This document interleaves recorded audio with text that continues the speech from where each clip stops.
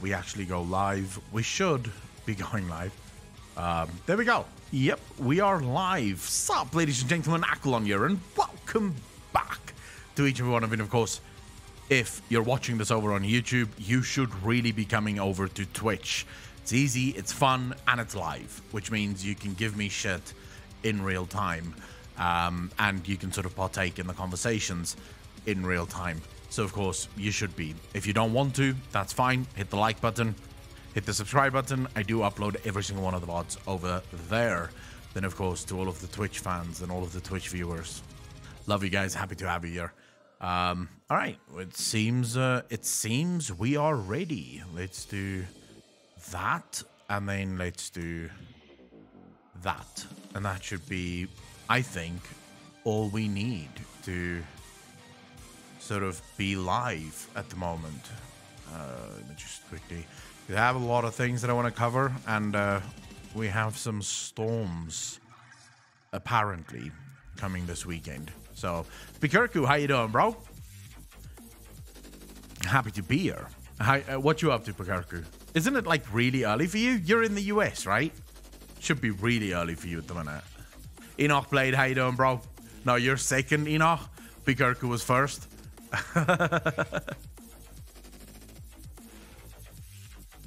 6 a.m. for me. Counted, how you doing? 6 a.m. Holy shit. The dedication, I appreciate it. Lockdog, how you doing? 10 Deeps, how you doing, bro? So how's everyone doing? I'm not first. No, not first, but second. Second is still good, right? You still get on the podium. Haley, how you doing? Okay, it's 9 a.m. I know it's early, guys. I know it's early, and I do apologize. Usually we start about 3 hours from now. So I realize that many of you might be going, the fuck? I'm not used to watching Akalon now. There's two reasons why. One is I couldn't stream this entire week.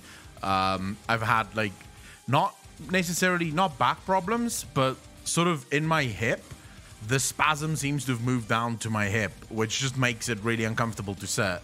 And I've sorted that out now. Just it's happening because I keep exercising the back, and I think it doesn't like the fact that I'm poking at it, but it can go fuck itself because it needs to get better now. And I missed you guys. I just wanted to hang out. So I thought, fuck it, we'll start early. And then I'm actually glad that I did, because I just got a news report saying that Gauteng, KwaZulu-Natal, the Western Cape and the Eastern Cape, and parts of the Free State needs to brace themselves for a cold snap that's coming this evening. And it's going to be accompanied, I don't know why, but it's going to be accompanied with heavy thunderstorms. And I was like, oh, for fuck's sake. Really? Really? It's supposed to be winter now. There shouldn't be any thunderstorms anymore. The thunder should fuck off now. Linkpack's Forgotten One, Tight Sages. Let me just see, not want to miss anyone. Agent, Germanio, and of course, Haley, how's everyone doing? It is great to get to see Akko live. I'm happy to be live again. Hello from Sweden. Damn, I thought I was here first. No. Just going to eat and I'm coming back. Hello, Akko. Agent, how you doing, bro? Did you see the quest saying Winter Queen is a loon's sport? Yes, I have. It's on Discord. It's also on it's on the YouTube as well as on Twitter. Yeah, I'm very happy about it. That's something we're going to be talking about tonight, because, well, why wouldn't we? There's a lot that, because of this, there is so much speculation that just falls into place. If you guys don't remember, I fucking called this, right? I said it while we were watching the cinematic. For the very first time, we were watching it live. The very first time, as soon as the Winter Queen said, "This is of my sister. Why would you bring it to me?" As soon as she said that, I was like, Ilun, she's fucking talking about Ilun. And then everyone said, bro, you're high as fuck. That's not true. It's not, it's just not happening. It's definitely ANR. It can't be Ilun. And I was like, dude, literally everything suggests that this is Ilun. First and foremost, ANR has never met Ysera. ANR most likely has an idea that Ysera exists because she knows that the Watchers created the dragon flights, but she didn't create Ysera. Her essence was used to create Ysera. She had fuck all to do with Ysera's creation.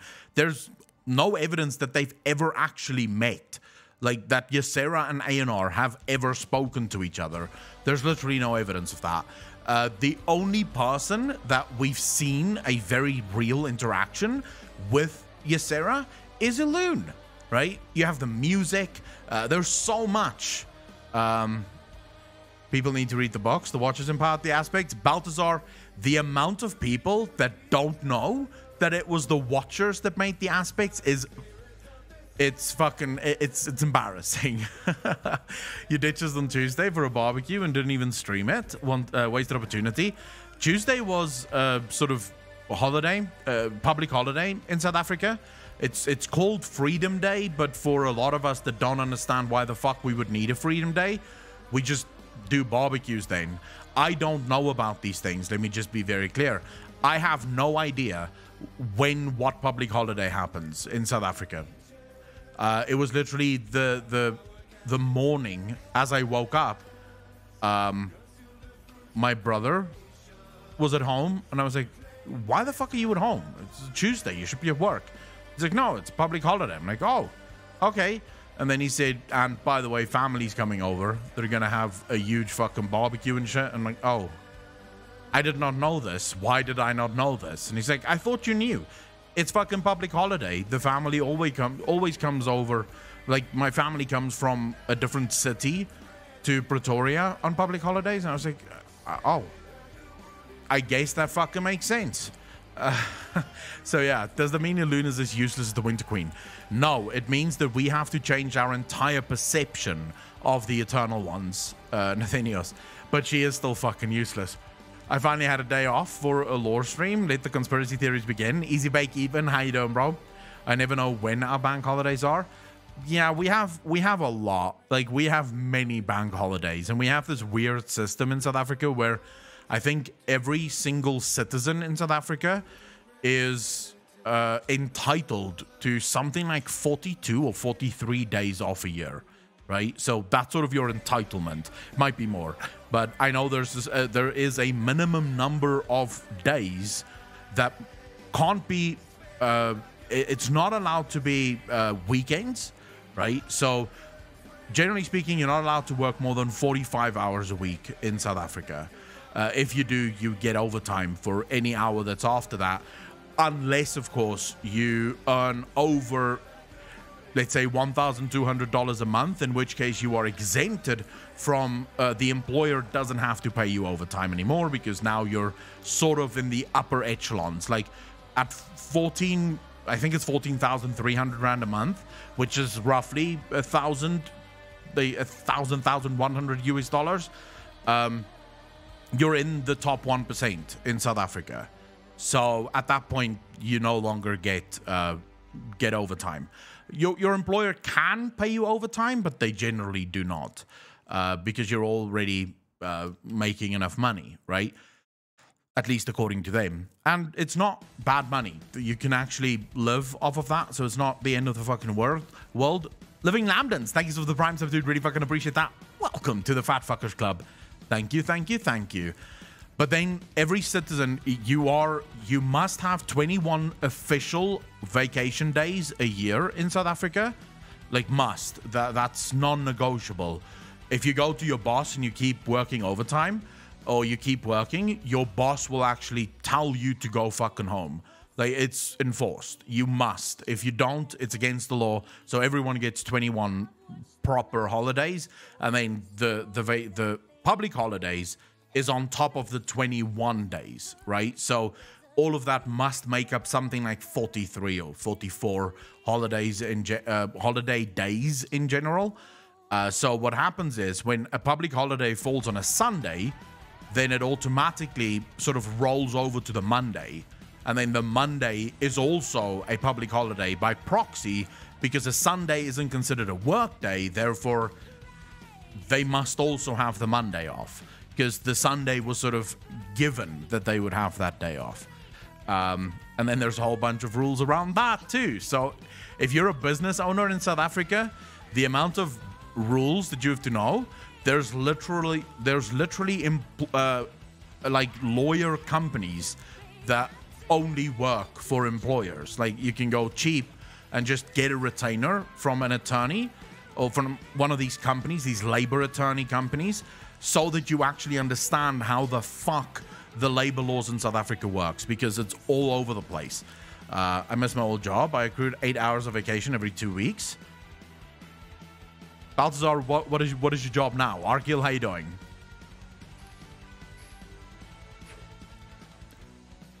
B. Stefan, thank you very much. Pretoria is with Kaapstad, the two capitals, right? Tight Ages, no. So South Africa has 9 provinces and therefore 9 capitals.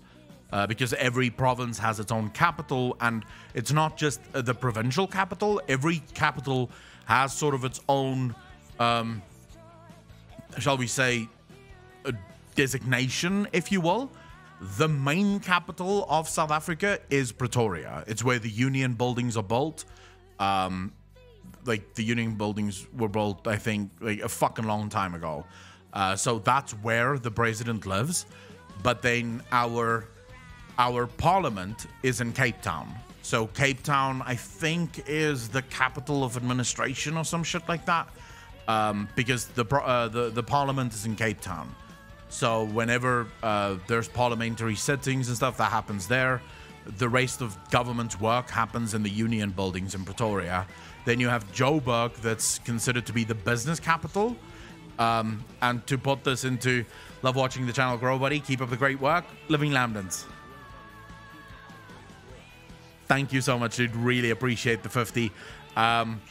There's also some weird thing in South Africa where so certain things are not allowed to happen outside of the given capital, right? So if you want to achieve certain things, you have to travel to that capital. This is political stuff, so normal people don't give a fuck about that. But so for politics to sort of, for certain rules, it must transpire within the capital that is the designated capital for that thing to happen. Even though most of the government no longer gives a fuck about those constitutional rules.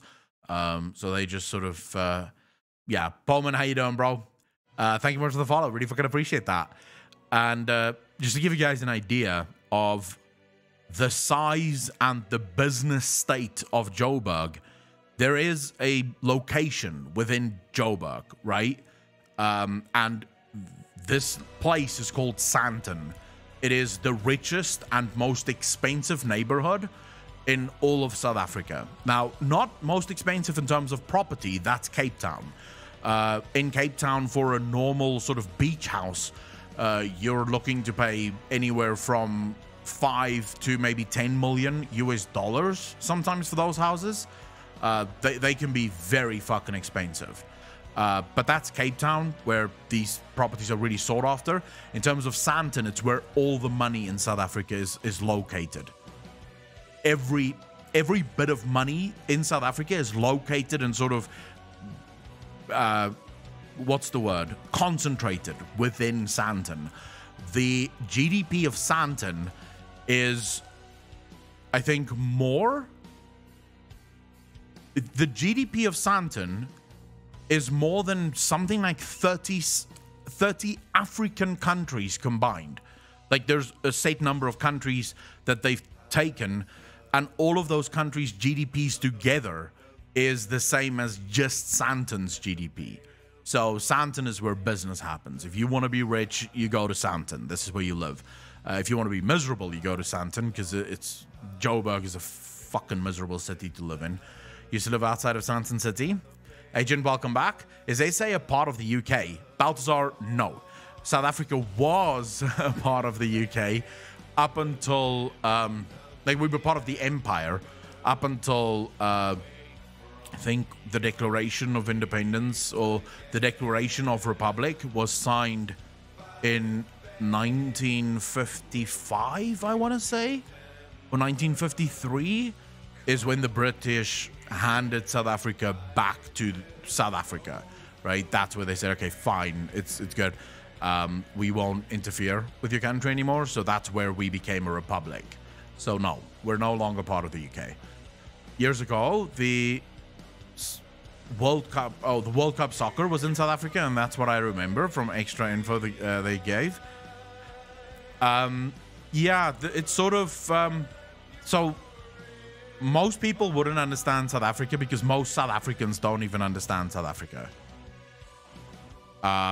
It's just one of those things. And for those of you that sort of sitting here wondering where the fuck's the lore, we always hang out a bit first. We always hang out a bit first before we get into lore discussions and all the rest of it. Agent, what do you mean, what the fuck?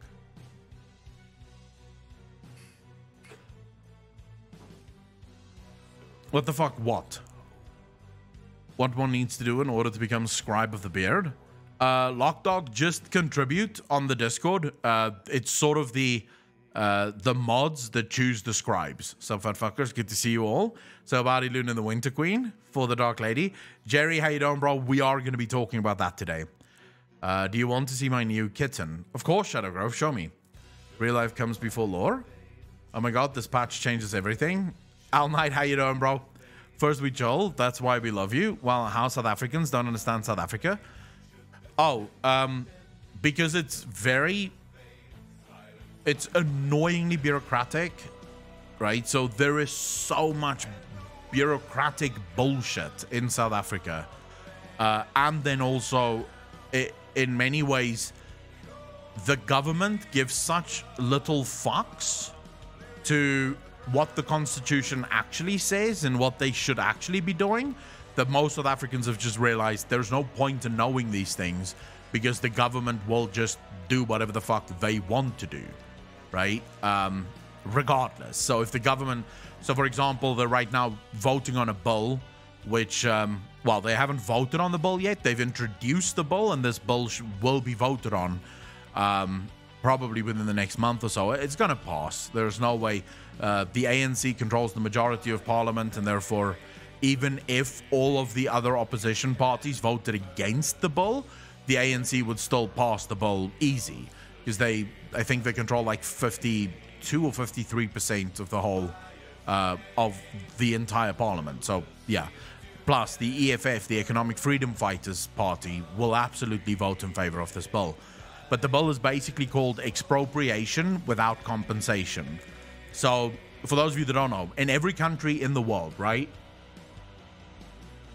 Tasty Berries, how you doing?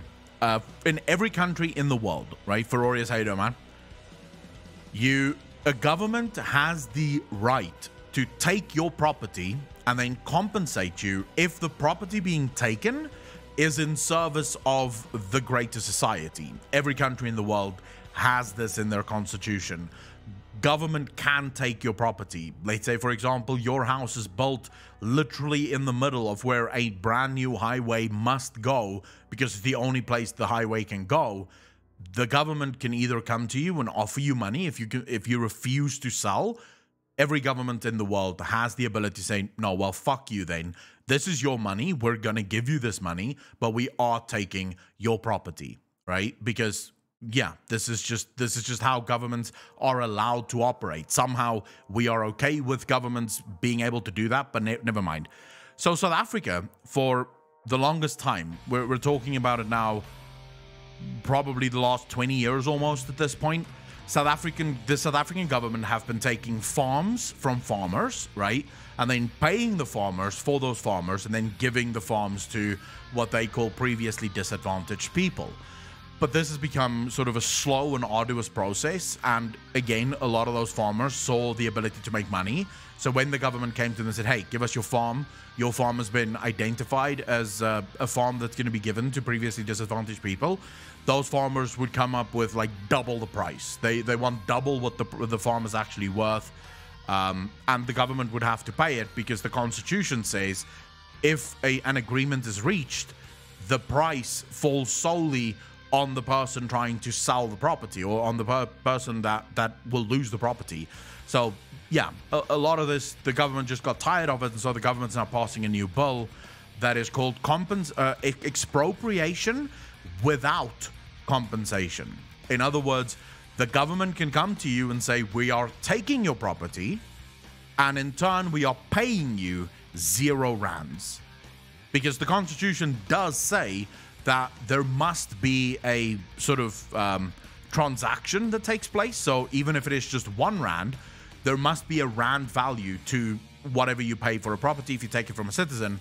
They're trying to change the language in the Constitution to there must be a rand value. 0 is still a value, right? It's still a number. 0 is a number, and therefore they will pay you 0 rand for your fucking property, which means private property rights will become abolished probably within the next 3 or 4 years, 3 or 4 months really in South Africa. Safix, thank you so much for the Prime sub. Really appreciate that. 20 months in a row. Thank you, thank you, thank you. Anyway, I was just sort of thinking about that, and yeah, this is just one of those weird things that's happening. Sounds a lot like theft. Yeah, but I mean, governments have the ability to change the language of theft to such an extent that it isn't theft, right? The Constitution says they're allowed to do all of this. Nixty, thanks for the follow. Really fucking appreciate that. Welcome to the channel. Thank you, thank you, thank you. I mean, my government isn't my government is openly communist, so it's not even socialist. My government's openly communist. They genuinely do not like free markets or anything like that. Not even a mixed economy is okay for them. They want full-on control. Yeah, without the ability to defend yourself, good luck fighting back. Friend of China. I mean, my government's good friends with China. No problem. I am nice to know 95 on YouTube. Ah, okay. Nixty, happy to have you here. Get the fuck out of this country, dude. I mean, how? Right now, no one's going anywhere. Plus, I don't think it's gonna work. I don't think it's gonna work. I think my country will implode before the government gets anything done. Messi, how you doing? It's freaking early, bro. I know that it's early, but we have thunderstorms on the way here, and I did want to get at least a little bit of streaming going. By the way, guess what I bought and then sold yesterday? Something that a lot of you have been asking for a long time. Do you remember BRICS? Oh, the BRICS banks. Yeah, they're still around as far as I know, I think. Fuck, I don't know. I don't pay a lot of attention to politics, let me just be clear. I have found that my life is a lot happier when I don't give a fuck about politics, because shit's gonna happen the way shit happens, right?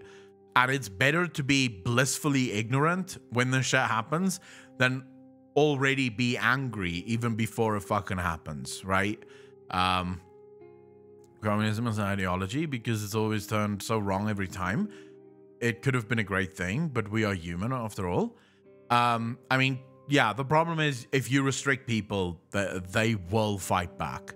Blow up sheep with lockdown. Sorry, wild joke. We had thunderstorms for 3 weeks straight. Today is the first day without them. We have a cold snap, and that's sort of the thing that's fucking us up now, right?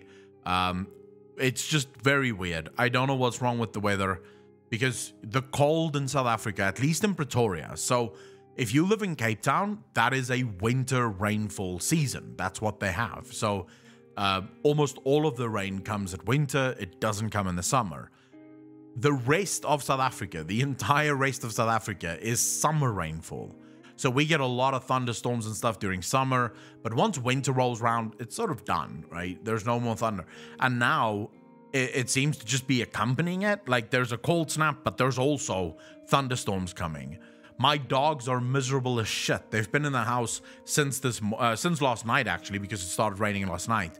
And you just see the Labrador just sort of sitting at the door, just staring outside, going, I fucking hate this. Because they're not used to being in the house. They're used to just running around outside. Now they can't go out. Have you ever seen Die Antwoord there? I mean, I know Die Antwoord, but I've never watched a show of theirs. I don't like Die Antwoord, but I know of them. I've listened to some of their music. It's fucking crap. So yeah, I guess. But I bought Dark Souls. I bought Dark Souls yesterday. Dark Souls 1. And I sold it as soon as I fucking bought it. I love their music. I don't like their music. We came for the lore. We will have lore, but Twitch is different to YouTube. Right? On YouTube, we do just lore. On Twitch, I like to hang out a bit and see where chat takes things. But there is lore that we will be discussing. The world is being weird right now, but I think it's trying to renew itself from 2020.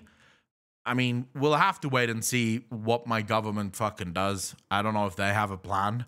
They seem to not, quite frankly. Garrowworks, how you doing, bro? All night, yeah. Unfortunately, well, fortunately for me, and fortunately for a lot of people that do follow on Twitch, the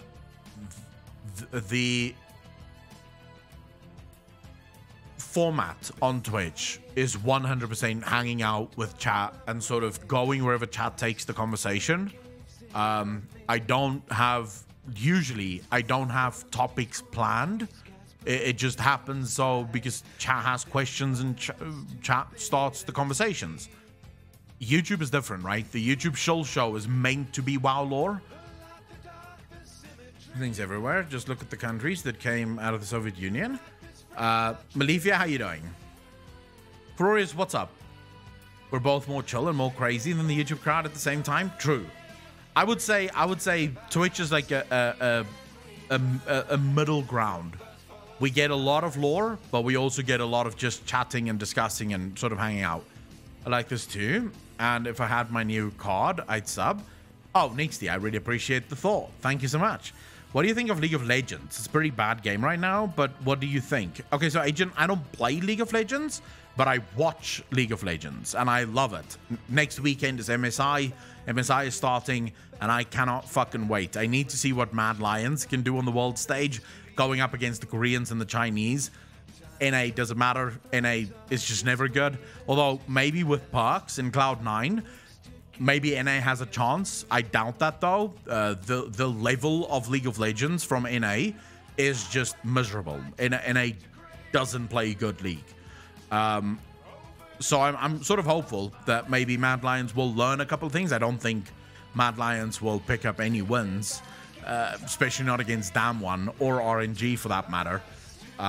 But yeah, I'm a huge fan of League of Legends. Huge fan of League of Legends. Not so much playing it though. Play EUNE League if you want, Akko. Tasty Berries, I haven't played League in almost 2 years, probably more. Don't you love it when people come in and try and impede on your stream? We're just hanging out, lol. The lore will come.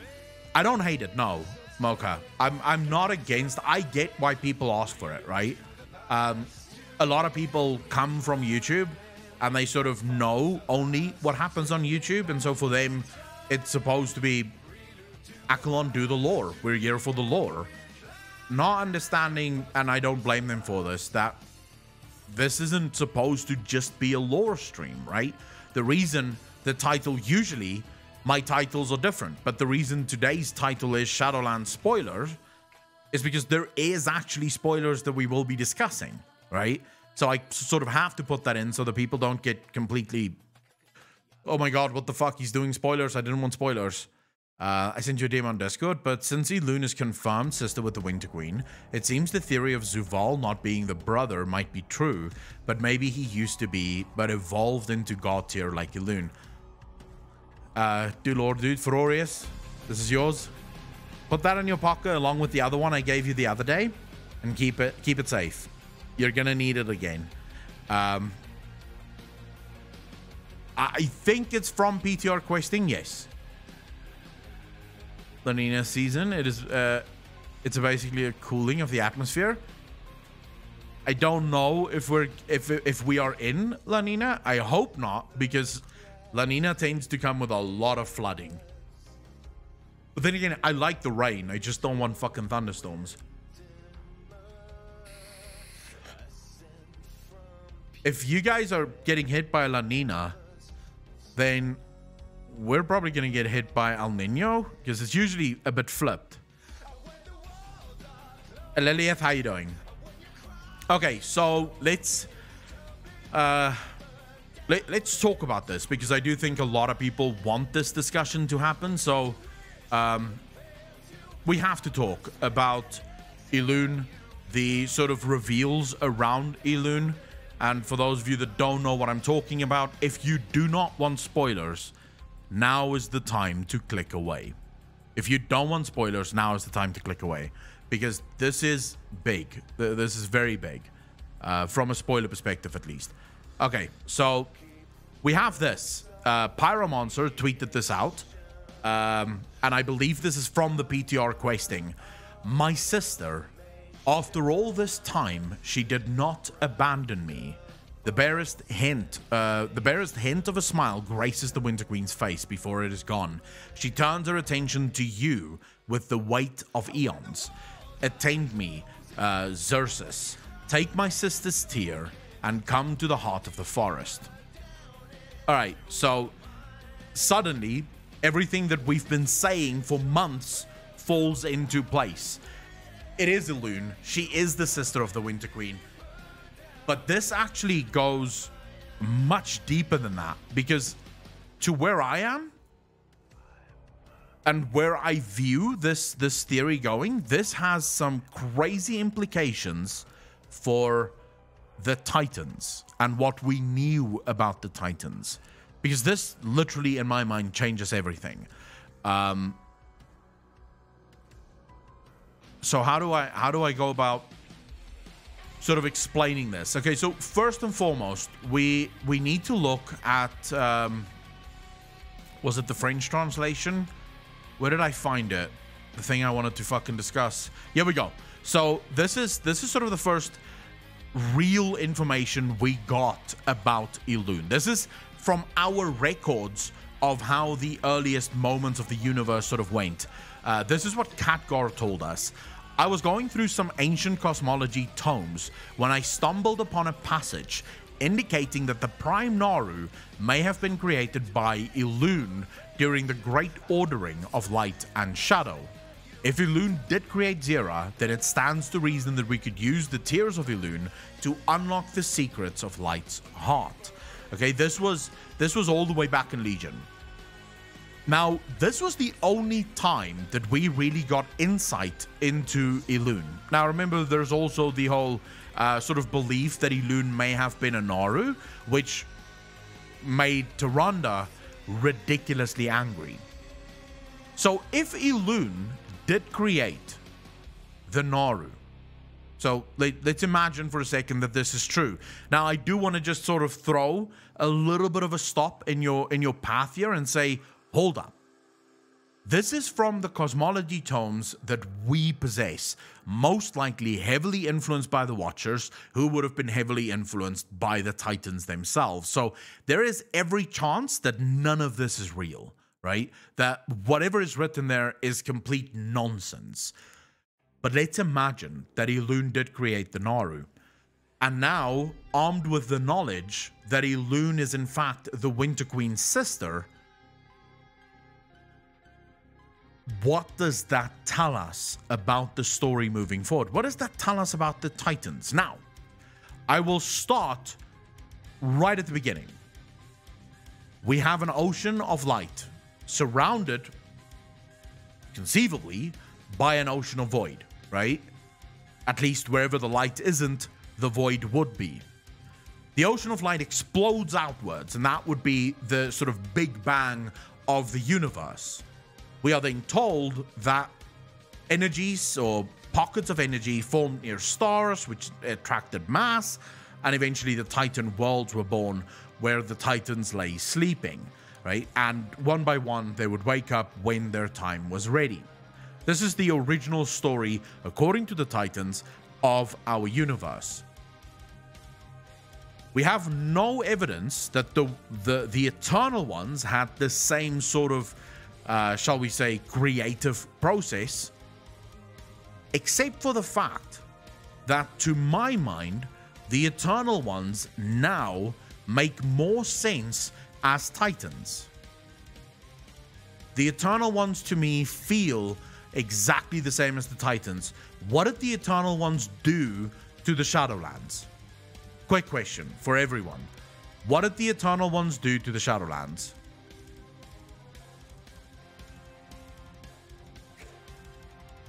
No, Elune is not a panda. They ordered it. Exactly. They ordered it. They came in and they changed the way the Shadowlands functioned forever. And then something else really started to bother me. if we go back to Denathrius and sort of Prince Renethal, where Prince Renethal talks about the creation of the Nathrazim, right? Prince Renethal says that the Nathrazim was discovered, their infiltration of the light was discovered, and the light attacked Revendreth. But Maldraxxus did not rise up to defend Revendreth. Revendreth was left to defend themselves. Why? Now, take this, what we know about Elune. Take what we know about the Winter Queen and Elune. Take what we know about the Eternal Ones themselves, and then, more importantly, take what we know about the Titans. And then it all makes sense. They are all of the light. An ocean of light explodes outwards. Pockets of energy form near stars. Where did those pockets of energy come from? The light. They were in the ocean of light at the moment of their birth. They were created in light. So what is the first ones? What is the Titans or the Eternal Ones? And I will say Titans / Eternal Ones because that's sort of where I think the truth lies. They are the same. They are all children of the light, of the first ones. The first ones made all of the Titans. Why did they do it? Well, before we do that, let's just go back a little bit further. The first ones did not make the universe. That is the Clockmaker. The Clockmaker created the universe. The first ones were the ones who ordered the universe.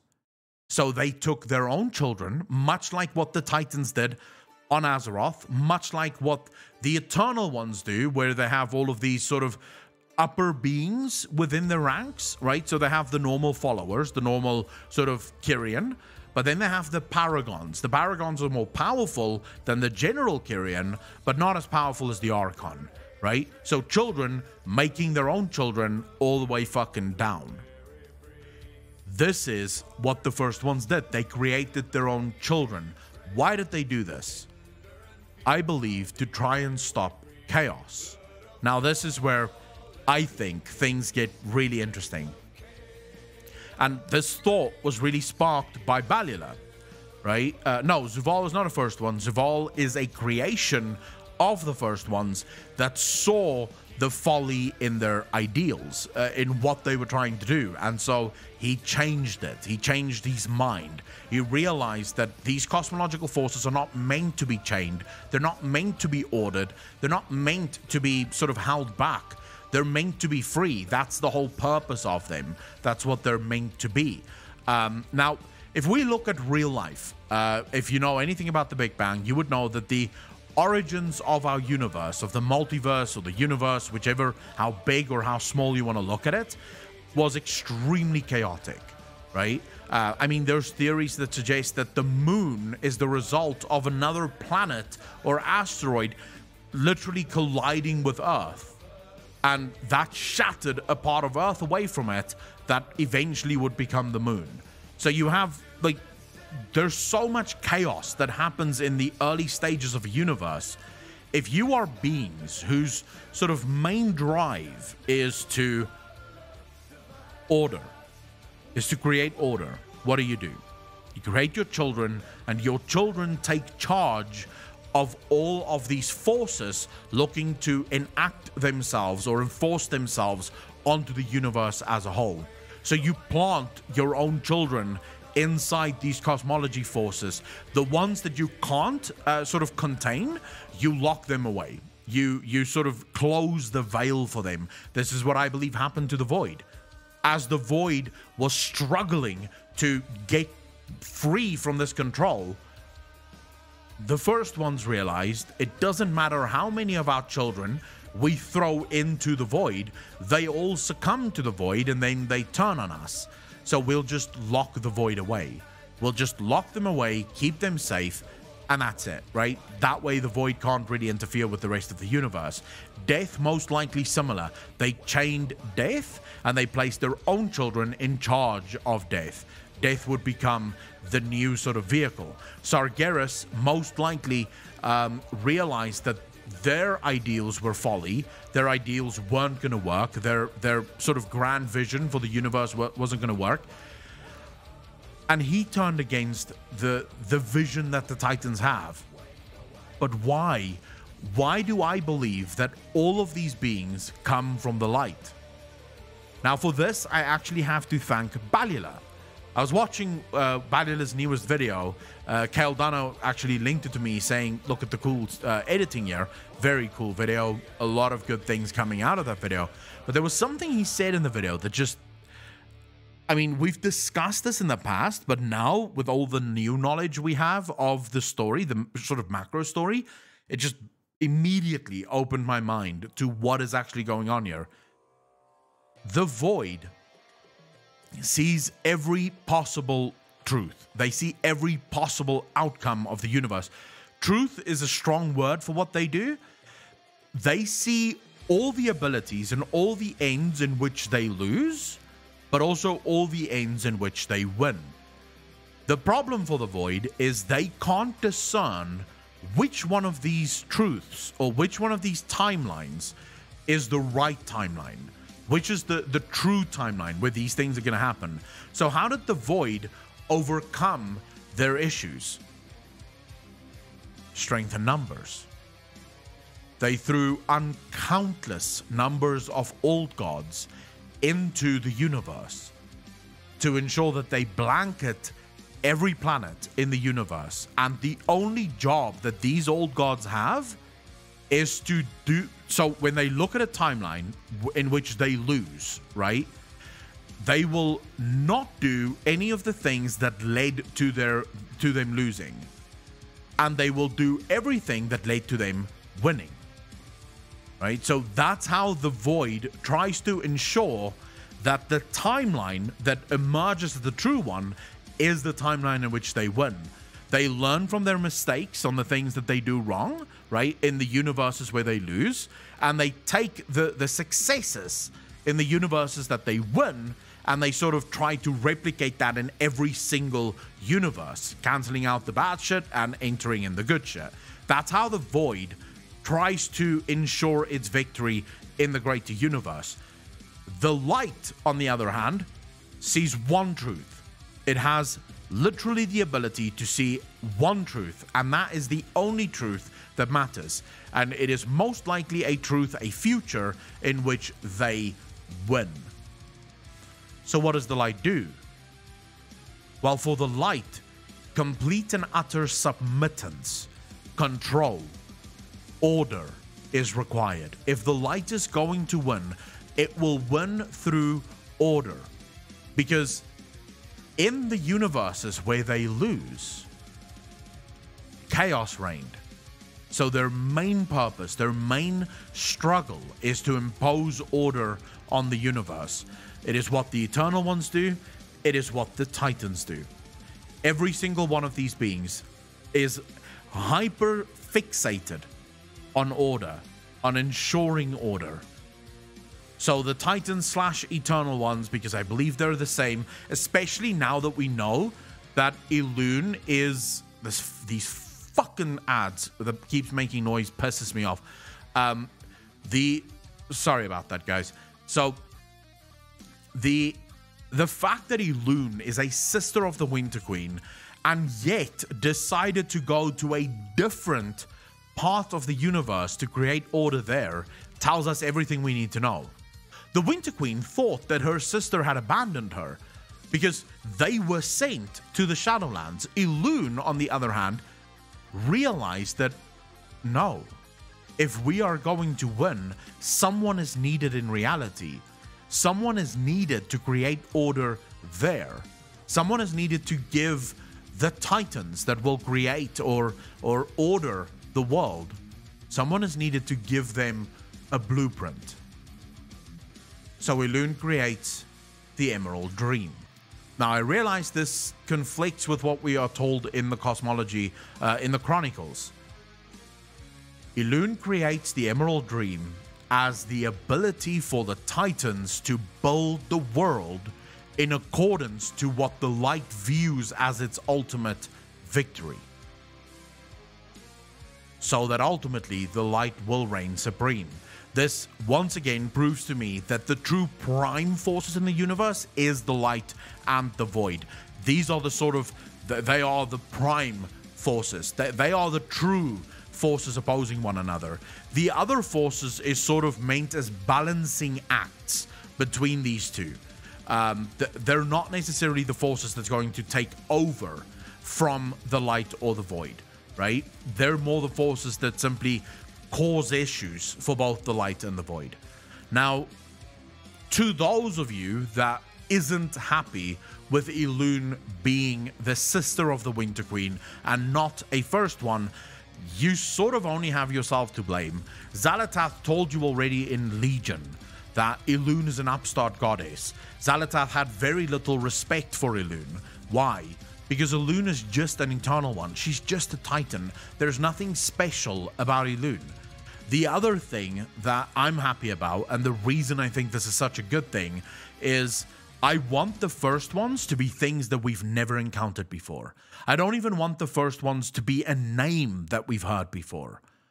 They should be completely new. They should be this sort of strange existence of something that we only get to meet when they're ready to be introduced.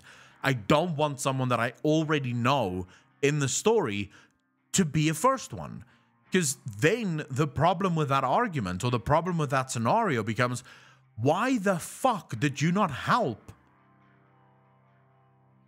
when all the shit was going down? You're a first one. You are a first one. You should be able to help, right? You should be able to intervene and say, no, stop this. You're not going to kill my people. And yet, she never does. Elune did nothing. When her people were burning, all she did was she put them to sleep. But we also now, and this is the big one, know exactly why Sylvanas burnt the tree.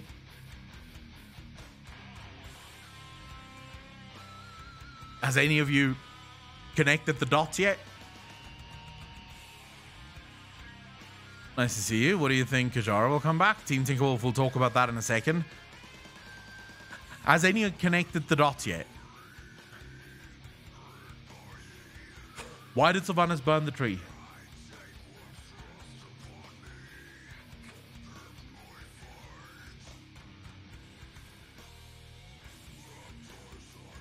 Let's move on long ago.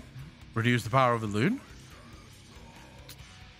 The jailer is in a fight with all of his brothers and sisters. He needs all of them involved in the fight. You see, right now, he can't get to Elune.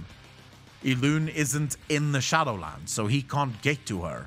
The amount of power he would require in order to fucking take the fight to Elune would be more than what would be necessary if he could just find a way to pull Elune into the fight.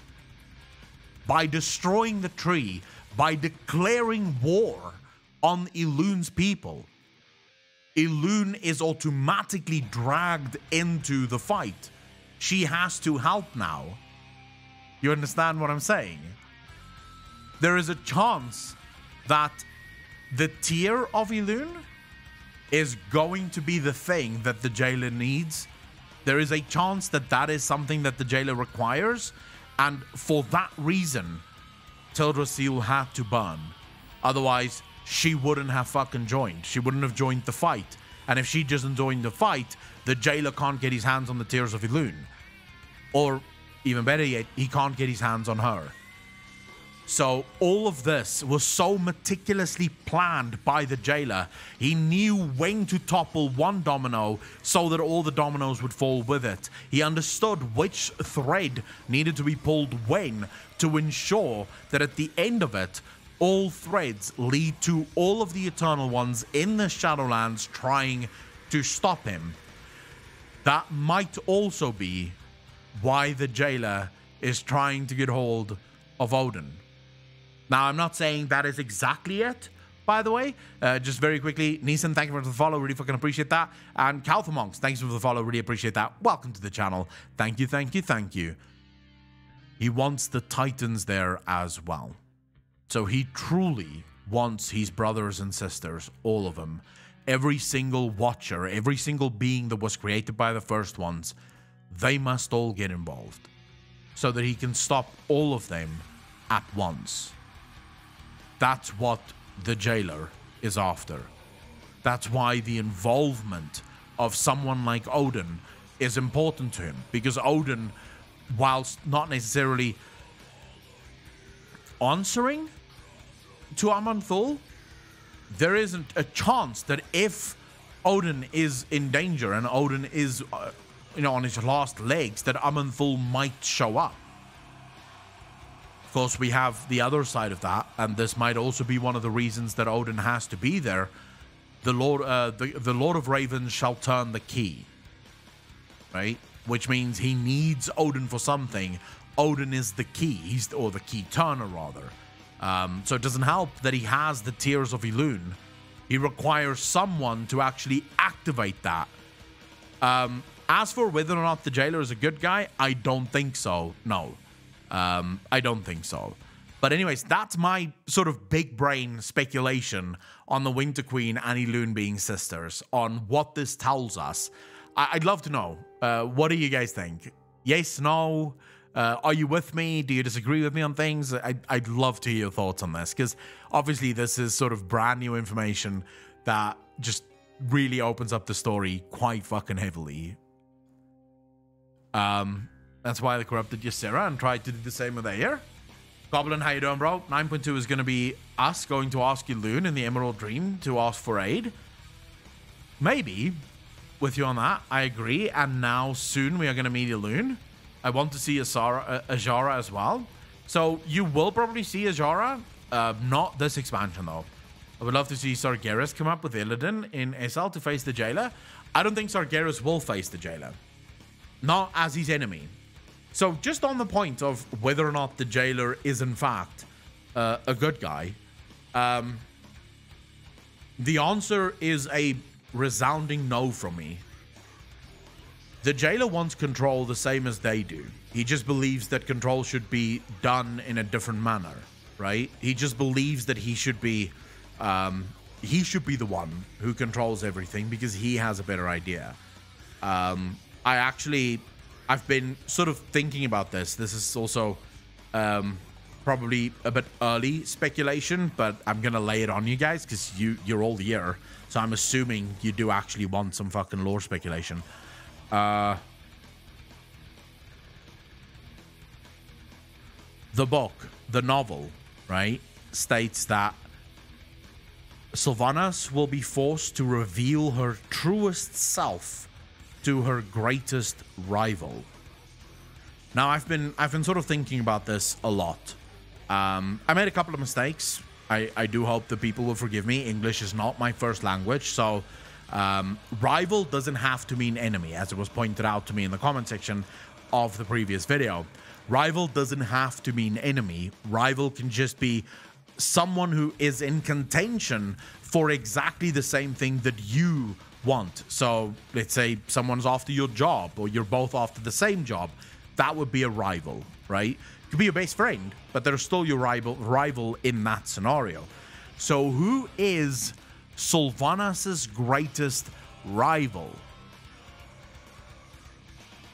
Come on, chat. You guys have to know this. No?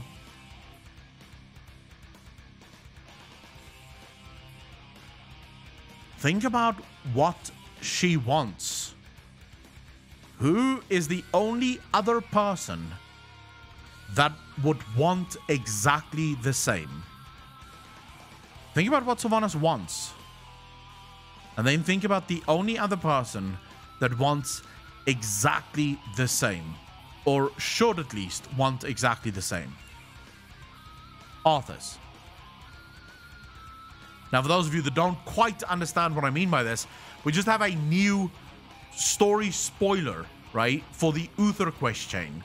I don't know if this is going to be only available to Kyrians and they're going to be the only ones who get access to this, but it does show you sort of playing Uther. You find Uther's other soul shard, right? The other piece of Uther's soul. And then you then combine Uther with his broken soul. But this sort of puts Uther down, right? He's literally lying on the ground, almost fucking dead, because of the tremendous amount of guilt that this soul shard have now introduced to him. He's sort of crumbling under the weight of his own guilt.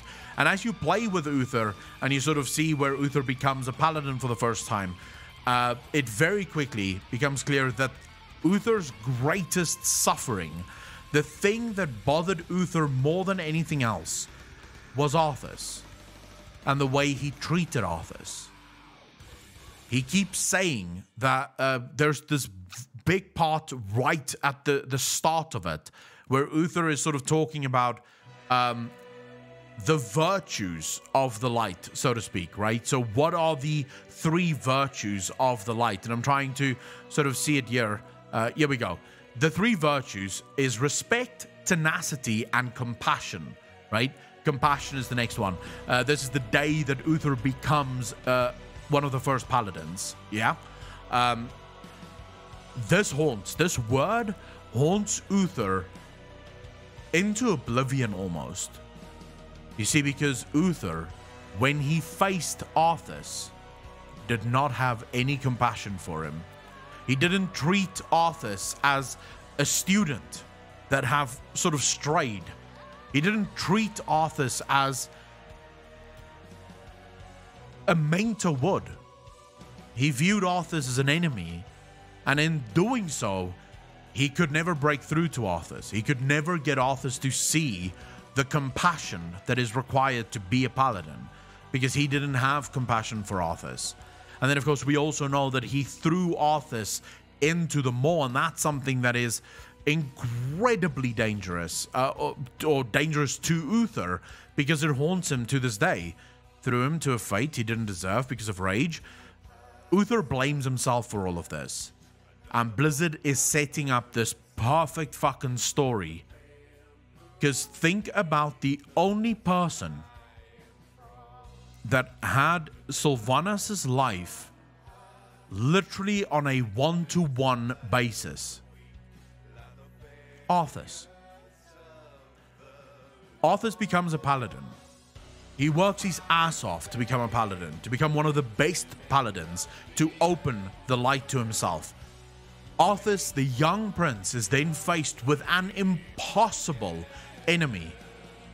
A plague that is ravaging his lands. As a result of this plague, Arthas heads to Northrend. Now, before people think to themselves, wait a second, Aklon, but it's not quite the same, because Ian did tell us that Arthas, all of the decisions that Arthas made was Arthas' decisions. Not true. Ian did say that Arthas was in control of his own mind. He didn't say up until which point. So I see Arthas' world, his entire life, in 3 sections. I see Arthas, the human, the boy, the prince that tried to save his people. I then see Arthas end that portion of his life the minute he picks up Frostmourne. That Arthas is over. The new Arthas then starts. And that Arthas stops the minute he dons the Helm of Domination. The second he puts on the Helm of Domination, the Arthas that we knew for the first 2 parts is done, gone forever. The new Arthas has no longer any control over what he does. His control has been relinquished to a power much more powerful than him. And before people go, but that's not true, that's not what Ian said, literally, the 4 Horsemen short story confirms it. The reason Bolvar never opened himself up to the power of the Helm was as soon as he does, the Jailer will take over. He will lose himself to the Jailer. So he could never invite that power into him, because otherwise the Jailer would take over. So we have knowledge. We know what the Helm of Domination can do. We know what its limitations is and what its strengths are. So here's the thing with Arthas. Arthas' first part of his life, he's fighting this plague. He's trying to stop the death from ravaging his lands. Sylvanas, first part of her life, She's fighting a plague. She's fighting undeath, trying to stop Arthas and his undead army from destroying her homeland. Arthas' second part of his life, he moves to Northrend, he kills the mercenaries, burns down the boats, and ultimately picks up Frostmourne. Now, if you played Warcraft 3, you will know that when Arthas picked up Frostmourne, his next act was going home and killing his father. That already signals to you that Arthas had changed fundamentally from who he used to be to who he is now. Arthas lost his ability to feel compassion. He was now just doing whatever he thought was right, having no ability to discern between good and evil, right and wrong. Right? He couldn't discern between these things. These things didn't exist for him. We know that Frostmourne spoke to him. How do we know this? How do we know that Frostmourne was continuously whispering to him and telling him what to do? What is one of the most famous lines, chat? One of the most famous lines from Arthas. Everyone should know this. I mean, fuck. Anyone that's played Warcraft or even World of Warcraft should know this line. No. It's a line that Arthas used a lot. Frostmourne hungers. Every single time you went into battle with Arthas, he would say, Frostmourne hungers. So we know that Frostmourne was talking to him. We know that Frostmourne was actively discussing things with Arthas. He was pushing Arthas forward. And of course, Frostmourne had now eaten Arthas' soul. Now, for those of you that don't understand quite what that means, in terms of mythology, in terms of sort of story, the soul is the thing that teaches you right and wrong. It gives you your moral compass. As soon as you remove the soul, right and wrong disappears. We as humans, right? We have bad thoughts all the time. Think about the last time someone cut you off on the freeway, right? Or someone braked in front of you and forced you to stop. Your first thought is, I'm gonna fucking kill this motherfucker, right? You don't do it though. Why do you not do it? Because you have the ability to discern between good and evil, right and wrong. If you lose your soul, according to mythology at least, you lose that ability. So what would happen is you would act on those impulses. As soon as you want to kill someone, you just fucking kill someone. Think animal. This is where animals come in. Animals act on their instincts all the time. A lion sees you and it kills you. It doesn't think whether or not that thing is good or bad or evil. It just kills you because you're there and they're kind of hungry, right? So without a soul, you do not have the ability to discern between right and wrong. This is Arthas' first downfall. This is why I said the first Arthas, the Arthas that was just a boy king or a prince at that point, but still a young man. The first Arthas, he knew what he was doing. The Culling of Stratholme, he just didn't have another option. He couldn't see other options, and so he did what he thought was the right thing to do. When his men and his generals told him to leave Northrend because they can't stay because it's too difficult, they're never going to be able to kill or to free Northrend or to conquer Northrend, he killed the mercenaries and then blamed them for burning the boats, which he did as well, right? Because he was fixated. I'm going to do this. I am going to do this. I will stop Mal'Ganis. That was his only real goal. He needed to stop Mal'Ganis. He needed to stop the Lich King. That was it. He picks up Frostmourne. Suddenly, a whole new ball game. See, because now Arthas starts blaming other people for the failures that he himself has suffered without the ability to understand right from wrong. Sylvanas defends her people. First part of her life. Her life is then taken by Frostmourne. Her soul is ripped from her body, and what is returned to her is anger and hatred. These are the only things that's returned to her. She is forced by Arthas as a banshee to slaughter her own people. She has no control over this. Very similar to Arthas. The second part of Arthas' life, while he had control, he really didn't, because he couldn't see the wrong in what he was doing. And then, of course, for Arthas, once he donned the Helm of Domination, he was completely controlled by the Lich King, by the Jailer. There was nothing left for him. At that point, he was done. And when he died, what did Uther do? He threw him into the maw. Even though half the stuff that Arthas had done was not really Arthas doing it. Not really, right? You could make the argument, well, he still chose it. But yeah, if you don't have the ability to discern between good and evil, do your choices really then matter? Is there really a way that we can hold you accountable for your choices when you literally don't know whether your choices are right or wrong? You're just doing it because fuck it, it's what I want to do now, right? And it's what my blade coincidentally is telling me to do. So may as well just do it, right? For Sylvanas, of course, once she frees herself from the control of Arthas, she spends the next part of her life trying to end Arthas so that she can finally be free. And what does she discover on the moment that she throws herself off the top of Icecrown Citadel? The torment never ends. If she dies there, she will either go to the maw or she'll be forced into one of the other fucking realities or afterlives that they chose for her. So there is no freedom. There is no respite. At the end of the day, you will serve or be made to serve, regardless of the choices that you make. And then Sylvanas becomes Arthas. Arthas and Sylvanas, to my mind, are the only two people that want freedom from the very systems that put them where they are now. So when the novel says that Sylvanas will be forced to reveal her truest self to her greatest rival, I think that's Arthas. I think Blizzard is setting up Arthas. If you played through this Uther campaign, by the way, really fucking cool, really awesome. But Blizzard is setting up Arthas as someone opposing the Jailer. Imagine if Arthas was thrown into the maw. There he was being forced to serve the Jailer. But he managed to find a way to break free. To break free from the control of the Jailer.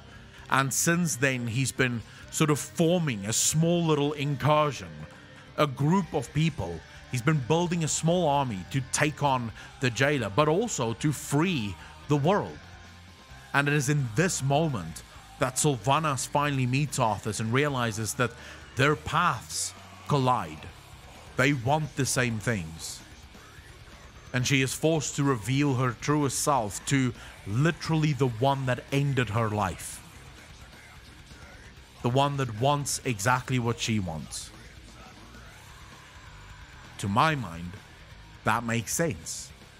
Because the only other person that would want true freedom from the afterlives that's planned for them is Arthas. I don't see anyone else really coming to mind. I don't think it's the Jailer, because I don't think the Jailer is her ultimate rival.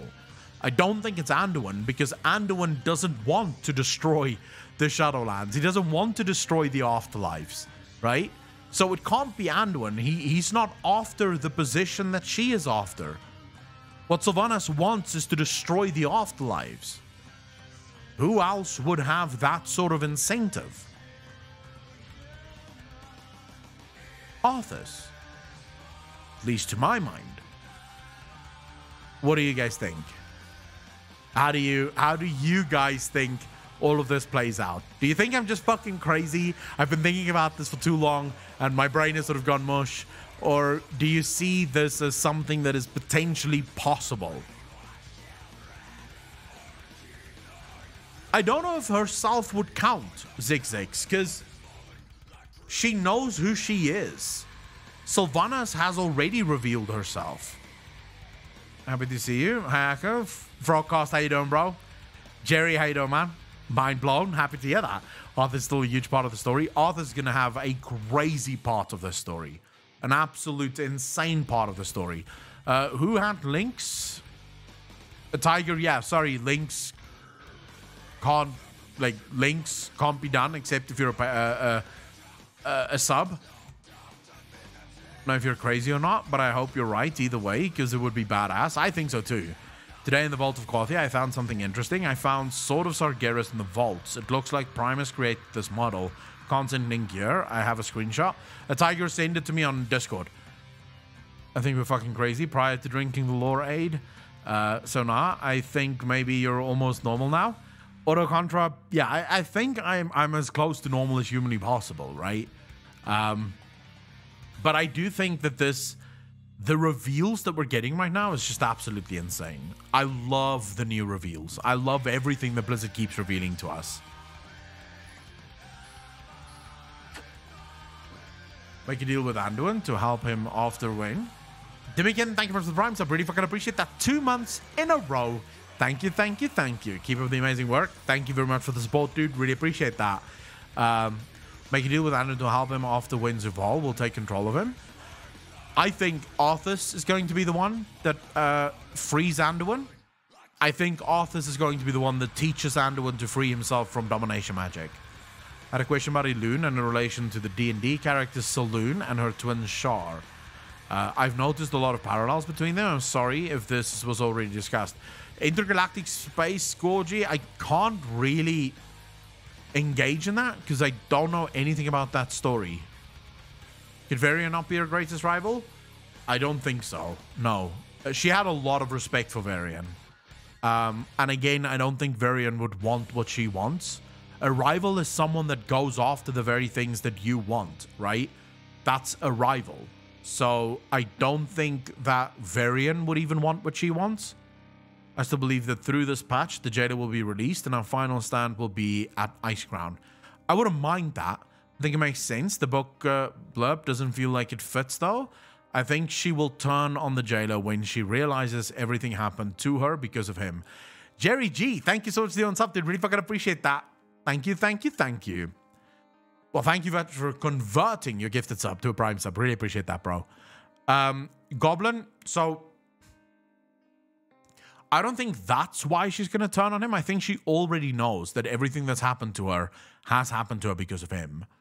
But she understands that he had to do it because he is also trying to get free. So she understands that part.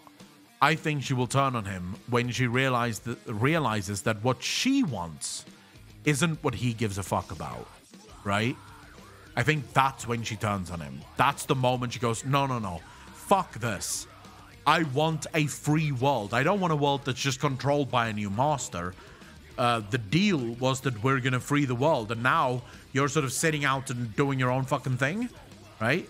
Instead of an incursion of sorts, what if Sylvanas goes to him to reveal her intentions for the future of Shadowlands, and we are accompanied by Arthas for the final fight, although I have my doubts about this. Giovanni, anything at this point is possible. After Varian is in the Shadowlands, he very well could want to destroy the system as well. If Varian is in the Shadowlands, we have no evidence that says that he is.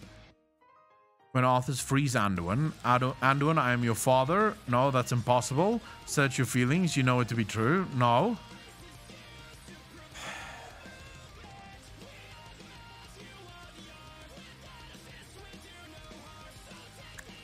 Okay. Okay. What do you think, Akko? What is the next zone that we will see in the future? I genuinely don't know. But I do want to see something like the Dragon Isles. I'd love to see the Dragon Isles. But I do think we're probably going to see more realms of the Shadowlands. More things that the Jailer wants. Although it sort of bothers me. So there is a lot of things that bother me. The thing that bothers me most at the moment, though, is why are we fighting the fucking Jailer so early? Why are we going to war with the Jailer so bloody early on? Does anyone else feel like it's a little bit early for this? Aviva is ahead of hers as a character because it is not happening at the same rate as we are seeing it. Goblin, that's true. What if Anduin did go willing and Sylvanas and Anduin are playing the Jailer? Technically, we never see Anduin's decision. It is possible, C-Pops. He doesn't want to kill us. I think the Jailer is not the true enemy. That's the only thing I can think, Heschel, is Nixie. Thank you so much for the sub. Really fucking appreciate that. Welcome to the Fat Fuckers Club. Thank you, thank you, thank you. Demiken, did I say thank you to you? I think I did. So, but thank you to both. I really appreciate all the support, guys. It means the absolute world to me. I feel like it's too quick. Vorjex, thank you very much for the follow. Really appreciate that, bro. Scritorius, how you doing, man? I think the Dreadlords are the true enemy. No. The Dreadlords is a weapon or a tool of our enemies. The Dreadlords is definitely not an enemy. They're not powerful enough to be an enemy. So I don't think that they would be the enemy. For me personally, so my personal opinion on this is, if we're fighting the Jailers so early on, it means that Blizzard is going to hit us with a massive fucking U-turn very early. Like, 9.2 is going to be such a fucking curveball, and it's going to take the expansion in a completely different direction. Like, 180 fucking turn, bam, right? New direction, new fucking expansion, new type of story. Because this is the first time ever where the big bad that's introduced in the beginning of the expansion, we sort of fight them literally in 9.1. We face off against them. It's like, huh?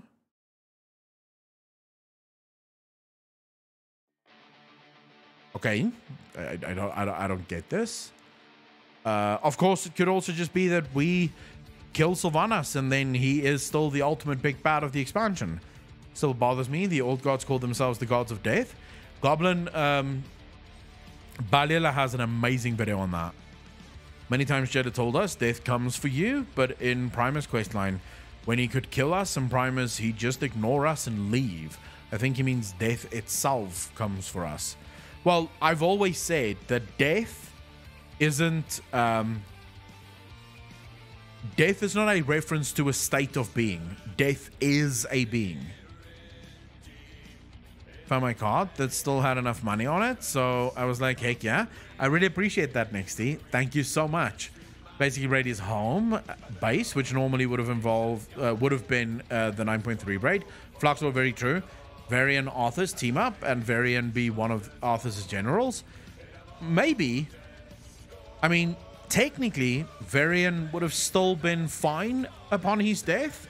Like, technically, Varian would have still been able to go to one of the other worlds, right? He wouldn't have been going straight to the maw. Oh boy, the Law of Death. The real hell is I'm not forgetting about Bonsumdi, but I also don't think that Bonsumdi's story right now matters as much. There is a definitive world in which after 9.1, their story does become extremely important, right? Jerry G, thank you so much for the 5 community subs, dude. Really fucking appreciate that. Thank you, thank you, thank you.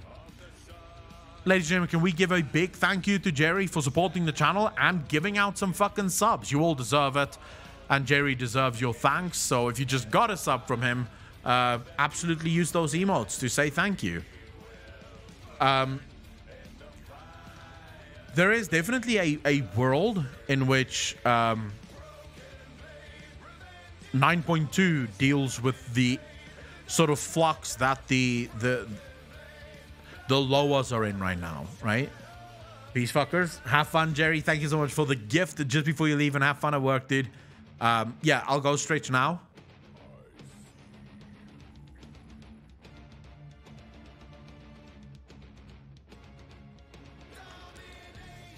I think I'm gonna make some tea. I just got this fucking tea. It's completely caffeine free. It's called Spanish Orange. It has literally no caffeine in it, which is perfect. I've been looking for something hot to drink while I am, like, when I have my morning cigarette, because it is so fucking boring to have your morning cigarette and just drinking water. Like, oh my god. It's just boring. It doesn't hit the same. So I've been looking for like a change, just something hot that I can drink. And now I've discovered this tea. So I'll probably go make a cup of tea. I think I'm overdosing on Akalon. I just finished watching his YouTube vid and now I'm here. Hello from Poland. FC, thank you very much for joining, dude. Really fucking appreciate that. Happy to have you here. There's more videos coming today, by the way. A bit later. What do you think? We'll get new CGI cinematic at the end of the new raid, maybe? Lockdog, it's time, right? It is fucking time.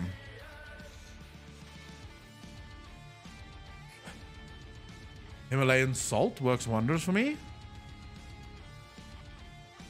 As a drink, Kildana. Sorry, let me rephrase that. As a fucking enjoyable drink.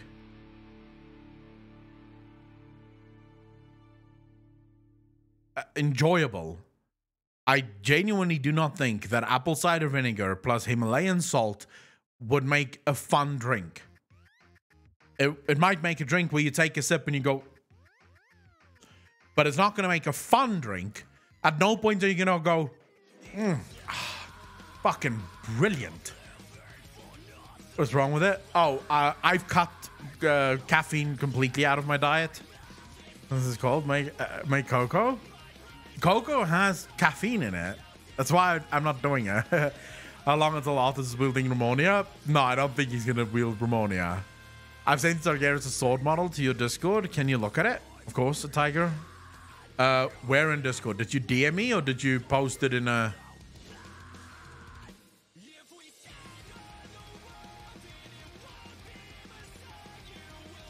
Hot chocolate has, that's the problem. Hot chocolate has caffeine in it. Not a lot, but there is still caffeine in it. I've decided to leave caffeine entirely because caffeine really fucks up your sleep. So it's just better not to do that. Oh shit. Look at Shadowgrove's kitten. Fuck. Look at this cutie, guys. Take a look at this. Huh? That is a cute fucking kitten.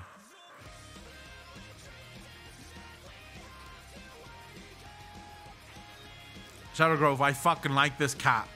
I'm allergic to cats, but I like this cat. Very cute. Only if you drink about 5, it stays for about 4 to 5 hours. Mr. Noodle Pie, I don't really care for caffeine at the moment, so yeah. All right, Cash, I'm looking at yours now. I genuinely don't see what sword you're referencing. You have a fucking, like a circle around it, but unless I'm blind, I'm not seeing it. Let me show you guys.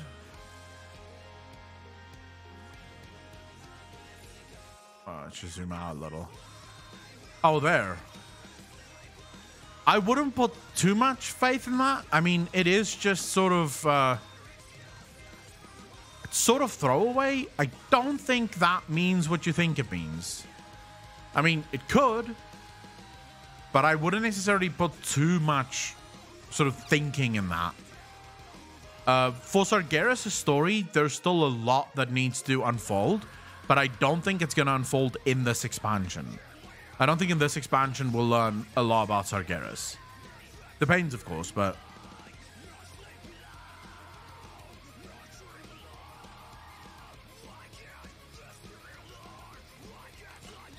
I've been sleeping a hell of a lot better since I've left caffeine. Now, remember, I was drinking a shit ton of caffeine, right? I mean, I was drinking Pepsi Max about 4 liters a day. I was drinking these cups of coffee, probably 5, 6, 7, 8 almost a day. So I was fucking jacked up on caffeine all the time. Since I've left caffeine, I've actually started to dream again. Like, I actually have dreams now, which previously I didn't dream ever. So I'm definitely sleeping a hell of a lot better. Liter of tea today. Now, I've only had 1 cup of tea, and then I have water. Most of the time, I just drink water. Keep lights off at about 10, as well as PC and phones. Helped me so much to sleep. Now you can fuck Sylvanas in your dream. Probably. Zofia, thank you so much for the 5 community subs. Really fucking appreciate that. Can we get some love in chat for Zofia?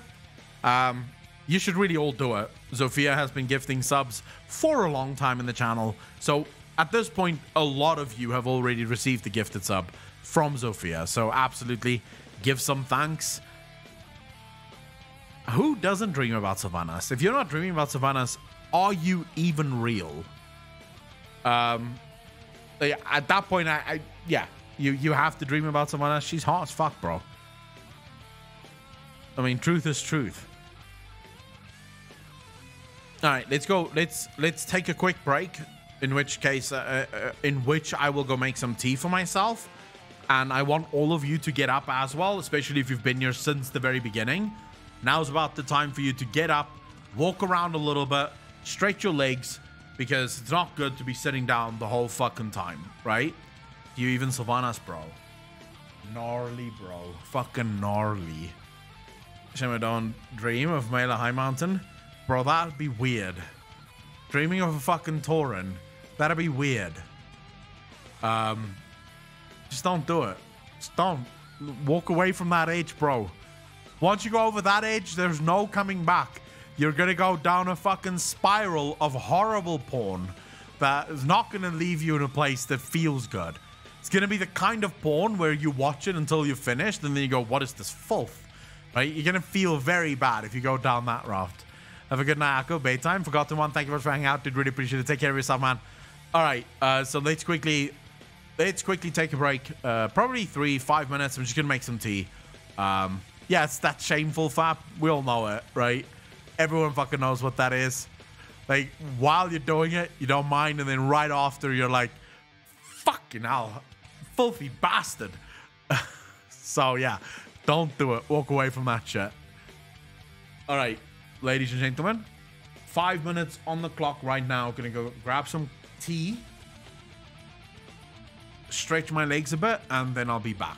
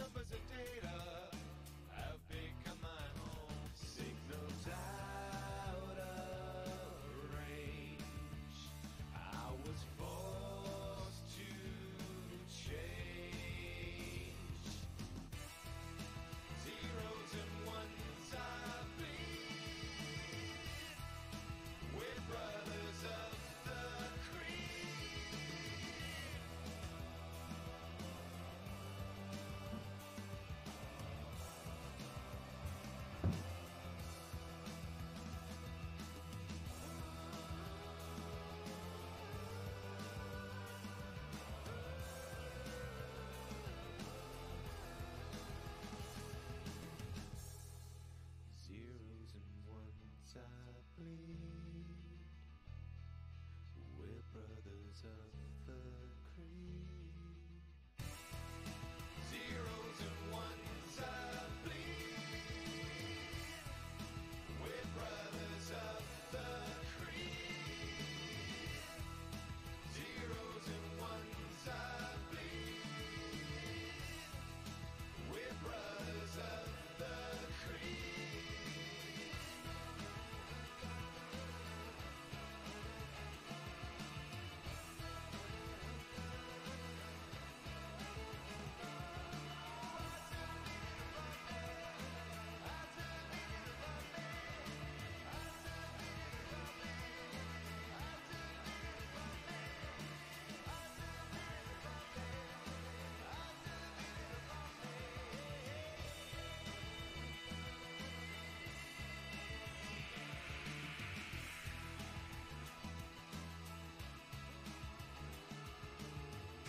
Yo, back.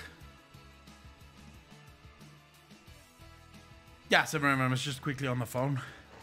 So I don't want to talk and then fucking push that to the world. How's everyone doing? Seven Raven, how you doing? There's an Ackle on stream, not Asmongold? Wait, what about, what? Why do I think McConnell would start talking? Oh, right. Yeah, no. From what I've gathered, and this is why people just telling me, because I genuinely don't have a fucking clue. But from what I gather, McConnell doesn't like me, so I don't think he would ever speak in my stream. Like, someone told me once, McConnell doesn't like me, so I don't know why. I've never even met the fucking man, but, you know, it is what it is. Like, I've never even said a word to the guy. It's hot, Giovanni, because I drink it with no, like, obviously no sugar and no milk. So I have to leave it quite a bit, especially in the flask. It has to be left quite a bit before I can actually start drinking it. Is gone is the reason no one else but night owls follow her. It's not just night owls, though, Nixty. We have evidence of other races who also follow her, and then also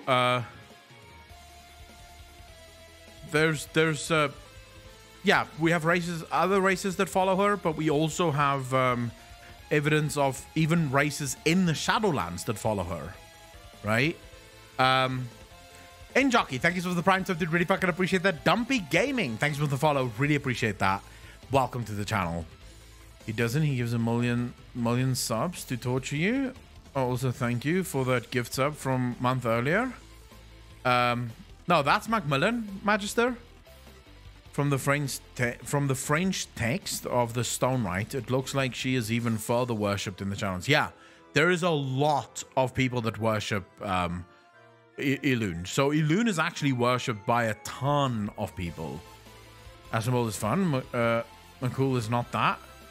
I genuinely don't know. I have no idea. I've just I know I have viewers that's like huge Asmongold followers as well, so they watch every single Asmongold stream. So I know for a fact McConnell really fucking doesn't like me. Don't know why.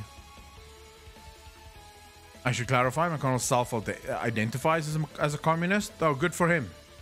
Makes him a moron, but okay.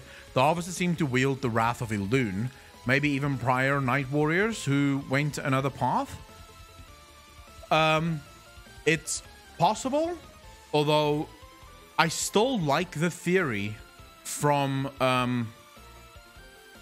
so Apocalypse in the Discord sort of came up with a very interesting theory that I thought was incredible.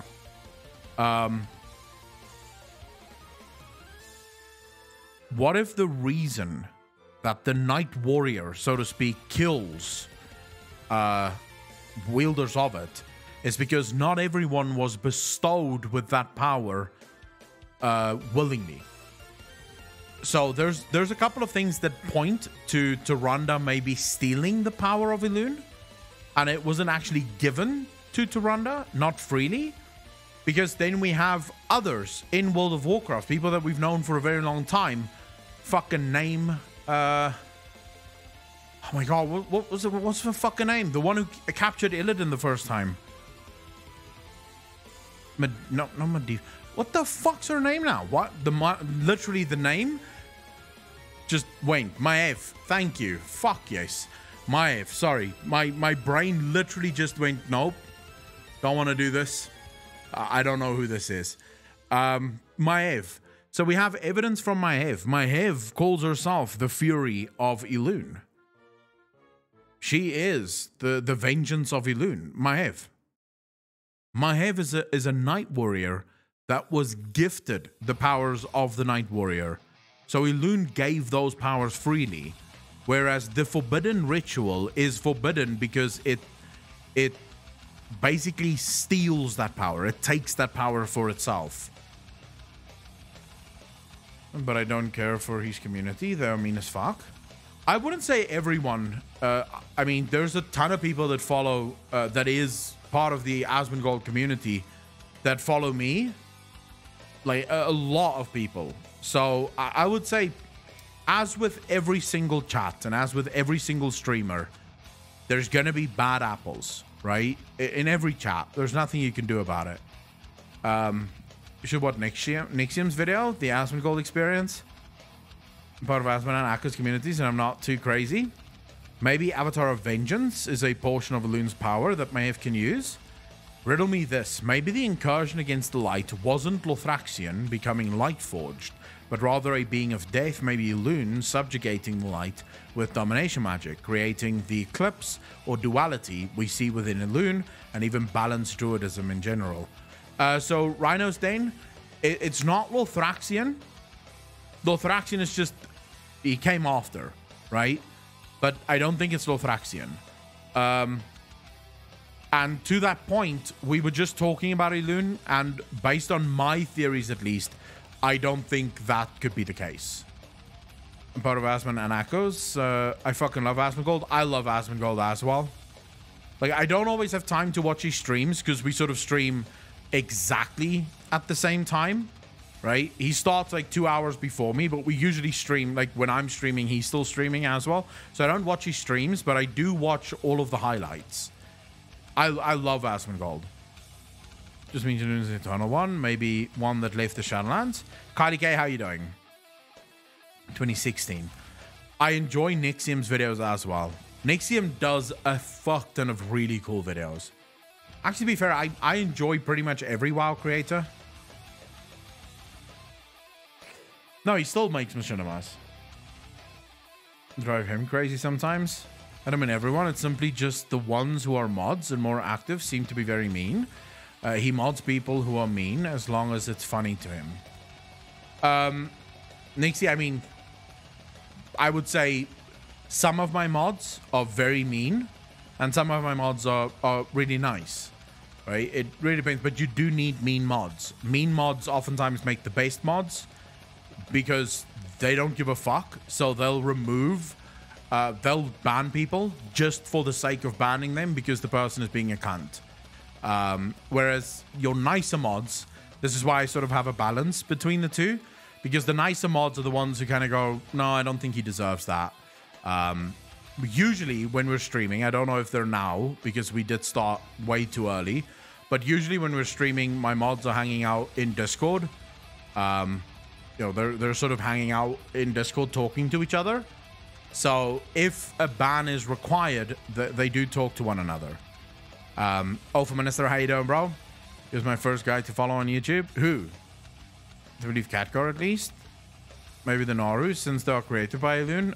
Riders Dane, like I said, I just covered that topic for about 20 minutes or something. We were talking about Elune. So I can't really cover it again because a lot of people already listened to it. So I would literally just be repeating myself if we talk about Elune again. Because, yeah, sadly, as much as I would love to talk about it, I literally did discuss it for 20 minutes, but I will be uploading it to YouTube. So you can get my thoughts there, and then in the comment section, I'd be happy to discuss it. Some Warlock gameplay. Alex is on fire. If I play WoW now, I wouldn't be playing Warlock. You saw me from Asmongold. I used to go to his streams over yours, but ever since 2021, I've been watching you religiously. I appreciate that. I genuinely do. I don't think I would choose me over Asmongold. I think Asmongold's funnier, but I still appreciate it. What class would you play now? I've been itching to play a Demon Hunter. Like, I've been fucking itching to play a Demon Hunter. Only for the Torghast experience. So I've been sort of itching to go the Demon Hunter route. You want to know the one reason why I will not do it? If I see the more intro quest one more time, I will literally kill myself. And I do mean literally, literally.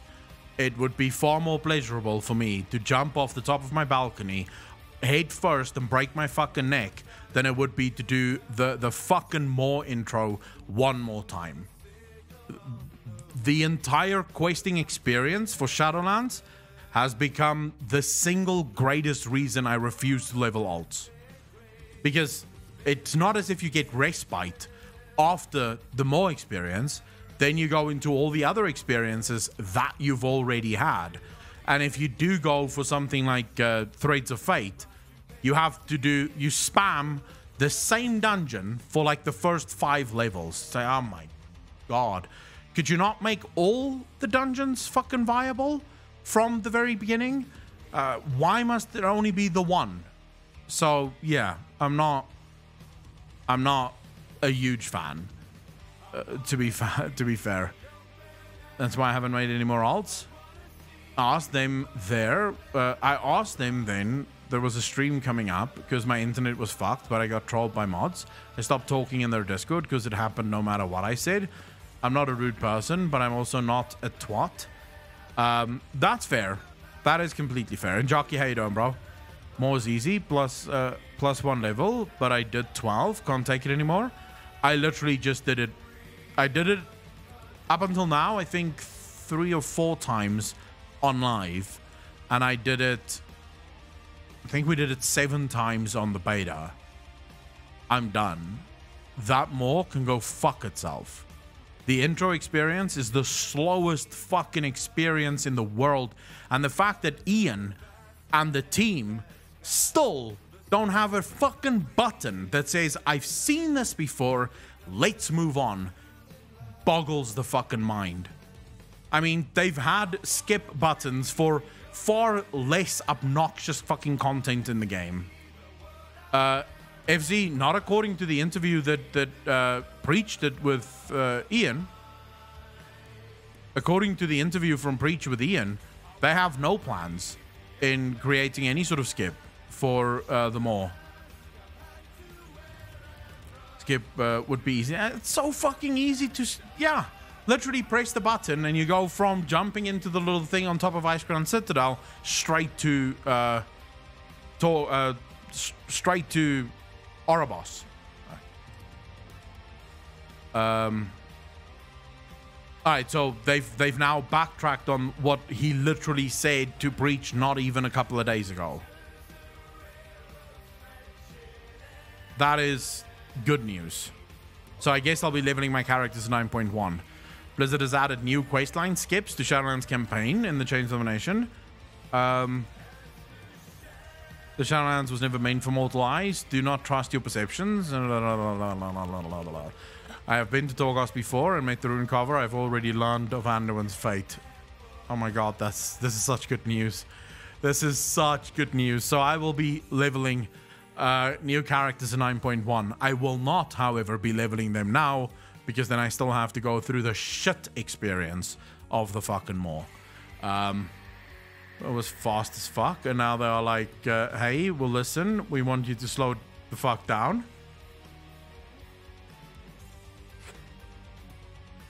Torghast, what about if you're halfway there? Then you have to finish it. Skip will be available in 9.1, so don't level any new characters now. It gets better. I'm sorry, guys. I'm a huge fan of Blizzard's quest design, right? In Shadowlands. I think the quest design was great. Not the quests. The quest design. So the way the story was told. Huge fan. First time. First time. The second time, tedious as fuck. The Threads of Fate does not give the freedom that it is supposed to give. What would I want from the Threads of Fate? All the dungeons are open literally as soon as you click, yes, Threads of Fate. You can just do dungeons all the way straight to level 60, right? You don't have to do a single fucking world quest or anything like the bullshit. You just do dungeons. Not just one dungeon for the first 5 levels. All dungeons from the very beginning. That should be open. You should be able to do quests. You should be able to do PvP. You should be able to do Torghast if that's how you want to level. You should be able to do whatever your heart desires to get to max level. Because right now, I don't know if that's changed, but when I leveled my Paladin, actually it didn't change because, well, actually I wouldn't know because I haven't done a second character on NA. When I did my Paladin on EU, it was quicker to do the story mode, right, than it was to do Threads of Fate. Has that changed? Mixty, it's cold. I can feel it's cold. They're changing Threads of Fate leveling pace as well. If Threads of Fate is slower than the story campaign, then suffering through the story campaign is basically the only option you have. The more intro is not that bad. The Ouroboros tour is horrible as fuck. Yes, all of it is horrible. I would say every last bit of it is fucking horrible. When will the new patch release? I want to see OP Jailer. I am MasterChef. How you doing? I genuinely think August. I think the game is still very far from done.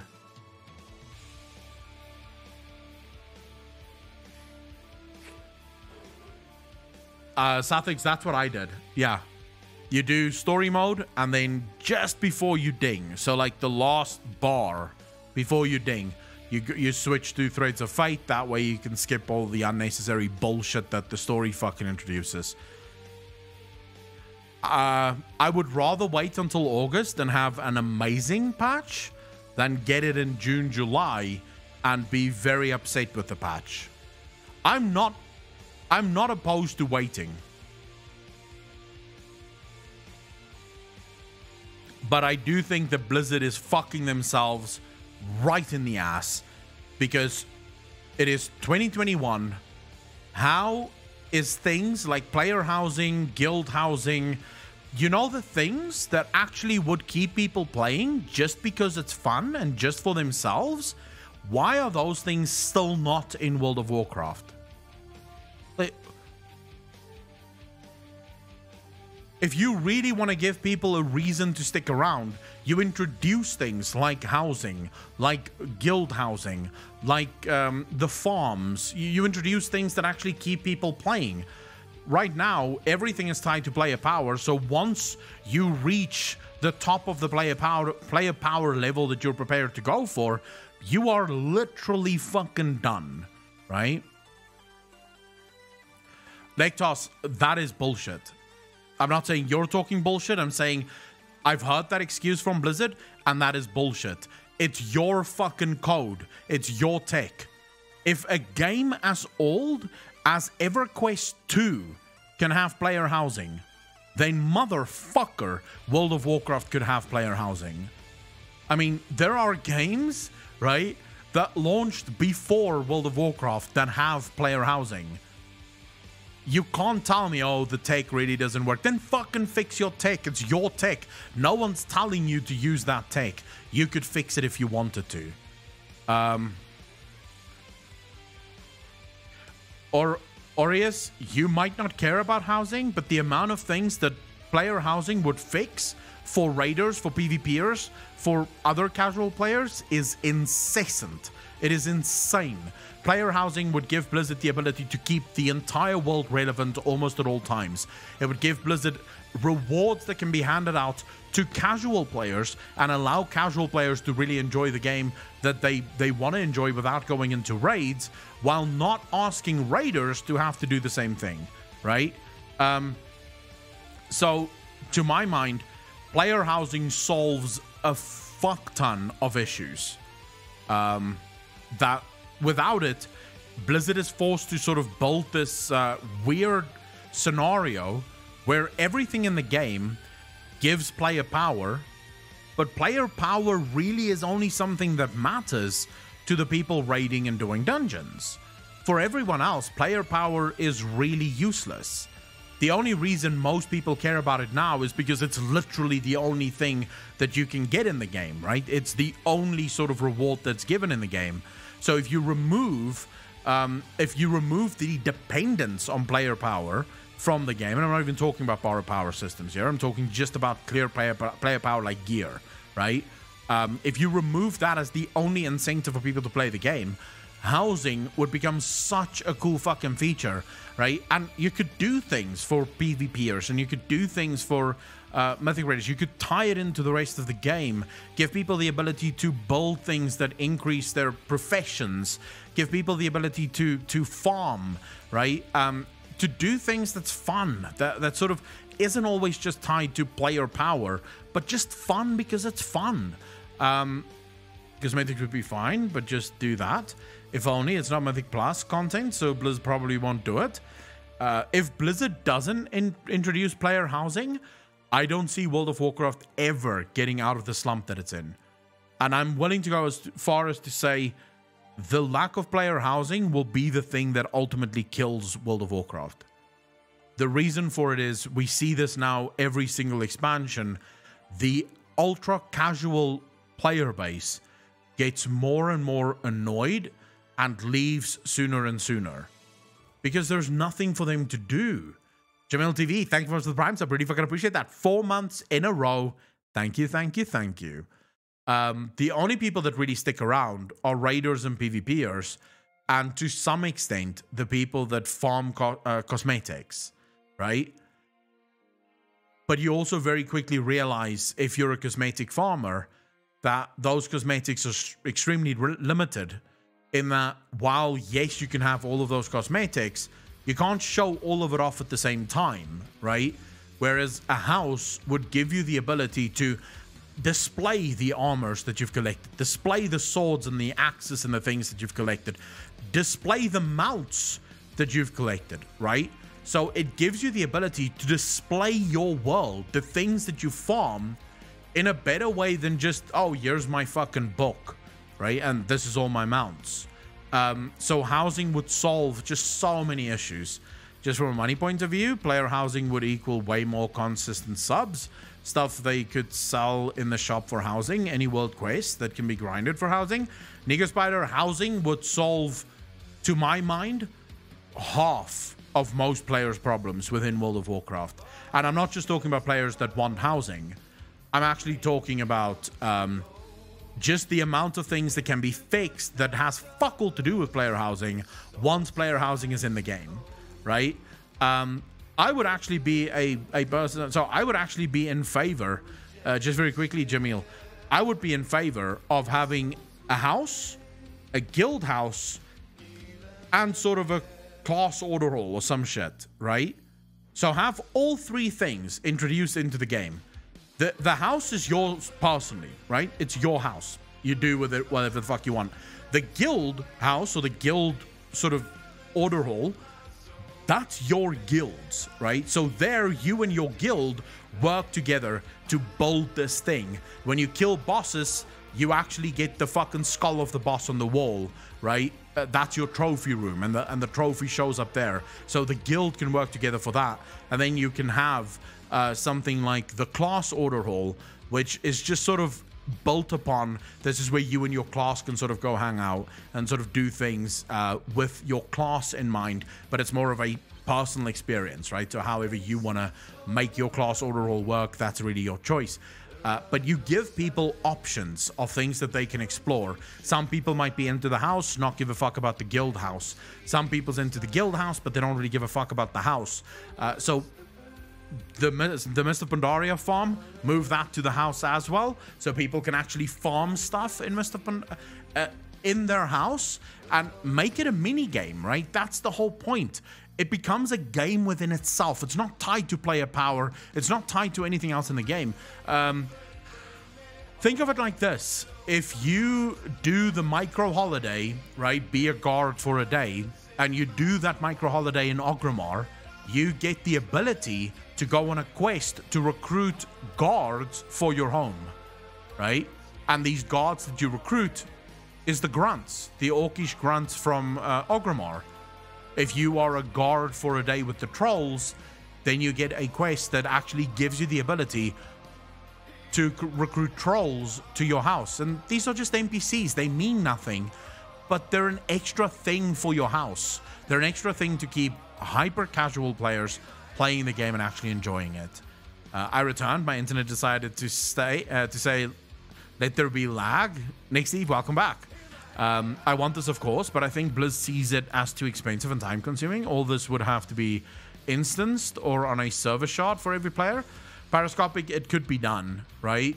You could go the same route as most other games in that the housing sort of happens in the air somewhere. So floating islands in the air where people can sort of build their home, and because it's just a separate area, it doesn't have to be connected to the world. It doesn't even have to influence the world, right? It's just your thing. It's got nothing to do with anything else. And the amount of money that Blizzard would make on this, I think, would trump the amount of money that they would lose from this, or that they would have to spend on this. Would you rather housing becomes potentially a way to fight or do missions and stuff with as a private base, or like a bling contest? Kamikens, I do not want player housing in any way, shape, or form to ever become tied to any power. There should be no combat options in your house. The house is just for fun, right? It's just your fucking house, and it shouldn't matter. Player power shouldn't be involved in that now. If you ask me how you could make guild housing very fucking cool, guild v guild battles. Your guild declares war on another guild, and you go to war. And it's a proper fucking siege battle where the winner gets something. Who gives a fuck what, right? But that would work as far as I'm concerned. From a guild perspective, I think it would be insanely cool to be in a guild then, because then suddenly you and your guild become these conquerors of the world, right? You're just conquering all other guilds, and maybe you can set up a system whereby if you've conquered a guild, 10% of all their yields, right? So all of the mining that they do and all of the is transferred to your guild as sort of a tax because of the conquering. And the only way for that guild to sort of come out under the tax is to either conquer you again or wait for it to lapse. So maybe for a month, everything that they farm, 10% of that belongs to your guild because you conquered them. And then you'll just have all of these guild battles taking place all over the fucking server where guilds are literally trying to destroy each other so that they can get like really cool stuff. I know Ash of Creation is trying to do all of those things. I'm actually of the mind that Ash of Creation is going to be a big fat failure. And it's not because I want it to fail. It's because I don't think it can work.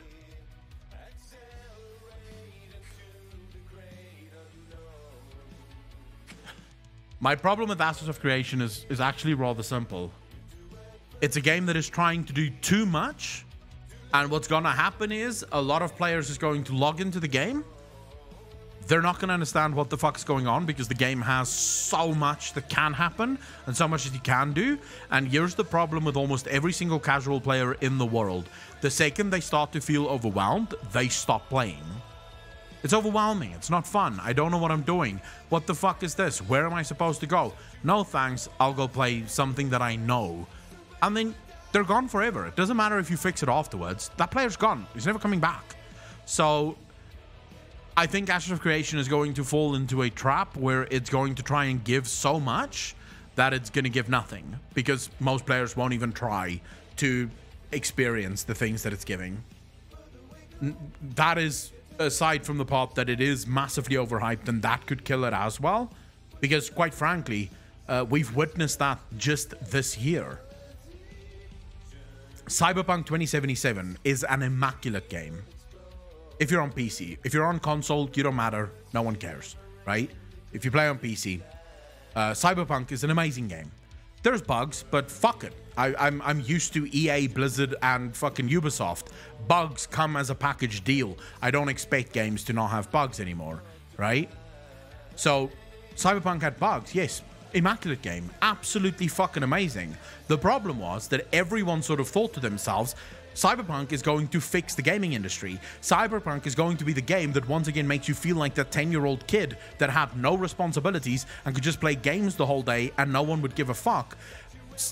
No game can live up to the amount of hype that Cyberpunk had.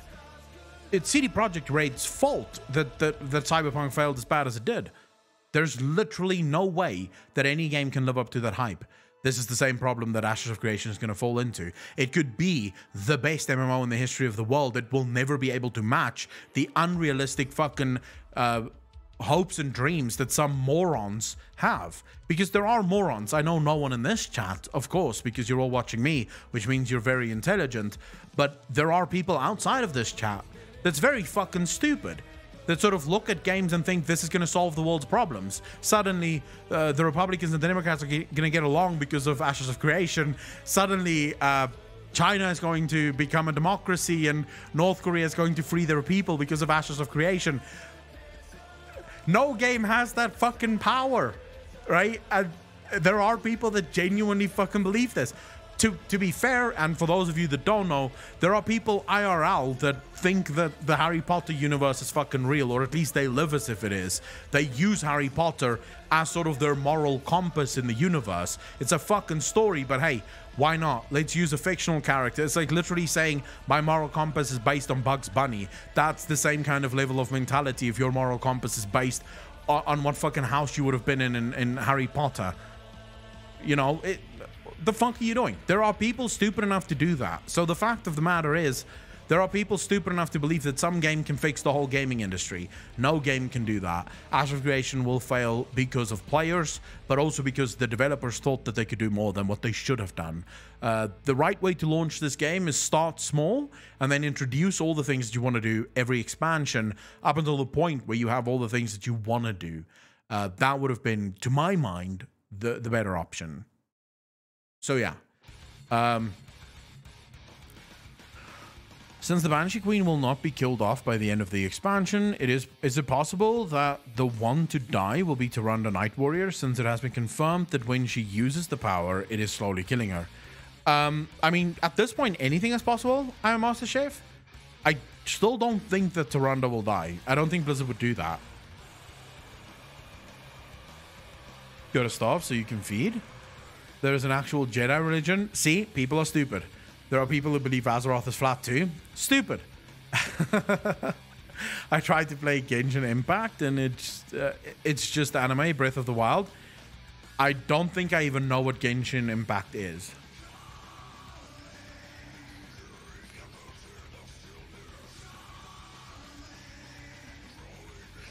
No,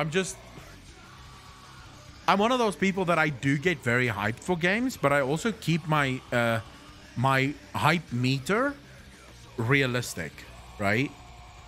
I think they are just lifting this WoW story from The Matrix. Tuck, I wouldn't mind, because The Matrix is an amazing fucking story. It's a weeaboo game. We will hear Elune's voice in 9.1. I don't think we'll hear her voice now. Although I would not mind hearing Elune's voice. Actually, what I would like to see is I would like to see Elune. Like, physically see Elune. What would you say is the best game of all time? Witcher 3. Easy. I mean, you have to give me a fucking challenge. Hacklon, who was it that made your D&D character model that you use? Enoch. Fuck.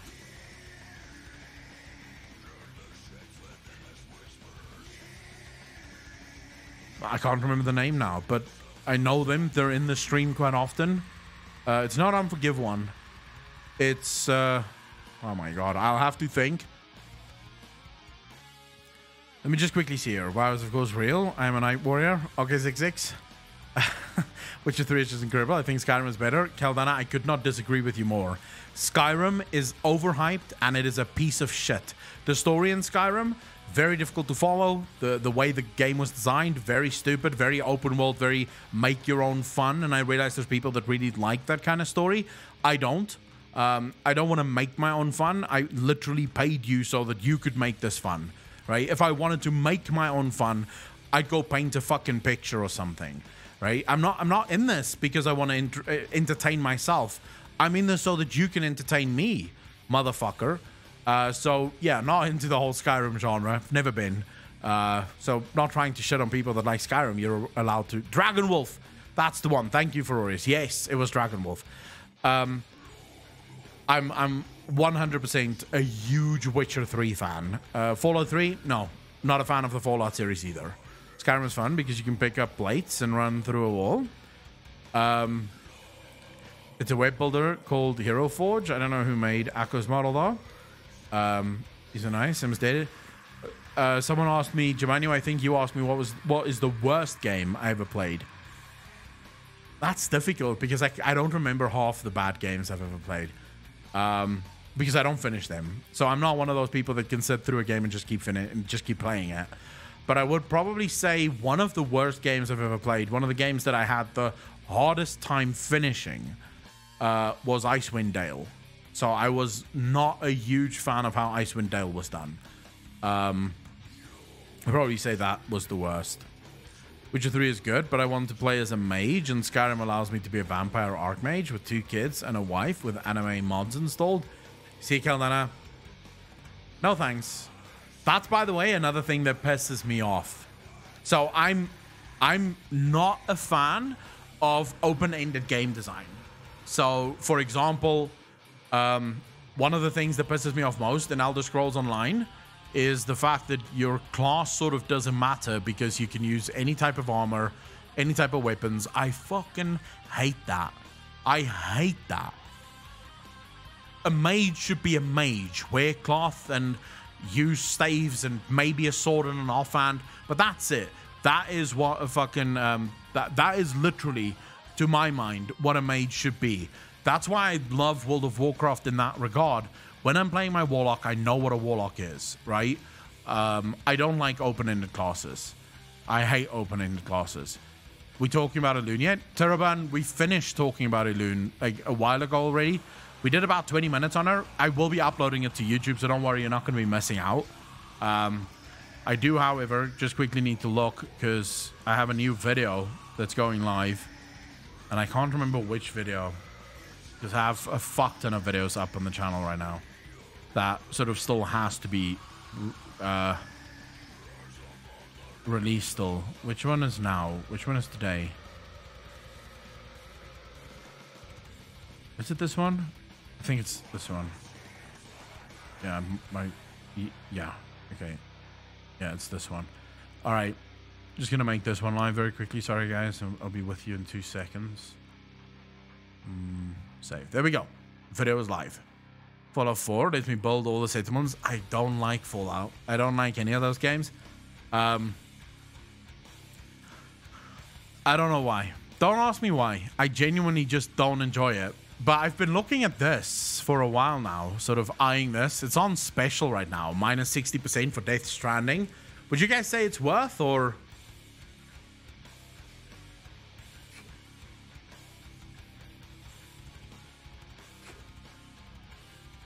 And look at that. I have money pending because I literally refunded Dark Souls. Quoted boring? What do you mean? It's a fucking mule simulator? Fuck that game. Really? Is it really not good?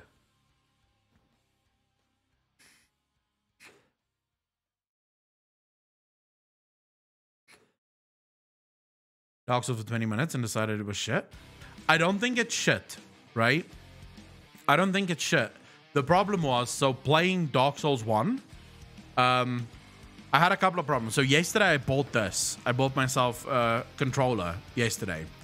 And this wouldn't work. The analog stick, the right analog stick, would not run. I had to run using the fucking arrows. I was like, wait, the fuck? Kept trying to change it, kept trying to change it. It just would not change. I was forced to run with the arrows, and then my analog stick would change the items that I'm using. So I decided, no, fuck this. I tried to Google why is this happening, and I kept getting bullshit things of downloading mods and crap to fix it. And I was like, no, fuck this. I'm not paying $600 for a game that I then have to install mods to fix the fucking controls.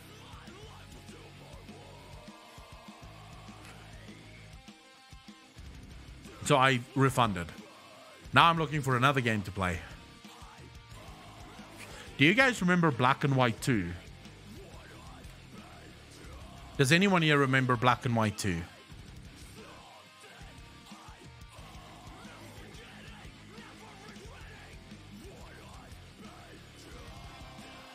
That game was fucking sick. That game was so much fun, dude. Holy shit, I had fun in Black and White 2. Oh, I'm a huge fan of city builders. I never played the first. Trionics, it's from Piranha Bytes. They made Gothic. There's so many new games coming out. What the fuck? Wait, where's all the other upcoming releases? Or have they already released? Bullshit. Warpups haven't released yet. I don't even see it release. Did it release?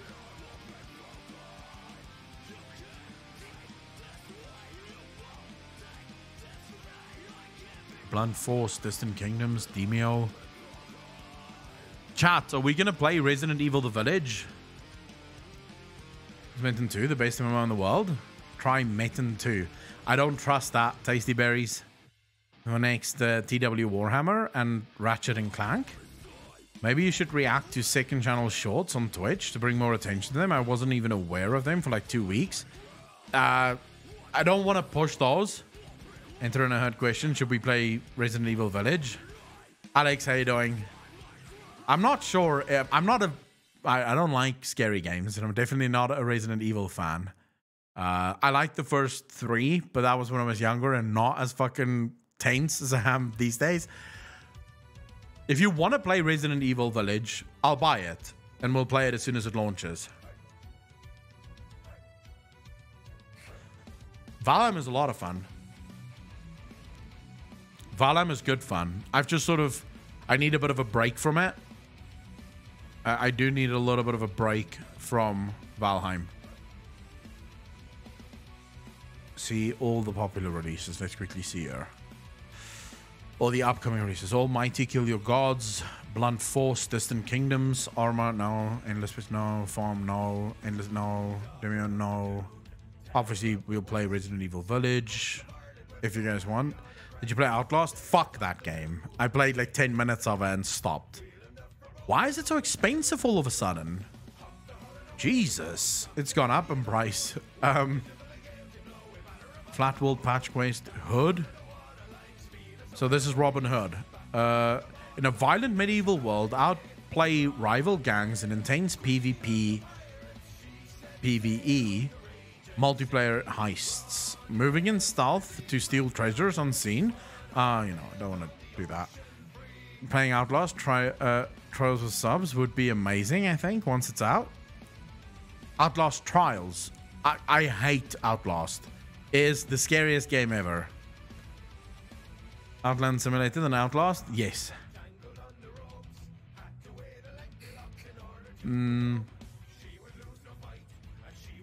Where's all the good games? Are we really not going to get... Fuck that. Has Warpups actually already launched? It's launched. No way. Is it playable already? Oh, motherfucker. We definitely gonna play this. Well, I'm gonna play it. I don't know if you guys want to watch it. But this looks like a crazy cool game. 7 Days to Die, similar to Valheim, but with zombies. Played for 8 years straight. I wouldn't play Dota 2. If I played anything like that, I would play League.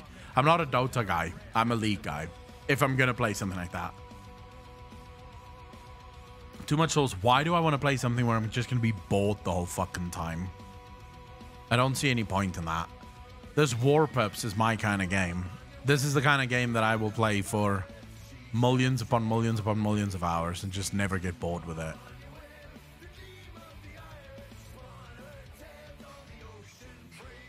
Maybe I should pick it up. I don't know. Have you played Gotta Go Flamingo? I don't think so, no. I'm not a huge fan of League. I hate click to move mechanics. League is a lot of fun. If you get into it, League is a lot of fun. Most salty players on the planet, literal salt mine. I like it. I realize that's a downside for a lot of people. For me, it's not a downside at all. I genuinely like the toxicity in League of Legends. It's funny. Like when a guy is flaming your mum and telling you that your sister is going to get cancer and they're going to rape your mum. I'm imagining the guy writing that and just how fuming he is. So to me, it's funny.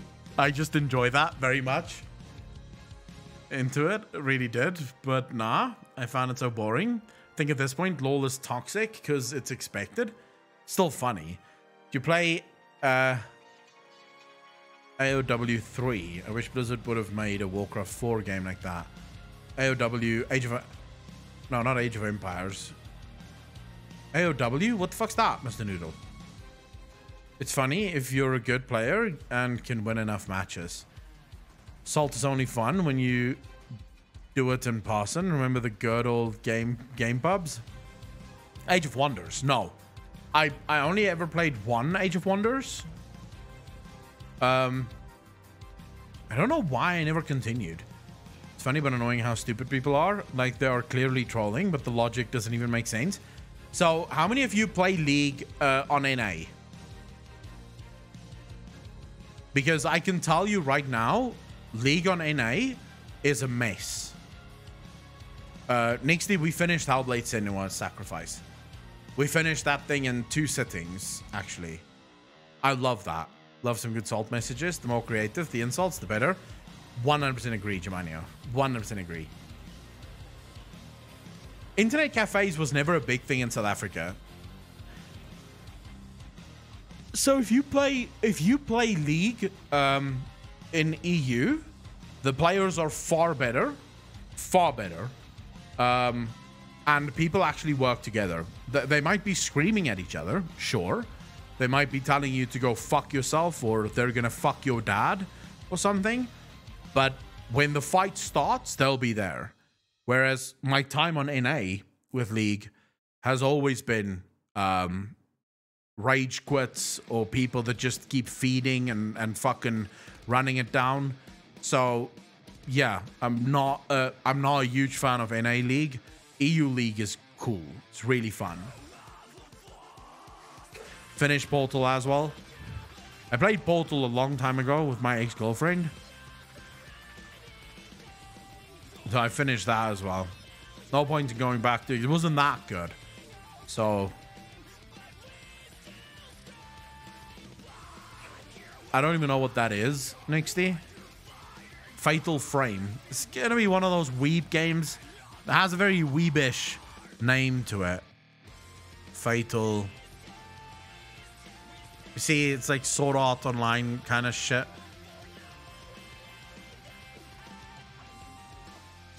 Nah, it's not on Steam. Don't know where to get it. I've been getting into strategy games since quitting WoW, to be honest. Strategy games are so much fun. It was only good when there aren't Russians around. Portal 2 was a good filler game.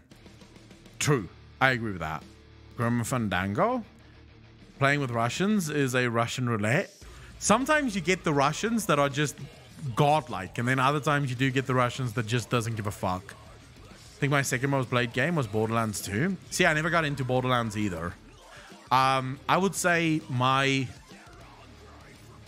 most played game might be at least on Steam. So I have a bunch of places where I play a lot of games. But let's just quickly see here.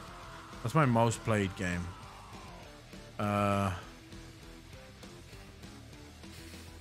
Wait, how can I fucking finished this Tomb Raider. And it says I don't have any games played in it? The fuck? Hold up.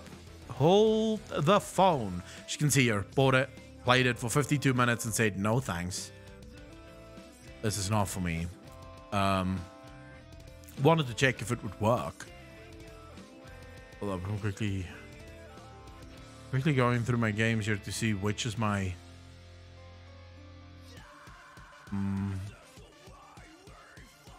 So Oxygen Not Included, I have 224 hours in. Fucking amazing game. Amazing game.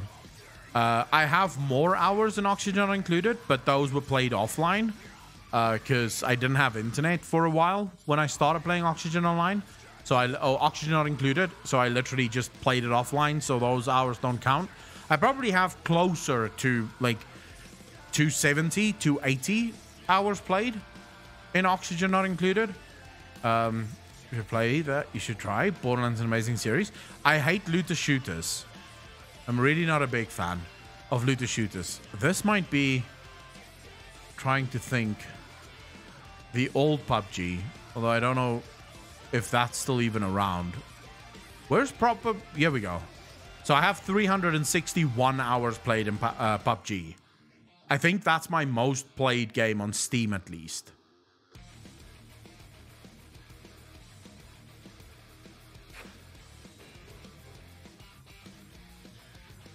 Story and Mexican Day of the Dead theme game, Grim Fandango. I think it's only for PS, so you would probably have to do a simulator, but it's still great. But Fatal Frame is scary, but unlike most games, it has an amazing storyline and very authentic Japanese horror. Very interesting lore-wise. Nexty, so I'm not a fan of Eastern games. The way that Asia makes their games isn't really my style. So I don't like the grindiness of their games. I don't like the graphics of their games. I wish they could make them more like Western games, but then of course they wouldn't be Eastern games anymore and it would lose a lot of its appeal for their fans. For me personally, I just prefer Western style games. I love dungeon crawlers to an extent. Not all dungeon crawlers are good, but to an extent some of them are really good. Trying to see, what else did I play a lot of? Don't even remember. Half the fucking games here. Witcher 3 I've played just a fucking ton of. Tried Darkest Dungeon. I've heard some good things about that. Christopher, how you doing, bro? I did. We already discussed it. LucasArts point and click. Check Grim Fandango, mate. It's classic. I mean, is it classic though? Is it fucking classic? I don't think it is. What other people see as classic and what I see is like, oh, Frostpunk. Oh my god, this was a good game as well. Pretty special for me to want to grind it, aka insane title grind, and wow, weekly chore guys suck. I'd hate Asian MMOs, I think. So Asian MMOs is based, actually not, I don't think it's fair to say Asian MMOs, because Japanese MMOs are not as grindy as Korean MMOs, even though they're still very grindy. But Korean games, or Korean MMOs specifically, is some of the worst offenders when it comes to the grind game. And also some of the worst offenders when it comes to pay to win. Cavalcanti, thank you for the follow. Really fucking appreciate that. They genuinely don't mind giving you hours upon hours upon hours of mindless content that you have to grind through in order to unlock something, and then you can just buy it, right? If you want, you can just go buy the thing that you want to grind by others, and has a good story. We're talking about Grim Fandango. I mean, I'll check it out, but if it's too old, I'm probably also not going to like it. I'm not like dated games. So for example, some of my, or at least to some extent, the games that started my gaming journey is Baldur's Gate and Baldur's Gate 2, right? This is where my gaming journey really started, was with these two titles. I played this to death when it first launched. This was long before Steam was even a thing. Steam didn't even exist at that point. I had Baldur's Gate on my PC, on a disc. You guys remember when you still had to put in discs to play and install shit? Does anyone remember that? Or am I just being very old at this point? Am I just going zoomer here? A proper boomer shit. But yeah, I still have Baldur's Gate on disc. And I played the living shit out of this game. Absolutely loved it. I tried to go back to it, and I was bored out of my mind. It just doesn't age as well, you know?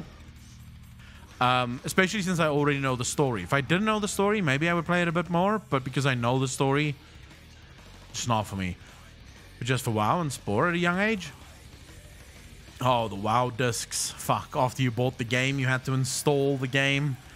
And it took a while to install the game. Took 4 discs to install. I remember that as well. The Last Guardian. I don't think so. I don't think so, Nixty. The Last Guardian. Is that on Steam?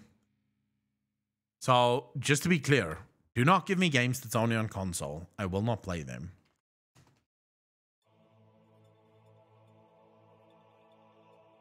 Oh, it's not on Steam. I don't play console games. It's like mobile games. I refuse to. Like half a day to launch. Oh my god, yes. I mean, I remember going to midnight launches in South Africa, getting the game, rushing fucking home, installing, and then you're literally sitting there going, install, you motherfucker, install, I need to play. And then as soon as it's installed, you start the game, and then you're in a queue, and you're like, fuck me, I should have been quicker. God of War 3 is like the best game ever made. It's fine. If it was on PC, it would have been better.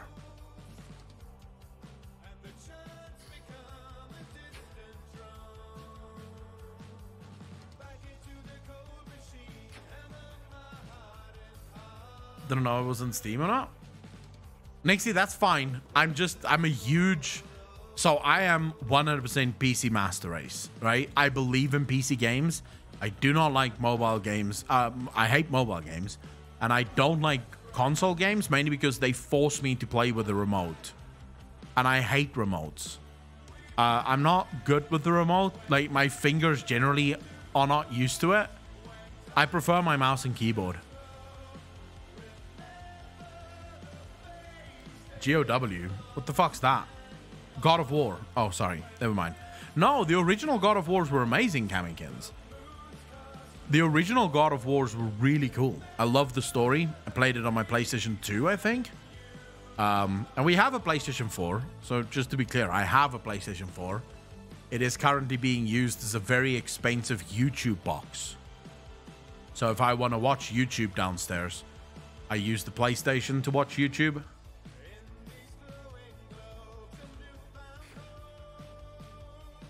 I have games on it. I just refuse not to fucking play it. Just built myself a proper gaming PC. Any good recommendations? Monkey Spank, how you doing, bro? What do you like? You got a backwards echo? Why so, Burst Coffee? PS is used as a dust collector here. Yeah, to be fair, I do most of my watching on PC anyways, so. God of War series was tired. New releases actual depth. Burst Coffee, I wouldn't say that. I played the new God of War. I didn't finish it, but I did play it. And it's amazing. I love the graphics. I love everything. But there was also something really cool about the first ones. Anything but sports. Yeah, I don't play sports games either. Don't worry. I would never tell you. You gone full PC Master Race Echo? CDJ, yeah. 100%. Since me and my husband got gaming laptops, our PS4 is mostly just for streaming stuff. Nigga Spider... Once you have a PC, nothing else matters, right?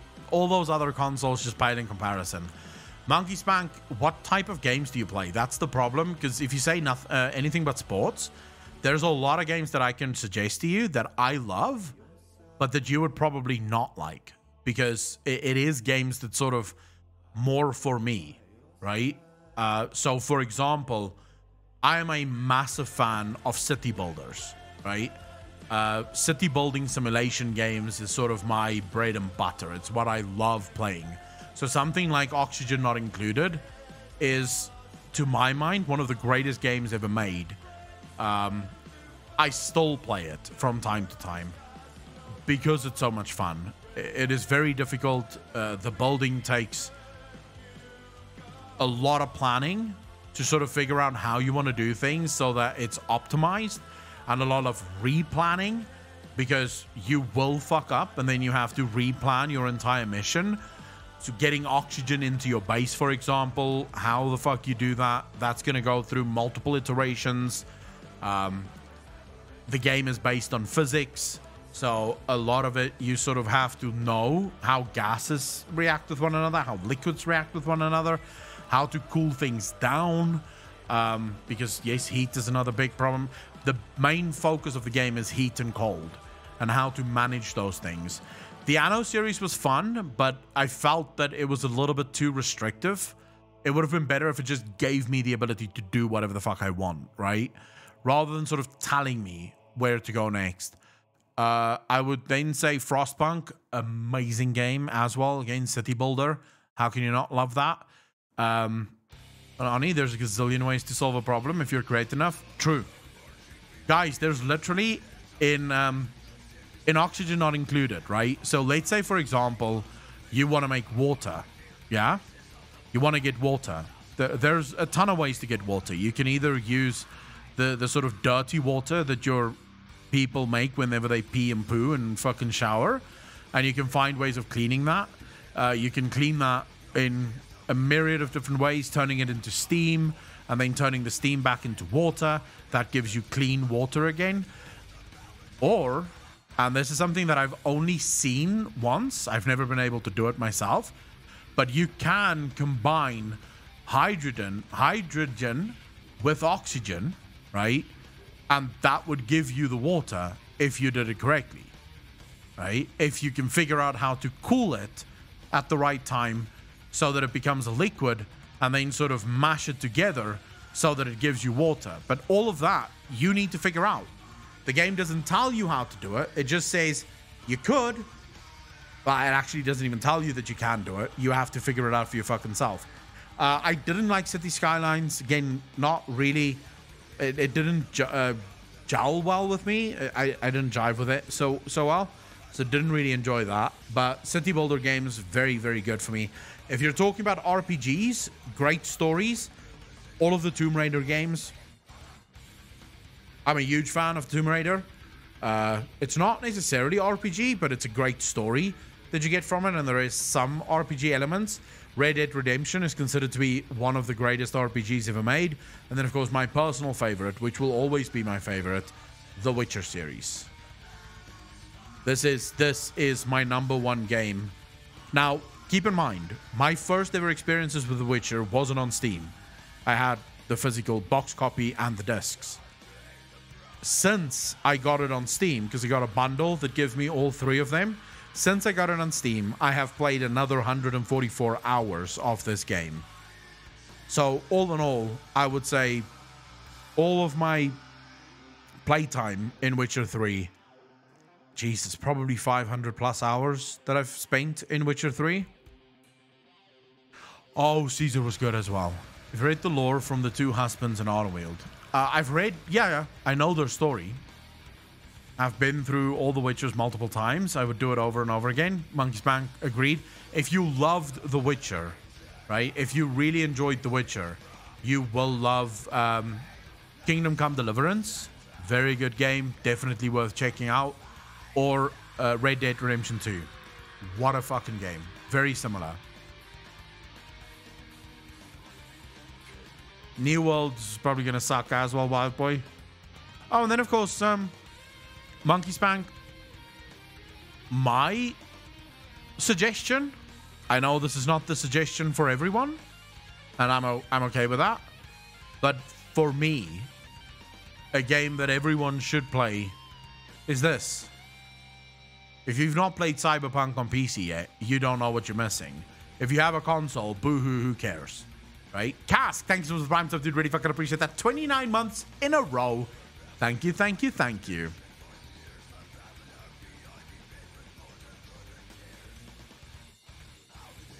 Cyberpunk is so fucking fun. I finished it twice already, and I'm gonna do a 3rd one soon. Do you think that N'Zoth was the one who took over their reality? Not N'Zoth, no. It was an old god, but we know that the old gods can't move from planet to planet, Nixty. The old gods are very much sort of where they are, right? Yeah, so it was the Void, but it wasn't N'Zoth. Monkey Spank, yeah, fuck the console version. The PC version is really good. It's very flawless. There are bugs, but I haven't encountered too many. The Grisbus, how you doing, bro? It's been 60 hours in Cyberpunk. Only had a couple of bugs on PC. Yeah, there's some bugs, right? So there's the thing where you drive and then your character sort of stood up straight in a T-pose on the car. But I mean, that doesn't break the game. I can still finish the game. Just stop the car and then go on driving and your guy's back in the car or just keep driving and he disappears anyways. So I haven't had any game-breaking bugs in Cyberpunk.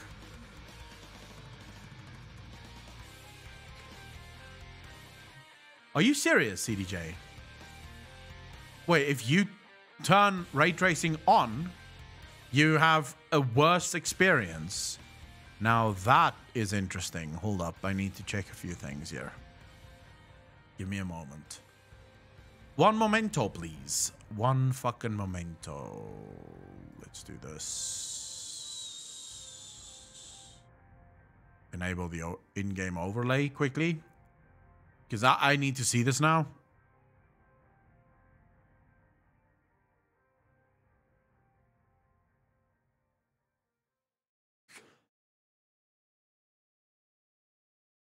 Please tell me the FPS counter is going to be there. Come on, you motherfuckers. Give me the FPS counter. This is not what I want. This is very loud as well. Be a little less loud, please. Don't need it this fucking loud. Need to get the FPS counter quickly. Hold up.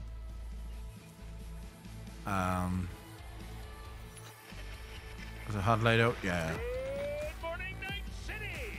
Yesterday's body count lottery rounded out to a solid. All right, that should be good.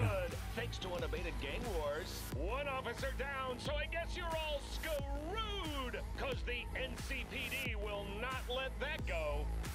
Got another blackout in Santo Domingo.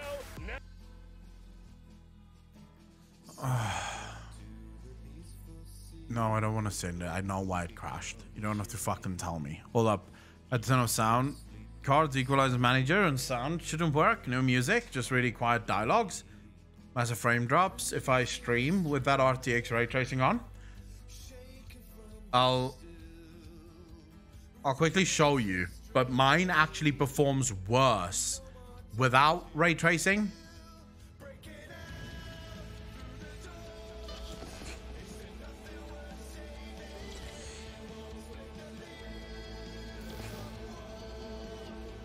We'll see if it still happens. I've updated a lot of things. I've updated my BIOS. I've done a whole list of things. So we'll see if it still happens.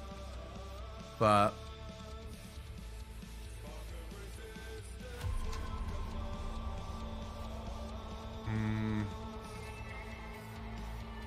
let's start fucking new game. It's fine. I don't care about that now. Actually, I did start a new game. Hold up, fuck. I don't need to start a new game. Never mind. I started a new game already. I just want to see the performance. We're not going to be playing it. Don't worry. Arasaka aircraft carrier docked in Night City called Kujira, or the Whale. Apparently, the Corp figured it wasn't safe in Japanese waters. Afraid some local fishermen might.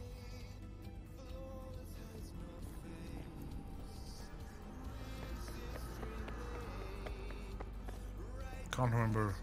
All right, never mind.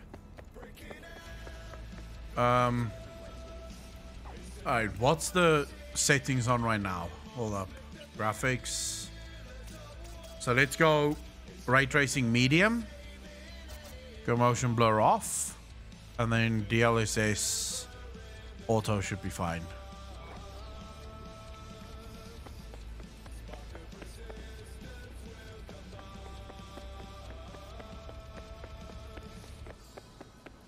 That's weird. Might just be a heavy... Yeah, there's a lot of reflections here. Never mind. So about 74 that I'm getting with ray tracing on. Having a fit. I mean, it goes up and down depending on, right?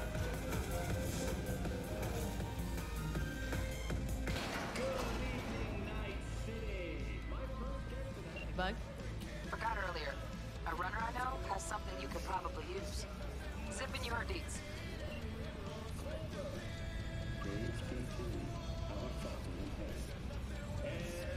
All right, we'll see now if we can get to a good control point with this.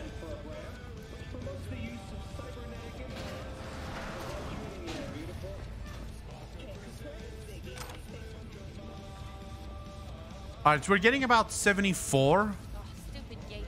So now let's change the settings to just high. Let's just do ultra and see if that works. We don't have DLSS on because obviously we don't have ray tracing on.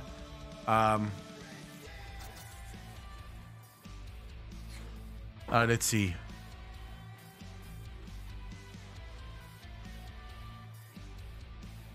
What the fuck? I think the NVIDIA overlay is causing shit. Oh, but log in now. We have it on ultra now, so I know the overlay can cause shit at times, so just bear with me. You had to have an epilepsy warning. To bear in mind, I'm using a 4K monitor for Cyberpunk. Yeah, I don't do 4K. My monitor is 165 hertz, 1440p, and I'm perfectly happy with that. I don't need more. I don't play games in 4K because I don't want to have just slow shit. The other thing that could be influencing this is the fucking remote. So let's continue. Hopefully we have those the ultra settings now. Hear about that Arasaka aircraft carrier docked in Night City called Kujira or the Whale.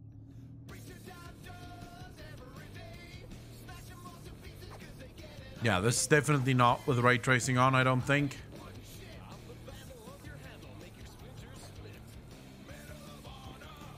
Is it? Can't be. Yeah. Okay, so this is without ray tracing. With ray tracing, we had about 75 frames per second. Without ray tracing, we're on 65. So we've lost 10 frames per second in this area. And I can feel the fucking jankiness. Like, I can genuinely feel it janking. So I get more performance when I have ray tracing on than when I have ray tracing off. I must depart. It was nice to be able to join in on this, and I will be back next time. Toodles. Nexty, thank you very much. Really appreciate that. Take care of yourself and have fun. So yeah, definitely worth having it on. Although most of the time, let's just hope it doesn't crash again. I'll play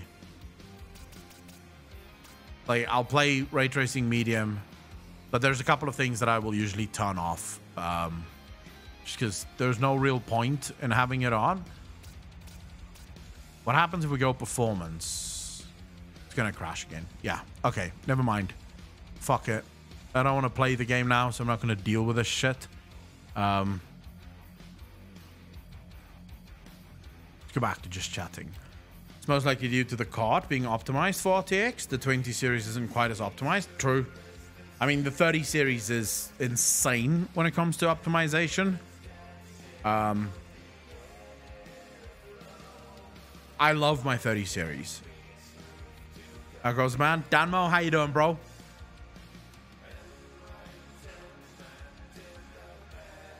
But yeah, I'm a huge Cyberpunk supporter. I think if you have the time and if you're into story games, you should absolutely play some Cyberpunk. Macmillan, how you doing, bro? Good. Call today for custody of my kids. Means day off. Danmo, and have you already gone to court or are you going to court still?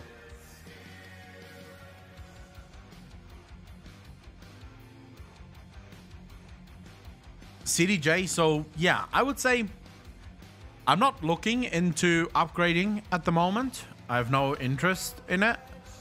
I'll probably only upgrade 3-4 years from now. I tend to be on about a 3 or 4 year schedule when it comes to upgrading my PC. I'm not one of those people that chases new upgrades every single time they're available. So if it's still working for you and you can play all the games that you want to play, then why the fuck are you upgrading? You're literally wasting money. Take that money, throw it into crypto or into anything you really want, and then that's it, right? Zoom meeting, state is still locked down. Once I get in, I'll mute stream. All right, Danmo. Well, good luck with that. I really hope that you fucking get it. Guys, can we send some love Danmo's way? Let's send some love for him. He wants custody of the kids. He's gonna need all of our thoughts. To stick with single PC for 5 years, max memory for future proofing.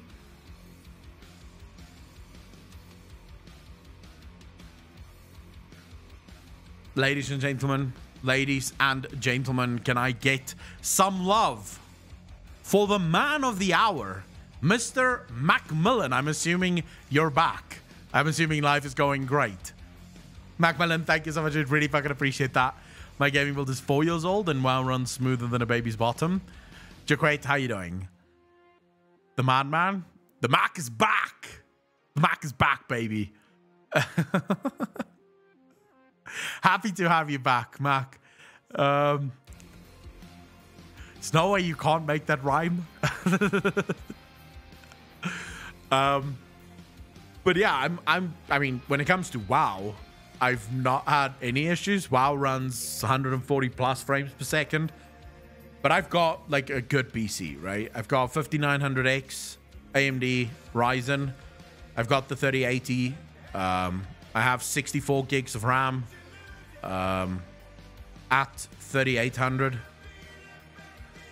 So I'm fairly good. I've got 2 M.2 solid states.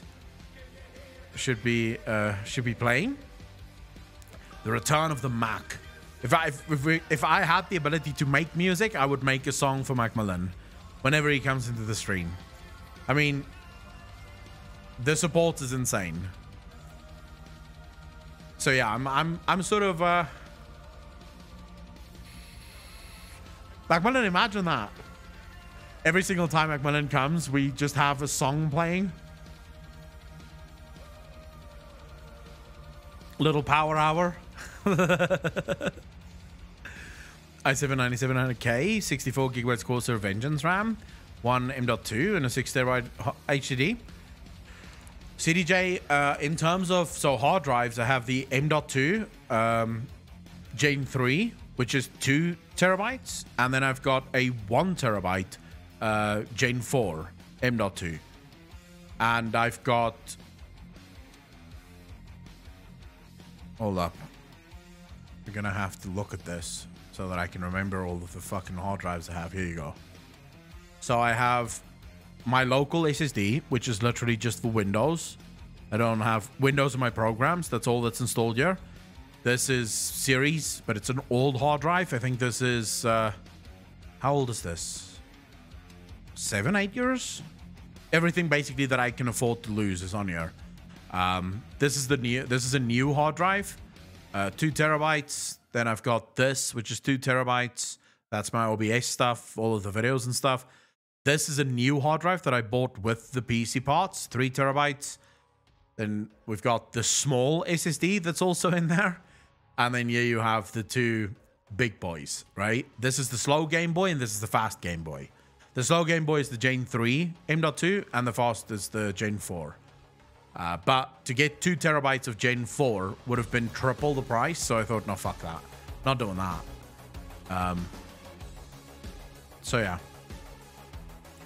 Fused you with McConnell earlier. Oh yeah. Magister really did think that you were McConnell, Macmillan. Ever please, some hard rock or metal? Hey, I'll see what we can do. Find someone to do a proper fucking song for us. Macmillan, I don't know. He genuinely thought that you may be McConnell. So I guess you're the person that talks to Asmongold every once in a while in his stream.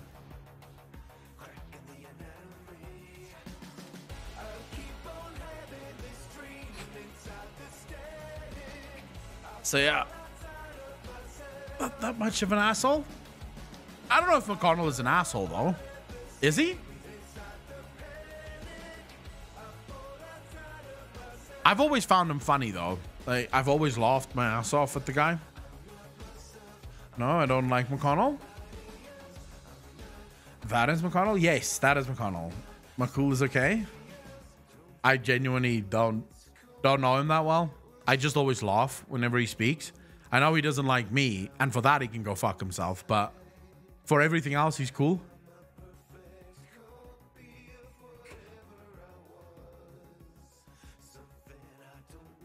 Yeah, he makes me laugh as well. Although he's no longer in Asmongold's streams, is he? Kind of confused no more though. I don't know. I haven't seen him in a very long time in Asmongold's streams. Is he still there?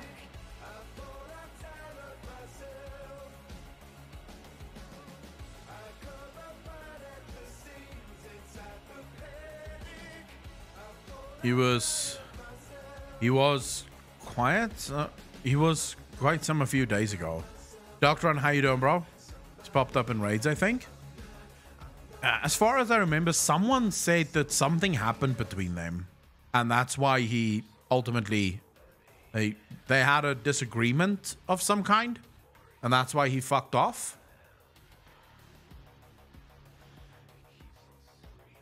I mean, I have no idea, but that's the story that I've heard.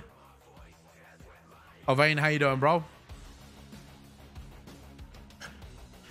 Yeah, there's always going to be something in there. There's always going to be some kind of fucking disagreement or something that happens. People are always full of drama. I don't get it. No one cares about him. That's what I've sort of gathered from the streams. People love having McConnell there, but they seem to love giving him shit. So, I mean, if it works, right? I like an elderly couple. I genuinely believe McConnell contributed a lot to the explosion of Asmongold. It's what Asmongold streams needed to revitalize themselves, and it's not because of McConnell. I think it's because of what Asmongold did when McConnell was there, right? It became sort of entertaining to listen to them disagree with one another, and that just meant more people would join in. Of course, since then, Asmongold has been fucking popping off, so McConnell was a heel. Something to that effect. Because all streamers go through it, right? You sort of do very well, and you start growing, but there is always a point where your viewers start to get bored. And then, so for example, just chatting. If you do a just chatting stream for longer than 3, maybe 4 hours, I can actively see when chat's starting to get bored, because there's only so much you can talk about for, you know, fucking 4 hours before anyone wants to go do something else. Now, times that by 4 years, 5 years. There's a point where your chat sort of starts looking for other people because they're bored with what you're giving. So you do have to keep changing. You have to keep adapting. You have to bring someone in that sort of spices up the content a little. And this is what McConnell was. He was that spice that just sort of reinvigorated the whole conversation.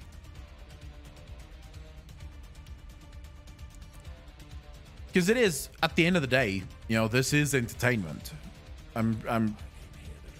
Yeah, like a sidekick. I don't think you always need a sidekick. For a lot of people, it's just a different game, right? For a lot of people, all they needed to change was a different game. I sort of feel like Dr. Disrespect is reaching the point where he's probably going to have to start changing his game. I've been watching a lot of his streams on YouTube, and it seems like his viewers are slowly tapering out. Macmillan, you mad lad, with another 20 community subs. Thank you, Macmillan. Of course, we have Macmillan, that just hands out the fucking goodies. And that keeps people entertained. Can we get some love in chat for Macmillan, ladies and gentlemen, especially if you're one of the people that just got a sub to the channel? 100% appreciate you being here, Macmillan. Thank you so much. What were we talking about before? Spending all my donation money now and I'll be done in a week. Macmillan, that is the problem. You're going big dick now. I can see you've had withdrawals because you couldn't do it for a month. Like, Macmillan is literally at the moment sitting there going, must spend. I can finally spend, must spend. Let's give more subs. Let's give more subs. I can't fucking relax. Relax. Pace yourself, Macmillan. Yeah, I know. I think Alpocalypse told me. That's why I still told you. It's all good. I mean, I don't mind. I don't do these streams so that people can, like, give away their fucking money. I would prefer, and I've told you this before, I would prefer if you spend all your money on yourself. Like, that would make me happy. If you bought yourself just cool shit, that'd be good. Of course, I appreciate it. And I think Alex appreciates it even more. But I would hate to know that there are people that spend money that they don't have. Right? And I'm not talking to you specifically here, Macmillan. I'm just sort of saying, in all of my content, I would despise it if I found out that there was someone who was giving money that they didn't actually have.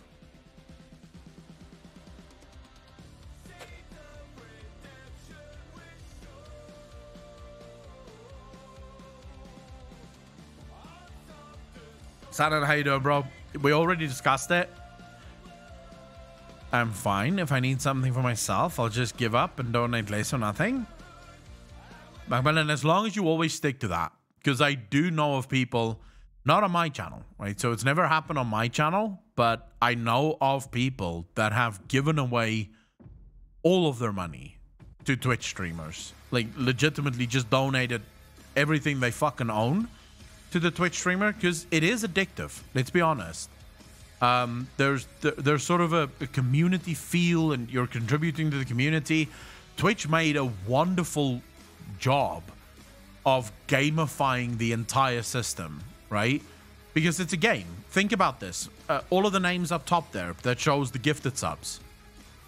That's part of the game. You want to be on that list, you have to donate subs.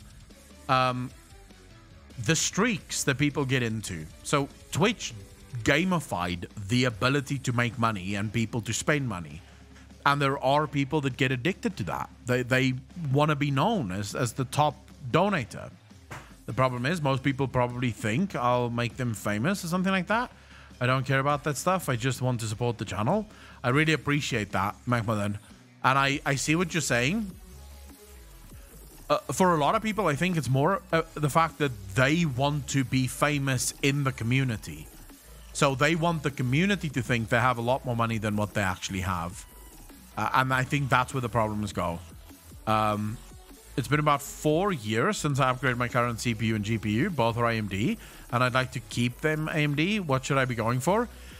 Cask, if you're looking to upgrade right now, I would say... you're just a gamer, right? That's why I hate when people call me Macmillan. Macmillan, I've not seen people call you that, but I know that it's been a problem for you.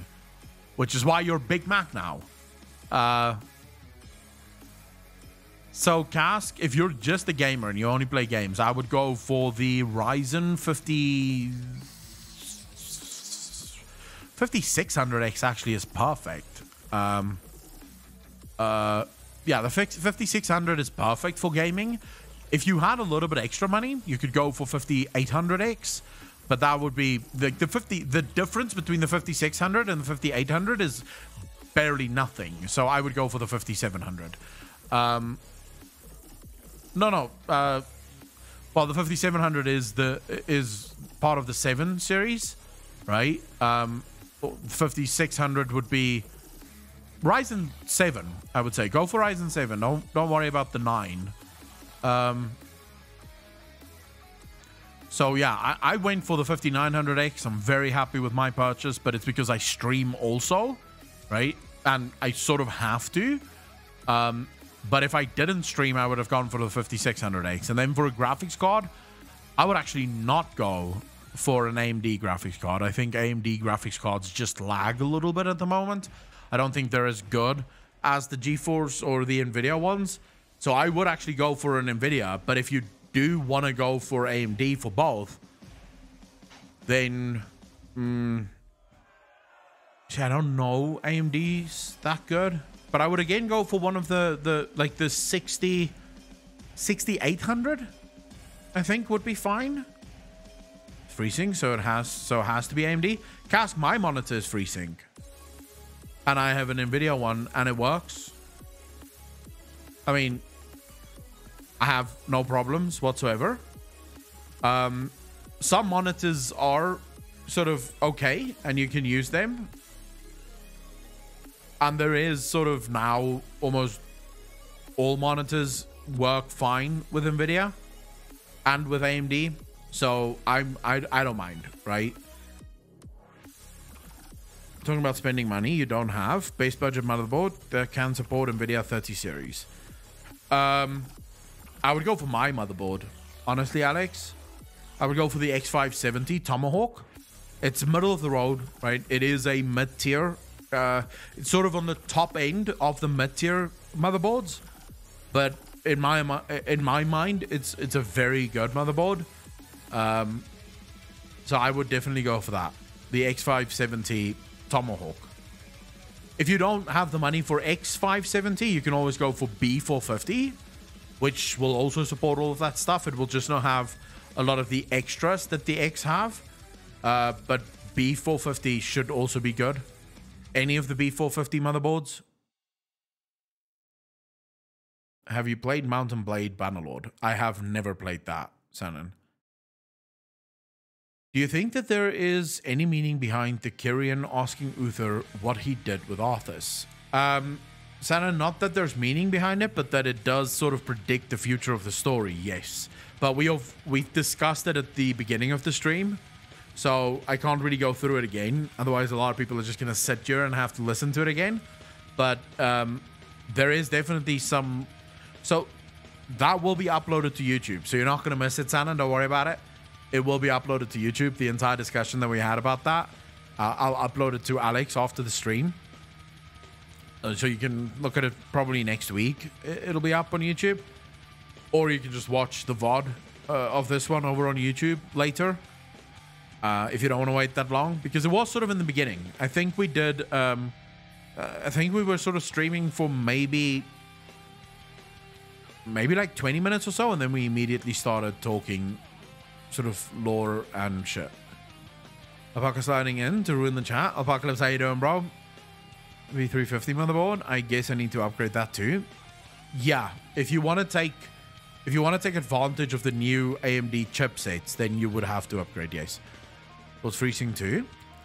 Ever product, but not on all things. So my monitor, for example, does have some flickering issues whenever I have whenever FreeSync is enabled. So FreeSync is enabled, and I've sort of gotten used to the flickering.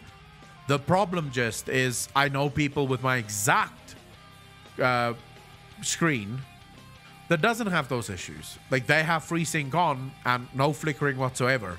So it does seem to be very finicky. Sometimes the monitor will flicker, other times the fucking monitor won't. So there are some things that still clashes sort of, but it is supported insofar as you will be able to use FreeSync on NVIDIA.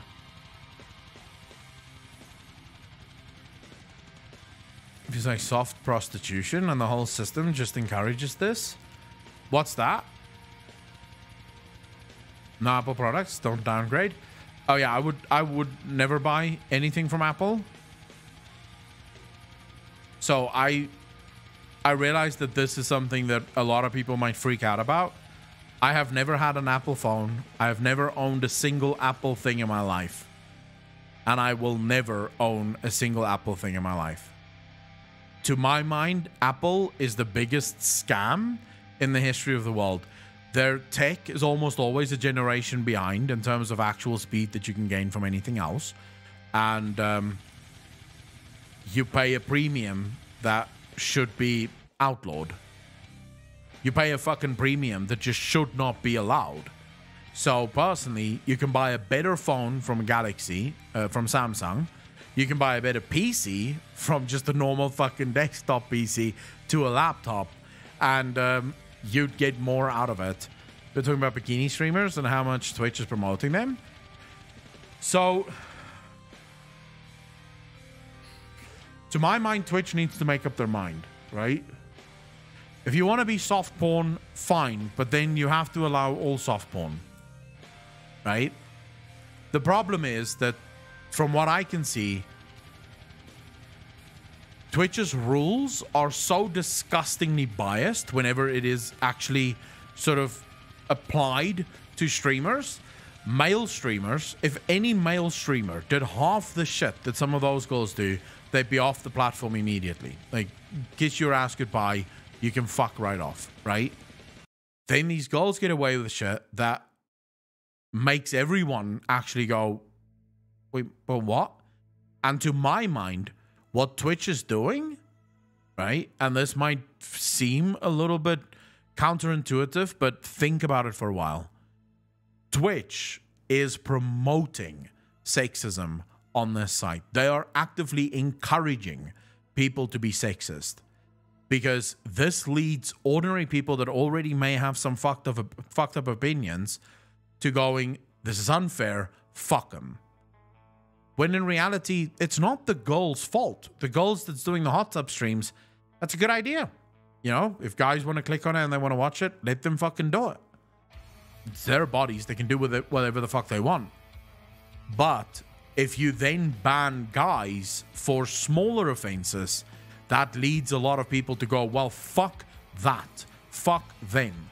So if Twitch wants to stop the sexism on the site, and I know there is a lot of sexism on the site, I've been in the chat of girls where I read the chat, and now most of you should know me by now. I'm not a sensitive guy. I don't get emotional about shit, but where I read the chat and think, this is filth. This is fucking horrible that people think it's a good thing to talk to a girl that way. So I know there's a lot of sexism, but it's Twitch's fault. They create the sexism on this fucking site. For the women, they're making bank and it makes Twitch money, but shit, let guys wear Speedos and do the same.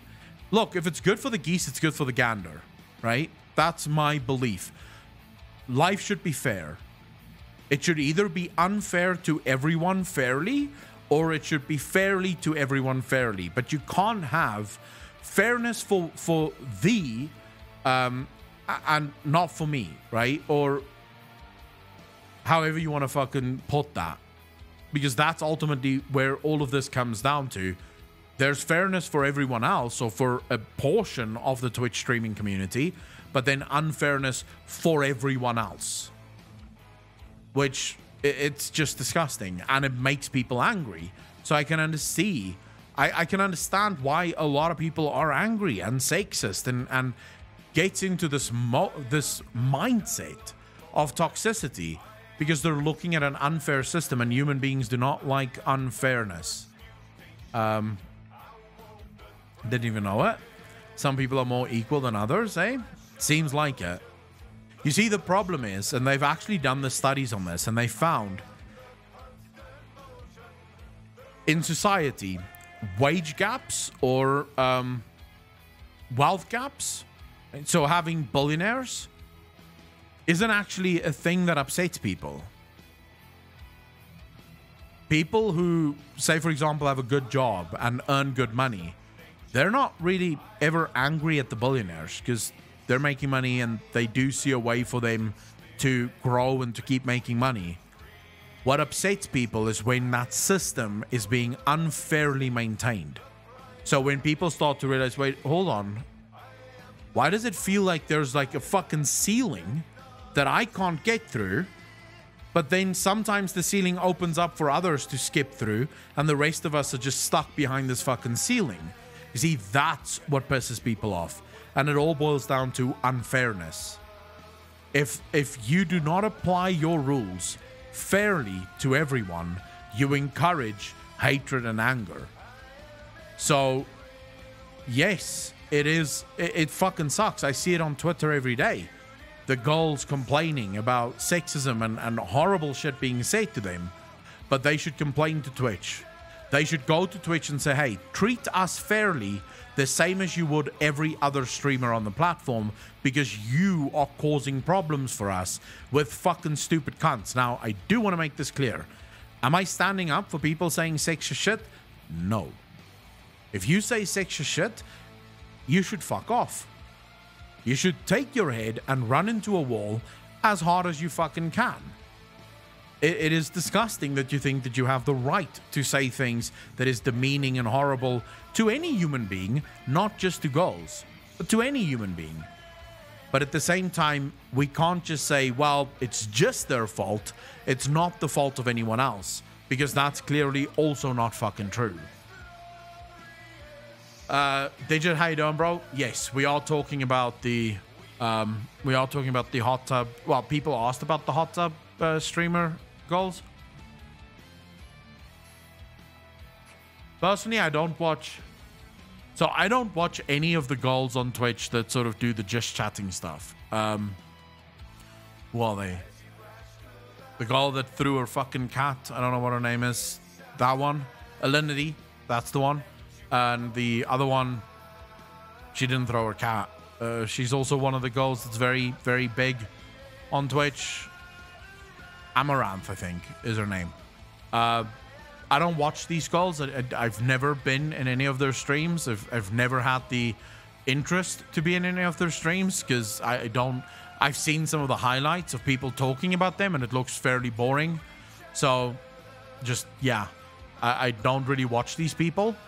And I would also never have any interest in watching a hot tub stream, because from where I'm sitting, if I really wanted to see something like that, there are sites on the internet, and I realize it's something that a lot of people don't know, but there are sites on the internet that will show you those goals with no clothes on, and sometimes even doing other things that's even more fun than just sitting there not talking to chat.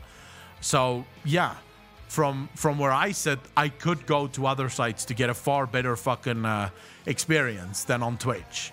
So yeah, I just don't do it. It's free, Danmo. It's 100% free. You don't have to gift sub or fuck all. You can just go and just watch. Free of charge, bro. Titties everywhere. So yeah, I don't watch Twitch streams like that. The goals that I do watch on Twitch is goals like Nagura. I sort of really enjoy her. I don't know if I'm saying her name correctly, but yeah, I really enjoy her streams. Lindsay Elise is another girl that I really enjoy. Like, I love watching her stuff. There's a couple of other girls that I actually really enjoy, but most of it's because they have nice personalities and they're fun and they're funny and you actually get to laugh, right? Which is the whole point. I watch Twitch. I want to be entertained. I don't just want to sit there with a confused fucking semi. Want me to gift sub on hot tub streams? Don't do it. It's a generalization. Doesn't work like that. I thought people got banned just for showing a little skin. How are they allowed to do a hot tub stream when you get banned for not wearing a shirt when streaming? Or has those rules changed now? Jamalman, those rules have not changed for the guys on Twitch, but they do seem to have changed for the girls. Let's have an Akko do a hot tub stream. Why not? I'd get banned insta. Probably not even because they think it's unfair. They just look at me and go, Jesus, this is... No. We don't want to be associated with that fat cunt in a hot tub, and then they'll switch it off. Hot tub streams, same. I want to be entertained, right? I want something interesting. I want someone that's intelligent, that actually has fun conversations, which is one of the reasons I enjoy Nagura's stream so much. Is that her name? Sort of thinking that's not her name, and I'm just butchering the way you say her name. But yeah, I'm sort of very picky when it comes to who I watch on Twitch. Content, don't throw money at hot tub titties. Throw it at Patreon, where you can see Akko and a hobo talk about lore for an hour a week for $5. Truth. Natalie Frost, how you doing? Hope you're doing well. Elestri, how are you? It is indeed. How's yours? But like a week ago, I was watching some Valheim streams and I was AFK for a while and I came back. I found myself in a hot tub stream for no reason. Before I left, I saw someone saying, "Where is Big Mac when you need him?" And it was about gifted subs. I mean, what's funny to me is the amount of guys that gift subs on these hot tub streams, thinking that if they give enough, that girl might just date them. Motherfucker, who do you think is running that stream in the background? One of the mods is her boyfriend literally sitting just outside the hot tub counting his fucking money as you're fucking throwing it at her. Like, you're not getting your dick sucked, bro. Like, you can forget it. No sucky for you, bro. Not from that girl. Just made it to the stream. Tatiana, how you doing?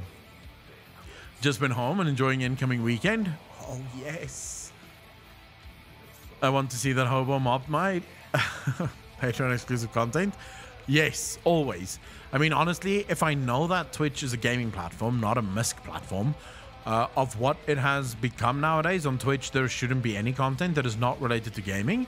Other stuff can be used over on other platforms that aren't meant for playing for gaming only. So Twitch hasn't been meant for gaming only for a long time, right, Digimark? I mean, first of all, it would not be feasible for Twitch to just be gaming. They wouldn't make enough money, so the site would probably close down if they only went for gaming. So I don't mind the fact that they have other things, other people in there, or other content and genres in there. There's a lot of people that have found their niche and that have found things that they love. For example, I prefer doing just chatting streams, right? Technically, I'm not playing video games when I do Twitch streams. Every once in a while, we'll find a game that I really want to play and I'll play it on stream. Most of my games that I play off stream. I don't play games on Twitch because I don't like playing games on Twitch. I'm more of a, shall we say, non-social gamer. When I play video games, I like to not talk. I like to just be in the game. And then when you're streaming, that's not really possible, right? Because you are... If I just sat here and didn't speak, that would be a very boring fucking stream. But I do like chatting. So just chatting is godsend for me. It's an amazing thing within the Twitch genre for me. So yeah, I think at the end of the day, there's nothing wrong with having different categories on Twitch, and it makes sense from a business standpoint that Blizzard would want to do that. I just think the problem that I and many other people have is the fact that the rules are not maintained and applied similarly to everyone. And that's a big deal, right? If you have rules, what's the point of a fucking rule if you do not enforce it? So here's the thing, right? It's very clear on this chat that racism and sexism is not allowed. If you are a racist piece of shit, the mods will instantly delete you, right? They will just ban you. How would you guys feel if there was a guy that came into chat and was just constantly fucking racist, never got banned?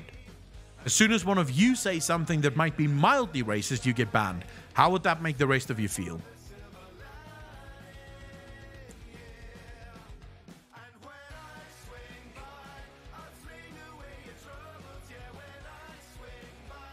Apocalypse, I don't think anyone wants to see your titties. Natalie Frost, exactly. It would annoy the fuck out of you that this guy can basically get away with anything, but as soon as you say anything wrong, we ban you. It's all about fairness. If I ban one person for something, I must ban everyone for that exact same thing. Otherwise, we are not being consistent in how we apply the rules. Twitch needs to learn that, because if they don't, the hatred and the sort of anger that is aimed at some of these girls that do not deserve it. A girl that came up with an idea to sit in a hot tub and get money from her viewers, that's just a good idea. If Twitch doesn't want that on their platform, then they should remove it and tell the girl to go over to OnlyFans to do that shit. If they do want that on their platform, then they must allow guys to sit without their shirts, because it's ultimately the exact same fucking thing. Unless, of course, we're now saying a guy's tits is the same level of attraction as a girl's tits, in which case I say bullshit. You find sexism, and what's the boundary? When it becomes too much sexism on Twitch, I mean a little bit of bare skin of a female, or fully covered or painted bare skin. So that's not really sexism.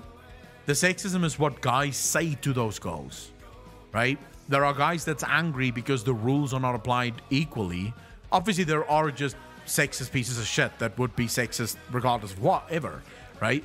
But there are legitimately guys that get so worked up over the inconsistency of Twitch's rules that they become sexist. They harass these girls to try and get them off the platform because Twitch won't do anything about these girls clearly breaking what is considered to be Twitch's fucking rules. Twitch's TOS makes it very clear that you cannot have sexually suggestive content on the platform. Those hot tub streams is nothing if not sexually suggestive. We all know why they're dressing that way. We all know why they're in the fucking hot tubs. And Twitch either needs to say, well, okay, you can now be sexually suggestive on Twitch, or no, you can't, and these girls have to stop. And I'm not saying ban them, just tell them, stop. No more. This is done. That rule issue is on all platforms. I've had some of my work taken down on Insta. Like if I paint a bare back, it gets taken down, but I see bare ass on those with many followers. I mean, you're always going to get protection shit, right? You are always going to get protection shit. And I hate that because I think it does foster a sense of anger and unfairness, which is unnecessary because it doesn't have to exist.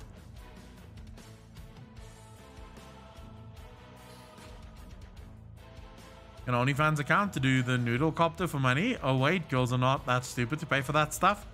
You'll get a couple of guys that will pay for that stuff. Mark my word.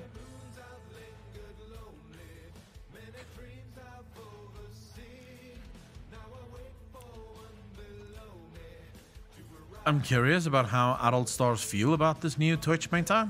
Natalie Frost. So I've had the pleasure of actually speaking to a girl that's on Chatterbait.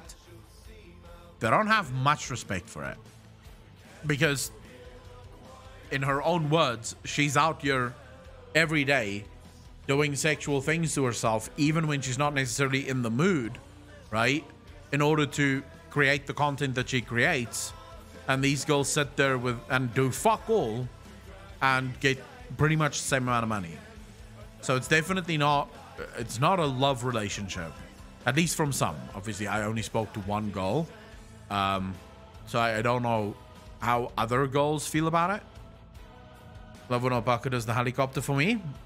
Hey, having to now make my own website for work that Instagram takes down, pain. Instagram is sort of a special child in this regard, right? Because Instagram have sort of made it impossible for anyone new to ever grow on their fucking platform. And they keep those select few very happy. But we'll have to see if there's ever going to be any sort of competition to these companies. Because I do believe the only thing that can really fix it is competition. Now, Twitch is in trouble, right? Twitch is 100% in trouble. Twitch will almost guaranteed have serious trouble within the next year.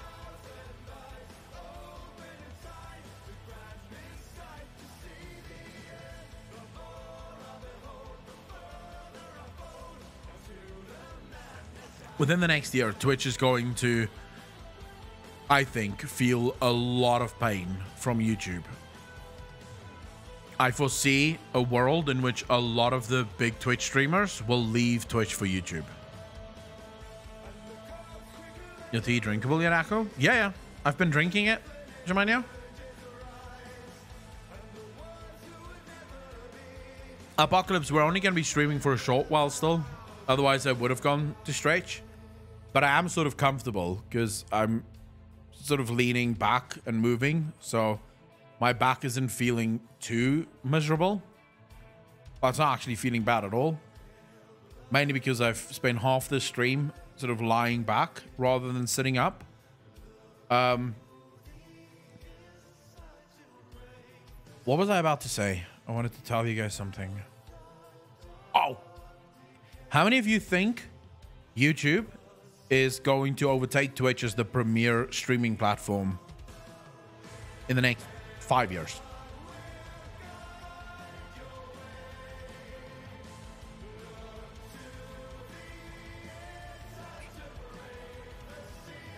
To show up on the Valheim server. Macmillan, as soon as I'm ready for Valheim again, I will jump in, I promise. I'm not a fan of YouTube's interface. Yeah, they will. I think it will. If Twitch doesn't do something big, YouTube will take over.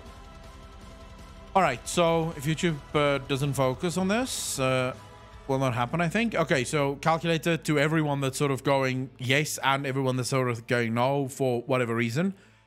YouTube is focusing on it, right? Calculated, YouTube wants Twitch's business.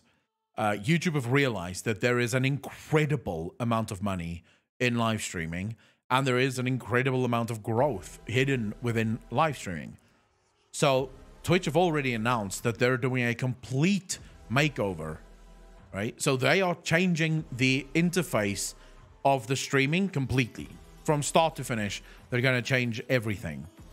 So I do think it's going to become far more like Twitch in many ways. So YouTube have already announced they're going to do more mod settings. They're introducing clips, right? Clips is something that's coming. Now, here's the thing about YouTube clips, and here's why YouTube clips is going to be a big thing that draws a lot of streamers. If you have members of your chat clipping your streams, there's ads shown on those clips.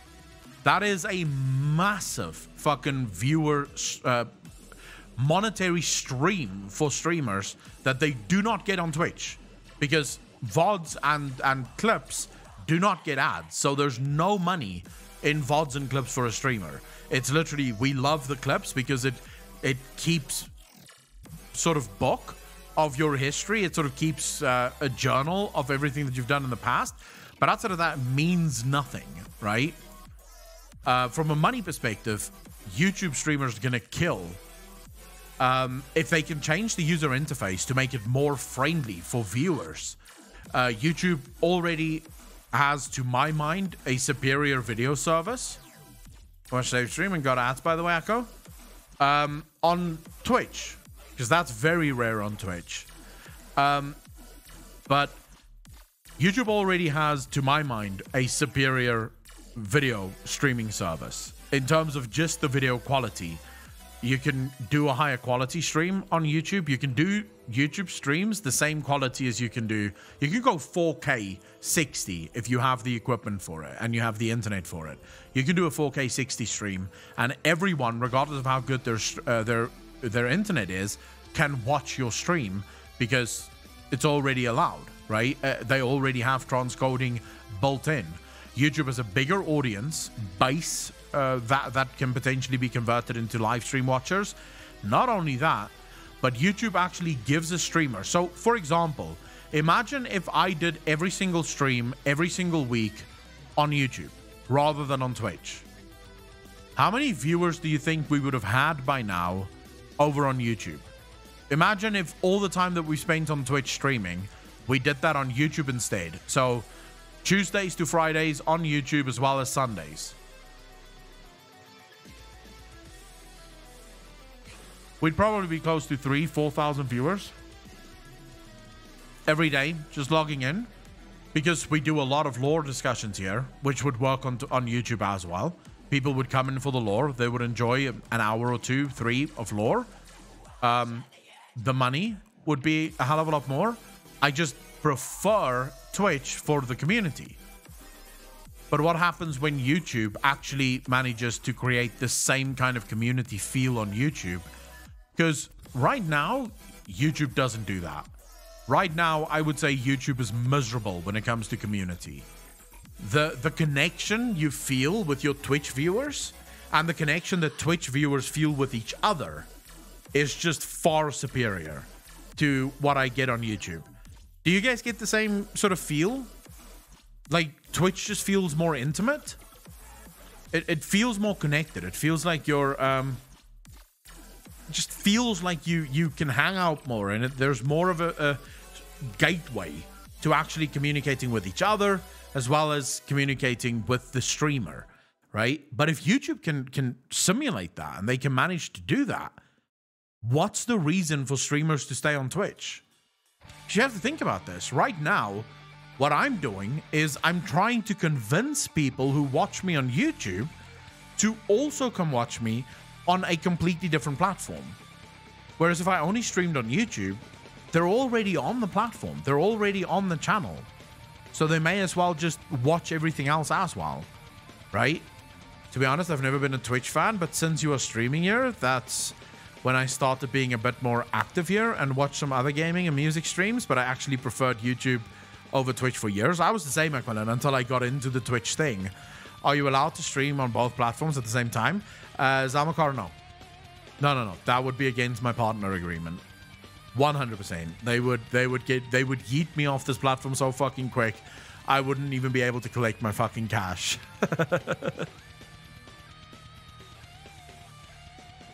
So no. As a partner, sadly, no.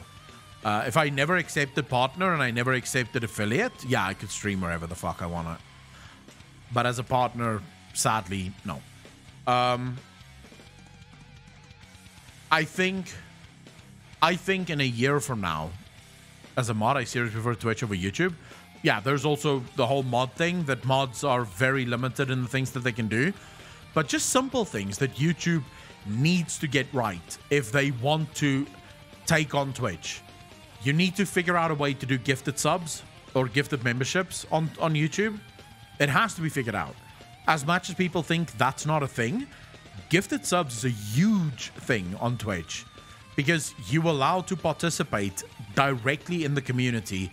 You allow to give something nice to the community whilst also contributing to the streamer, right? Which is something that's fun. Something that a lot of people care about and a lot of people enjoy. They should make it easier to subscribe to streamers. The amount of people that actually join YouTube and go, how do I become a member? It's insane. The super chat thing needs to fucking change, right? It has to change. Because right now, the way the super chat works again is sort of weird, sort of clanky, really doesn't make a whole lot of sense to a whole lot of people. It's not as gamified as it is on Twitch. And then just generally speaking, the way the chat functions on Twitch. Now, to that, I have no suggestions. I don't know how you would fix that. A lady, thank you so much for what's up. Really fucking appreciate that. 2 months in a row. Thank you. Very much appreciated. Twitch's mod tools are more robust than YouTube's at the moment, I think. Twitch's tools for a streamer is more robust than YouTube's, to be fair. As a streamer, I have more things that I can do on Twitch before the stream starts and while the stream is going than I can do on YouTube. Well, does Amazon imagine if the Amazon platform could become like YouTube and you have Prime Sub and Twitch would have a big move? If Amazon wanted to do that, but based on what we're seeing, Amazon doesn't seem to give a fuck. If YouTube actually fixed their chat interaction, it would be a real competitor to Twitch for your average user. Okay, Twitch, I agree with that. Curious as to how streamers feel, because I am not one. Do you prefer gifted subs or just donations? Dinosaur, it sort of doesn't bother me. I think gifted subs have more of a future intention to them and also more of a growth tool just in general. So whenever you say, let's say you give 10 subs, the bot doesn't just give 10 subs to the people that's watching now. It sort of randomly selects out of your entire follower list 10 people and then gives them a bunch of subs, right? Gives each one a sub. Now, what that oftentimes does is you get a lot of people that maybe followed 2 years ago and then stopped watching you or whatever, get a gifted sub, and then go, whoa, I completely forgot about Akalon. Let's go watch Akalon. Now what happens next month? They did have a sub for a month and they've been watching for, say, 2 or 3 weeks now. Maybe they decide to continue the sub. So suddenly, you know, you have a new stream of income from someone else. Donations, while upfront, far more money. So let's say you give 20 subs. You're paying over $50 for that. I'm getting $25, right? Not even. You get less. So I'm getting maybe $22, $23 for those 20 subs. But at the same time, actually, it costs you almost $100, I think, to give 20 subs. So I'm getting about 50 of whatever you're donating, right? So I get about half. We'll just use half, even though it's less than half, but let's use half.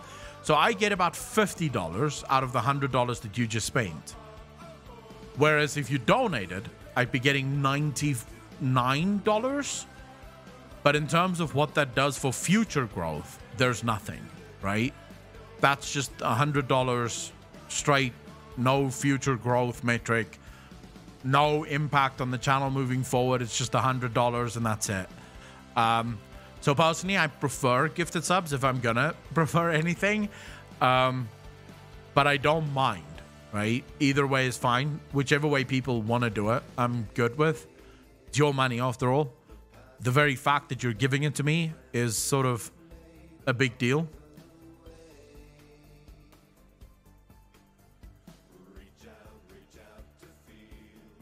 But exactly what you're saying, Macmillan. That's exactly true. I'm not the best businessman, so I don't run my Twitch as a business. I think most of you should know that by now. Macmillan, that's 50 fucking gifted subs in one day. Are you high? I really appreciate the gifted subs. And then, of course, Dinosaur, not to be outdone, with another 5 community subs to both Macmillan and Dinosaur. Can we get some love in chat for both of these amazing people? Thank you so much, dude. Really appreciate that. Thank you, thank you, thank you. Twitch payout is also racist. It gives you more for subs based in America than anywhere else. Really? I didn't even fucking know that. That's what I mean with I'm not a good business guy with my streams. I literally just stream and I don't really optimize for money.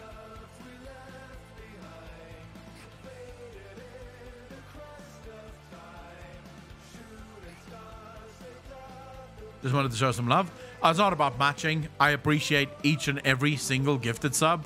So thank you so much, Dinosaur. And Macmillan is just a whole another level. You see, what Macmillan is trying to do is he's trying to get Jeff Bezos over Elon Musk, right? So he's just sort of helping. He's just nudging Bezos so that Bezos can once again be the richest man in the world. And he's just using me as the vehicle to achieve that. Big back, he's always the beast. Truth. Mr. Beast. That guy's also a fucking monster. Yellow Cake Dealer, how you doing, bro? Well, now I'm happy. Happy to have you here, Yellow Cake Dealer. I'll support that. 270 per American sub, 220 for subs in EU. Why though? Why? The fuck is that? I mean, I don't know exactly how the Twitch shit works and how the business side of things work and all this nonsense. Yeah, but conversion rate wise, you should actually get more for an EU sub because that's in euro. Although, yeah, you should technically. How much is a $5 sub in euro? Whether you think we'll see Nathanos in Shadowlands? Feel like he hinted at it during pre-patch. Now, nothing. President John, how you doing, bro? I think we'll see him 9.2, maybe even 9.3. I don't think they'll introduce him right now. for €17. Amazon originated in the US? I don't know personally. Yeah, well, Amazon is a US company. It just doesn't make a whole lot of sense that it would be less. Because if I'm paying it in South Africa, so $5 in South Africa, I'm paying the exact amount of rands for $5. So why would it be less than if it was in the US? Unless, of course, what it actually is fees, so Swift fees and shit. And cover the conversion from the payout too.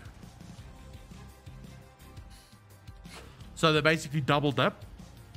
Basically like double taxes. Thanks for asking. Hope you are doing a good, my man. Always loving the content, by the way. President John, thank you very much. Really appreciate that. I heard something really bothersome, by the way. If you immigrate from South Africa, you have to jump through an absolute crazy amount of hoops to ensure that you don't also have to pay tax in South Africa. If let's say, for example, I just decided tomorrow, right, I'm moving to Ireland, right? Which I can do. I don't need a visa for Ireland, so I can just get on a plane and move to Ireland. At the end of the month, SARS, which is our South African Revenue Service, would literally come knocking on my door saying, hey, excuse me, that money you just earned? Yeah, we don't give a fuck that you're earning it now in Ireland. Give us our taxes. So we would like the 18.5% taxes, please. Although I think my tax bracket is a little bit higher than that. Pay about 21% taxes. So they would want their 21%, and then Ireland would want whatever fucking percentage they have, right? So I would literally be paying double tax. In order to immigrate, they call it financial immigration. The process is so hard that you need a lawyer that specializes in financial immigration, as well as an accountant that specializes in financial immigration, to actually make sure that you can immigrate and leave the country without then also having to pay taxes. And by the way, it doesn't matter how long you've lived outside of South Africa, then you're still fucked. Makes about as much sense as tithing in church. At least tithing in church is done at will, right? So they are keeping you in SA with tax money. Basically, they expect you to pay for them, even though you're not making use of anything that they have.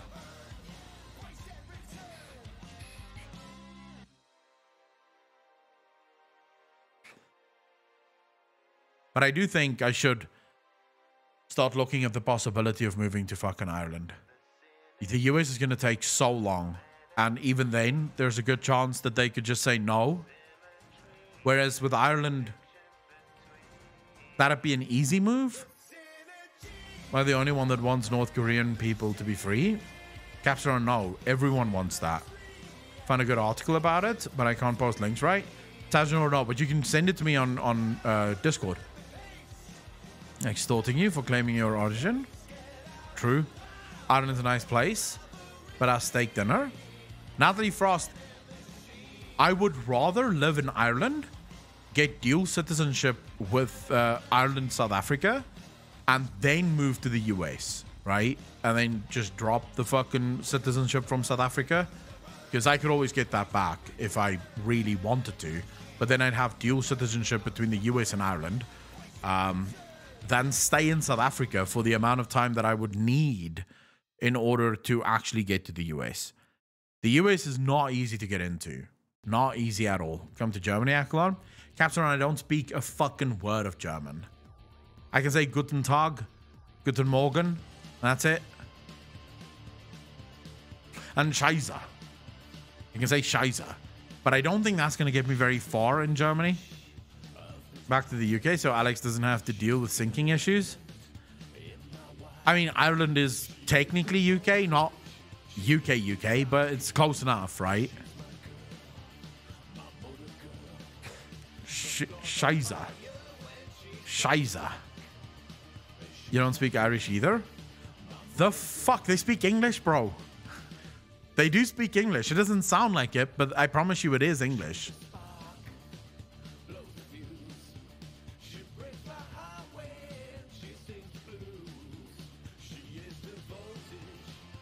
it took me far with less German. So I am. There is another city that I would actually live in. It's in Norway, I believe. I think it's Norway. It's like a city on the coast. It's the rainiest city in Europe. It's like the rainiest city in Europe. I'm trying to... Let's see. Bjergen. There we go. It looks so fucking beautiful. That city... I saw a video of a guy going there and just seeing that fucking city. It is so gorgeous. I would actually live there. The problem just with Norway is your taxes is completely out of fucking control. Enough rain? Germany or no? That city, it is literally the rainiest city in Europe. Let's say Bjergen. Rainfall. Someone told me, like in the video actually, they told me it's stupid. The amount of rain that they get, it's constantly. They have 195 rainy days per year, right? Bjergen Basin is considered to be the wettest place in Europe. It's around 30% on your income. That's 30% straight. But then, of course, we also have to include your VAT. We have to include your VAT, which, of course, is a whole different fucking story. What's the VAT for Norway? I know it's 25 in the UK, which is already fucking stupid, but...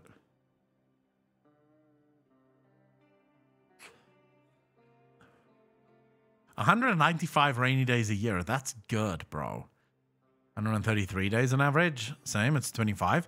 All right, so that's 55% taxes, right?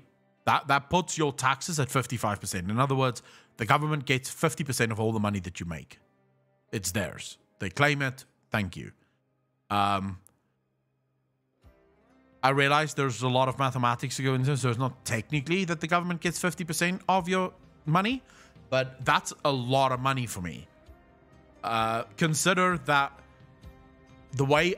So what is a good tax rate? 2 plus 4 plus 7 minus 0 is what I think is a good amount of taxes.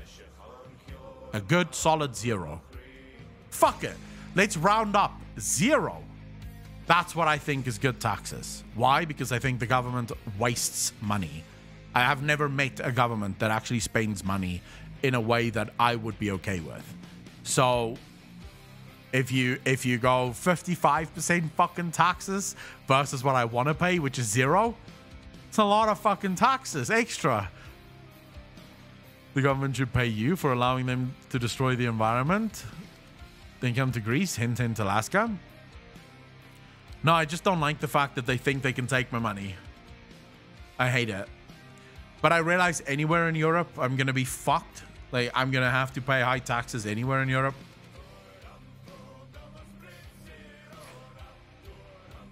Just sort of sad.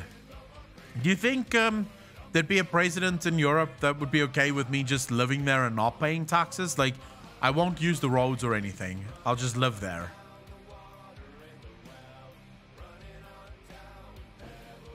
Agreed, you know? Agreed. Yeah, maybe I should start my own fucking country. I suppose to a link to an article from the Norwegian government named "What are you liable to pay tax on in Norway?" I sort of know a lot about Europe. I'll definitely check it out because I love reading stuff like that. I know Europe very well, and I know the US very well. The rest of the world I don't know. But I sort of know what happens and why. So I will say this. If I am gonna pay that amount of taxes, right?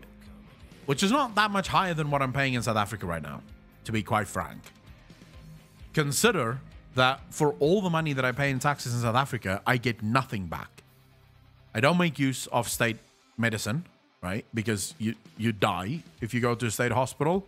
Like, if you really want to die, you get ill and you go to the state hospital, they will manage to turn a sore throat into death. So I don't go to state hospitals. I don't make use of state schooling. I didn't. I grew up, my parents paid for my schooling. I don't make use of anything that the government provides. I supply my own because I have to, because the things that the government provides is nothing. The government provides literally fuck all. And the little that they do supply, they don't supply to me, right? It's things like people who don't work get like $20 a month from the government, and I shit you not, that is the physical amount. They get like $20 a month from the government to, I don't know, not starve immediately, or some shit like that. So, and yet I'm still asked to pay almost 40% in taxes, right? So if I were to live in a country where they are going to tax me out of my asshole, it would most likely be a place like Europe. Anywhere in Europe. I think Switzerland would be the best. And I know that the second best country in the world when it comes to healthcare is the Netherlands, funnily enough. Yeah, the South African government is just fucking shit. The Netherlands is actually the second best country in the world when it comes to healthcare. The waiting times in the Netherlands is something like, I think, on average, the waiting times comes out to 2 days or something. Whereas in the UK, the waiting times, death would arrive sooner. Canada, funnily enough, is one of the worst healthcare systems in the world, even though Canadians love to pretend that they don't. And this is not me saying it as a capitalist. This is actually, there's an organization that is called the Canadian Medicine something, right? It's like a think tank, but it's an organization that works with the government to try and figure out what's happening and what's wrong and how to fix it. Canada scores among the worst in the world when it comes to healthcare. In fact, in many of the instances, the US is higher than Canada when it comes to healthcare. The only place Canada wins is the fact that it's cheaper per GDP. But in terms of actual payments, it's not even cheaper. So there's a lot of countries that I would be very pissed off if I'm paying that high taxes. So in South Africa, for example, I'll give you guys an example. I live in a third world country, right? South Africa isn't a first world country, it's a third world country. Let's say I got ill tomorrow, right? I go to the hospital to go check myself out. Well, first of all, I wouldn't go to the hospital immediately. I would go to a doctor. So I go to the GP's office. The GP tells me, no, we need x-rays, we need an MRI. I'm going to schedule you for this afternoon. This afternoon, I'd be in the hospital getting my MRI, getting my fucking x-rays and everything. They say they need to do surgery on me. We'll schedule you for tomorrow or the day after. Within a week, it's all scheduled. You're done. You're good. There you go. We've healed you. Thank you. I appreciate this. Now I'm gonna fuck off. And you can get all of that done for about $100,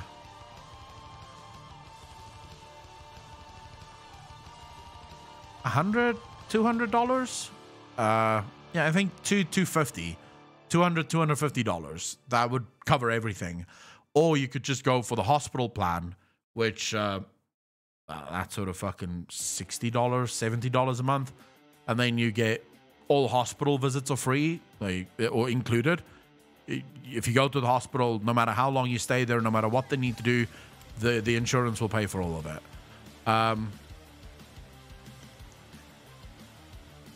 Do you know if Germany is in the top 10?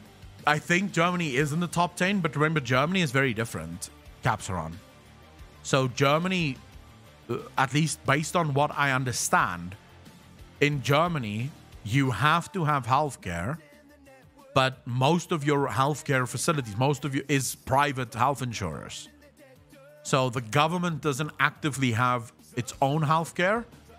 It just sort of every citizen must have healthcare, and then there's a bunch of like private insurers that you can go to for healthcare, and then those people who can't afford it, the government will help them out and pay one of the private insurers to sort of, you know, get the job done, if you will. I think that's how the Germans, that's the last time I read that's how it worked. It may have changed. I may be mixing two places up. Very bad at healthcare. Yeah, the UK is very low in terms of healthcare. I tend to go private in the UK despite the NHS. I've never had a single successful visit with the NHS. The NHS is one of the worst healthcare systems in the world. I know it ranked very low. The funny thing is, and here is really the fucking joke, it's a South African that designed the NHS system, South African doctor, and as soon as he was done with the design, he told the government, this system will fail. The system can't support itself. The restrictions that you guys have put in, the things that you guys want, the system will fail. And the government was like, no, cool system, thanks, bro.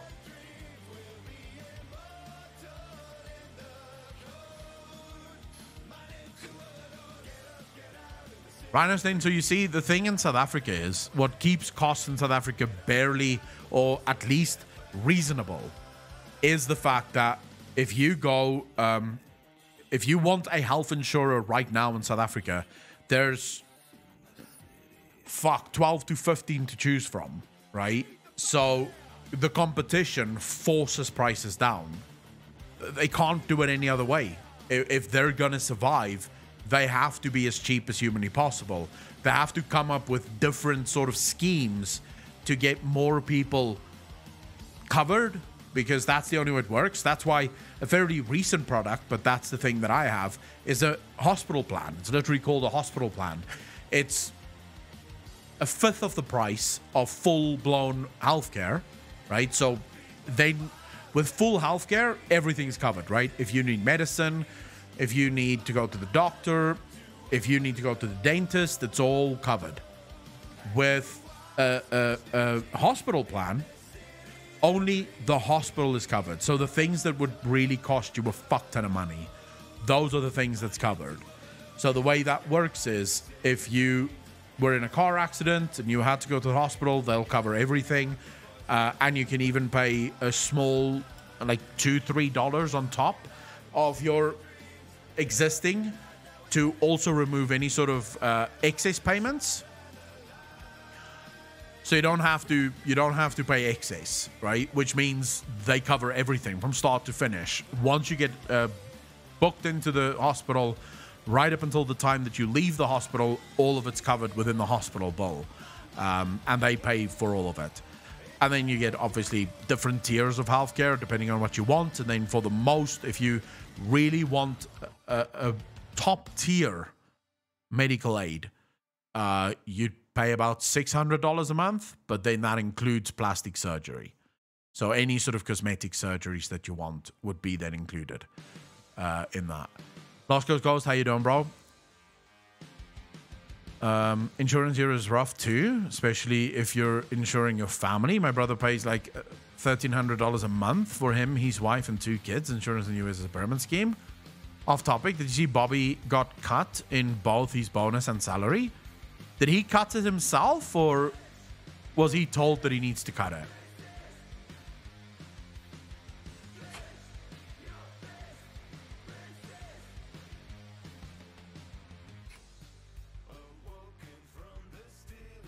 I think it was forced due to media.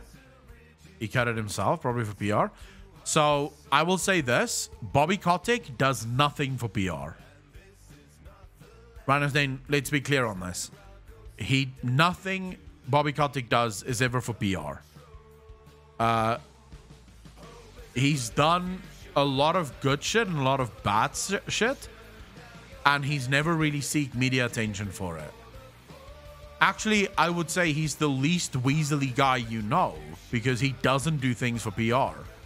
A lot of the people that you think do good things do it only when the cameras are on, and they fuck everyone else as soon as the camera goes off. Bobby Kotick fucks you whether the camera is on or off, right? Doesn't matter. He's just the guy that he is. But I will say this, and we've had this discussion a million times. It's really hard for me to judge Bobby Kotick based on some of the things that I've learned about him, right? Just openly shows he's pledged to shareholders. The thing about Bobby Kotick, Rhino Stain, that most people don't know, but should actually know if journalism was actually fair and balanced. You do know that whenever COVID started, he phoned every single Blizzard Activision Blizzard employee to find out if they're okay, if there's anything they need, if there's anything that he can do to help. Natalie Frost has a friend who got COVID and due to COVID complications is still very ill. He pays her still a year after she basically stopped working. She still gets money. He still phones her. He still wants to know if she's okay.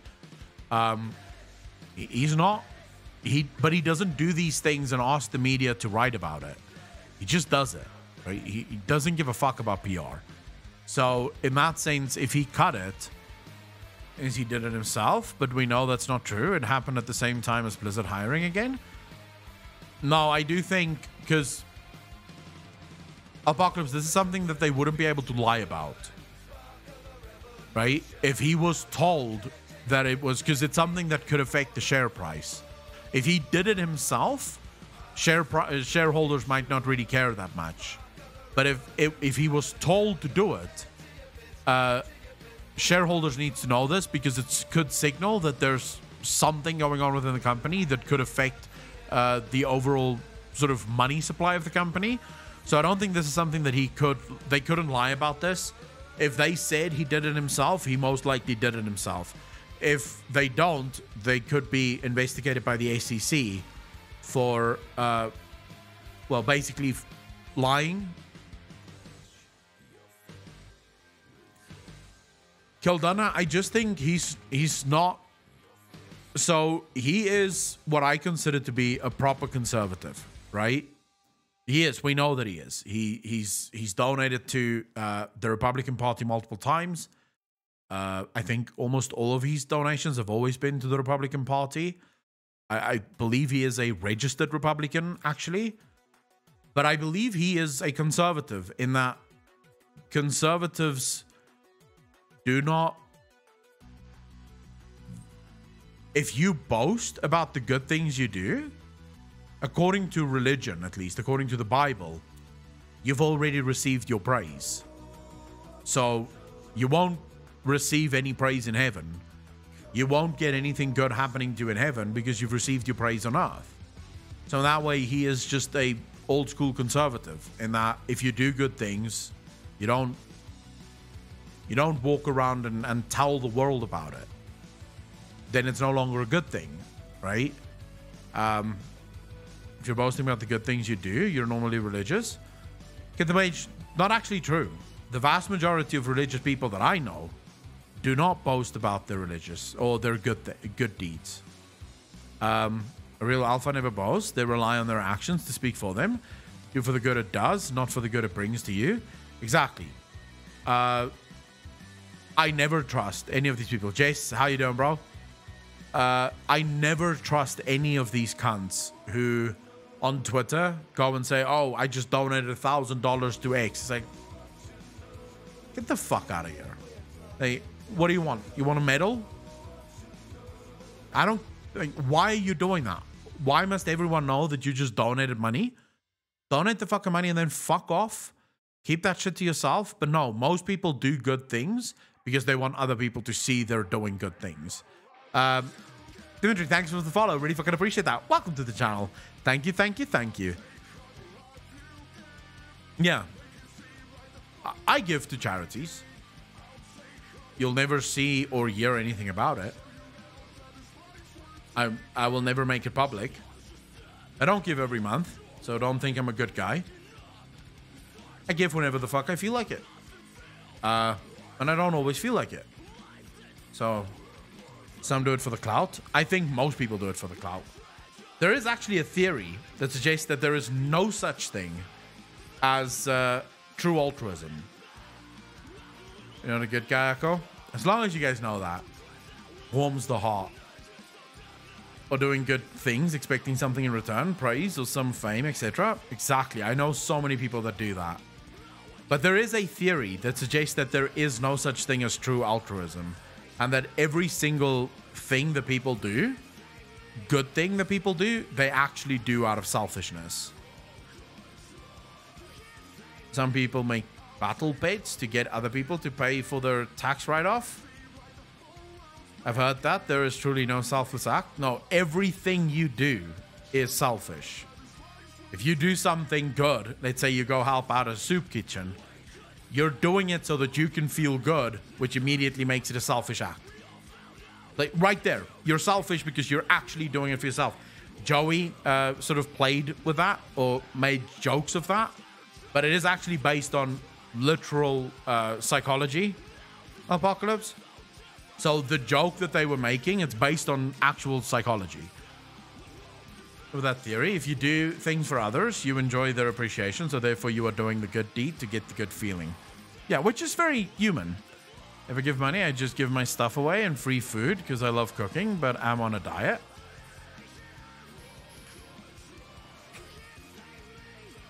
Look at me. Do you think I would ever give food away? Now that's where I draw the fucking line. Give away your money if you should. You know, I don't give a fuck. But food? It's disgusting, Caldana. That's the worst thing you've ever said in your entire life on this channel. And you've said some fucked up shit on this channel.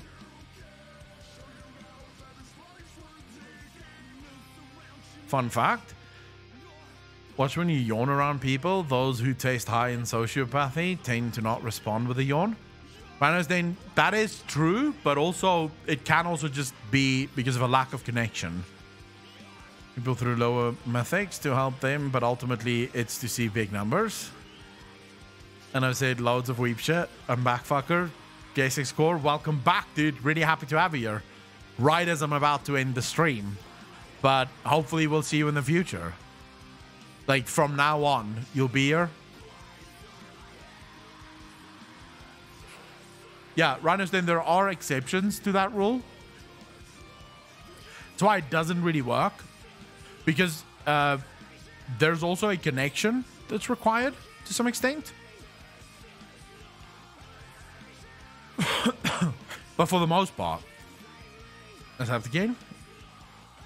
Jace, really appreciate that, bro. Sure you didn't leave because Jace arrived? No. No. I mean, we've been doing this for 4 hours, and you guys know the just chatting streams is only ever like 3 to 4 hours. If I do longer than this, my voice will literally die.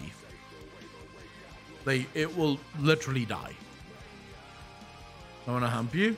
I don't want that, J6. Like, I'm okay with you being here, but let's not hump. It's a bit gayer than what I want the stream to be. What's the Sunday show going to be?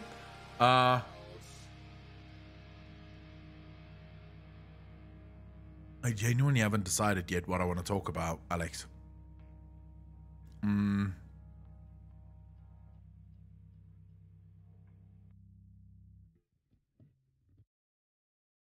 I'll let you know. I have a couple of topics, but I haven't decided which of the topics I want to make for Sunday and which of the topics I want to keep for like videos offline. So I'm gonna let you know before tomorrow night. You will know. Actually, I'll try to do it tonight on an actual weekend, not working. Bro, Alex, it's one thumbnail. Like, it's gonna take you two seconds. Missy, thank you for the 100 bits. Really appreciate that. Thank you, thank you, thank you. Thank you so much. I really appreciate that. But I'll try and do it tonight, Alex. I'm literally just gonna go take a break, walk around for a bit, and if I think of which topics I want to discuss, I'll immediately let you know.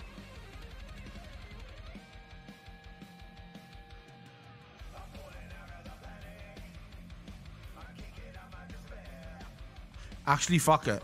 Alex, Winter Queen, and Elune. Because there's more that I want to discuss about that. So Winter Queen and Elune. Yeah. About the booty cheeks. I have videos coming out as well, Alex. I'll upload them now for you. Those videos is sort of meant to be next week, I think. But yeah, if you can finish them as soon as possible, that'd be great. It's one of them is about Elune, the other one is about Arthas. But I'll upload that for you. And yes, I will host kickers. I'll raid kickers for you. There we go, ladies and gentlemen. Even if you don't want to stick around, just go say hello. And as soon as you've said hello, I don't care what you go do. But just go say hello. It is Kickers. He is a friend of Apocalypse, who, of course, is a friend of the channel and a mod. He is playing Warhammer, as far as I could tell. So, ladies and gentlemen, I really appreciate each and every one of you coming to hang out with us. Thank you so much for being here. Enjoy your weekend. Enjoy your Friday evening. As always, be kind to each other. Be kind to yourself and do something nice. Okay? Peace out, fam.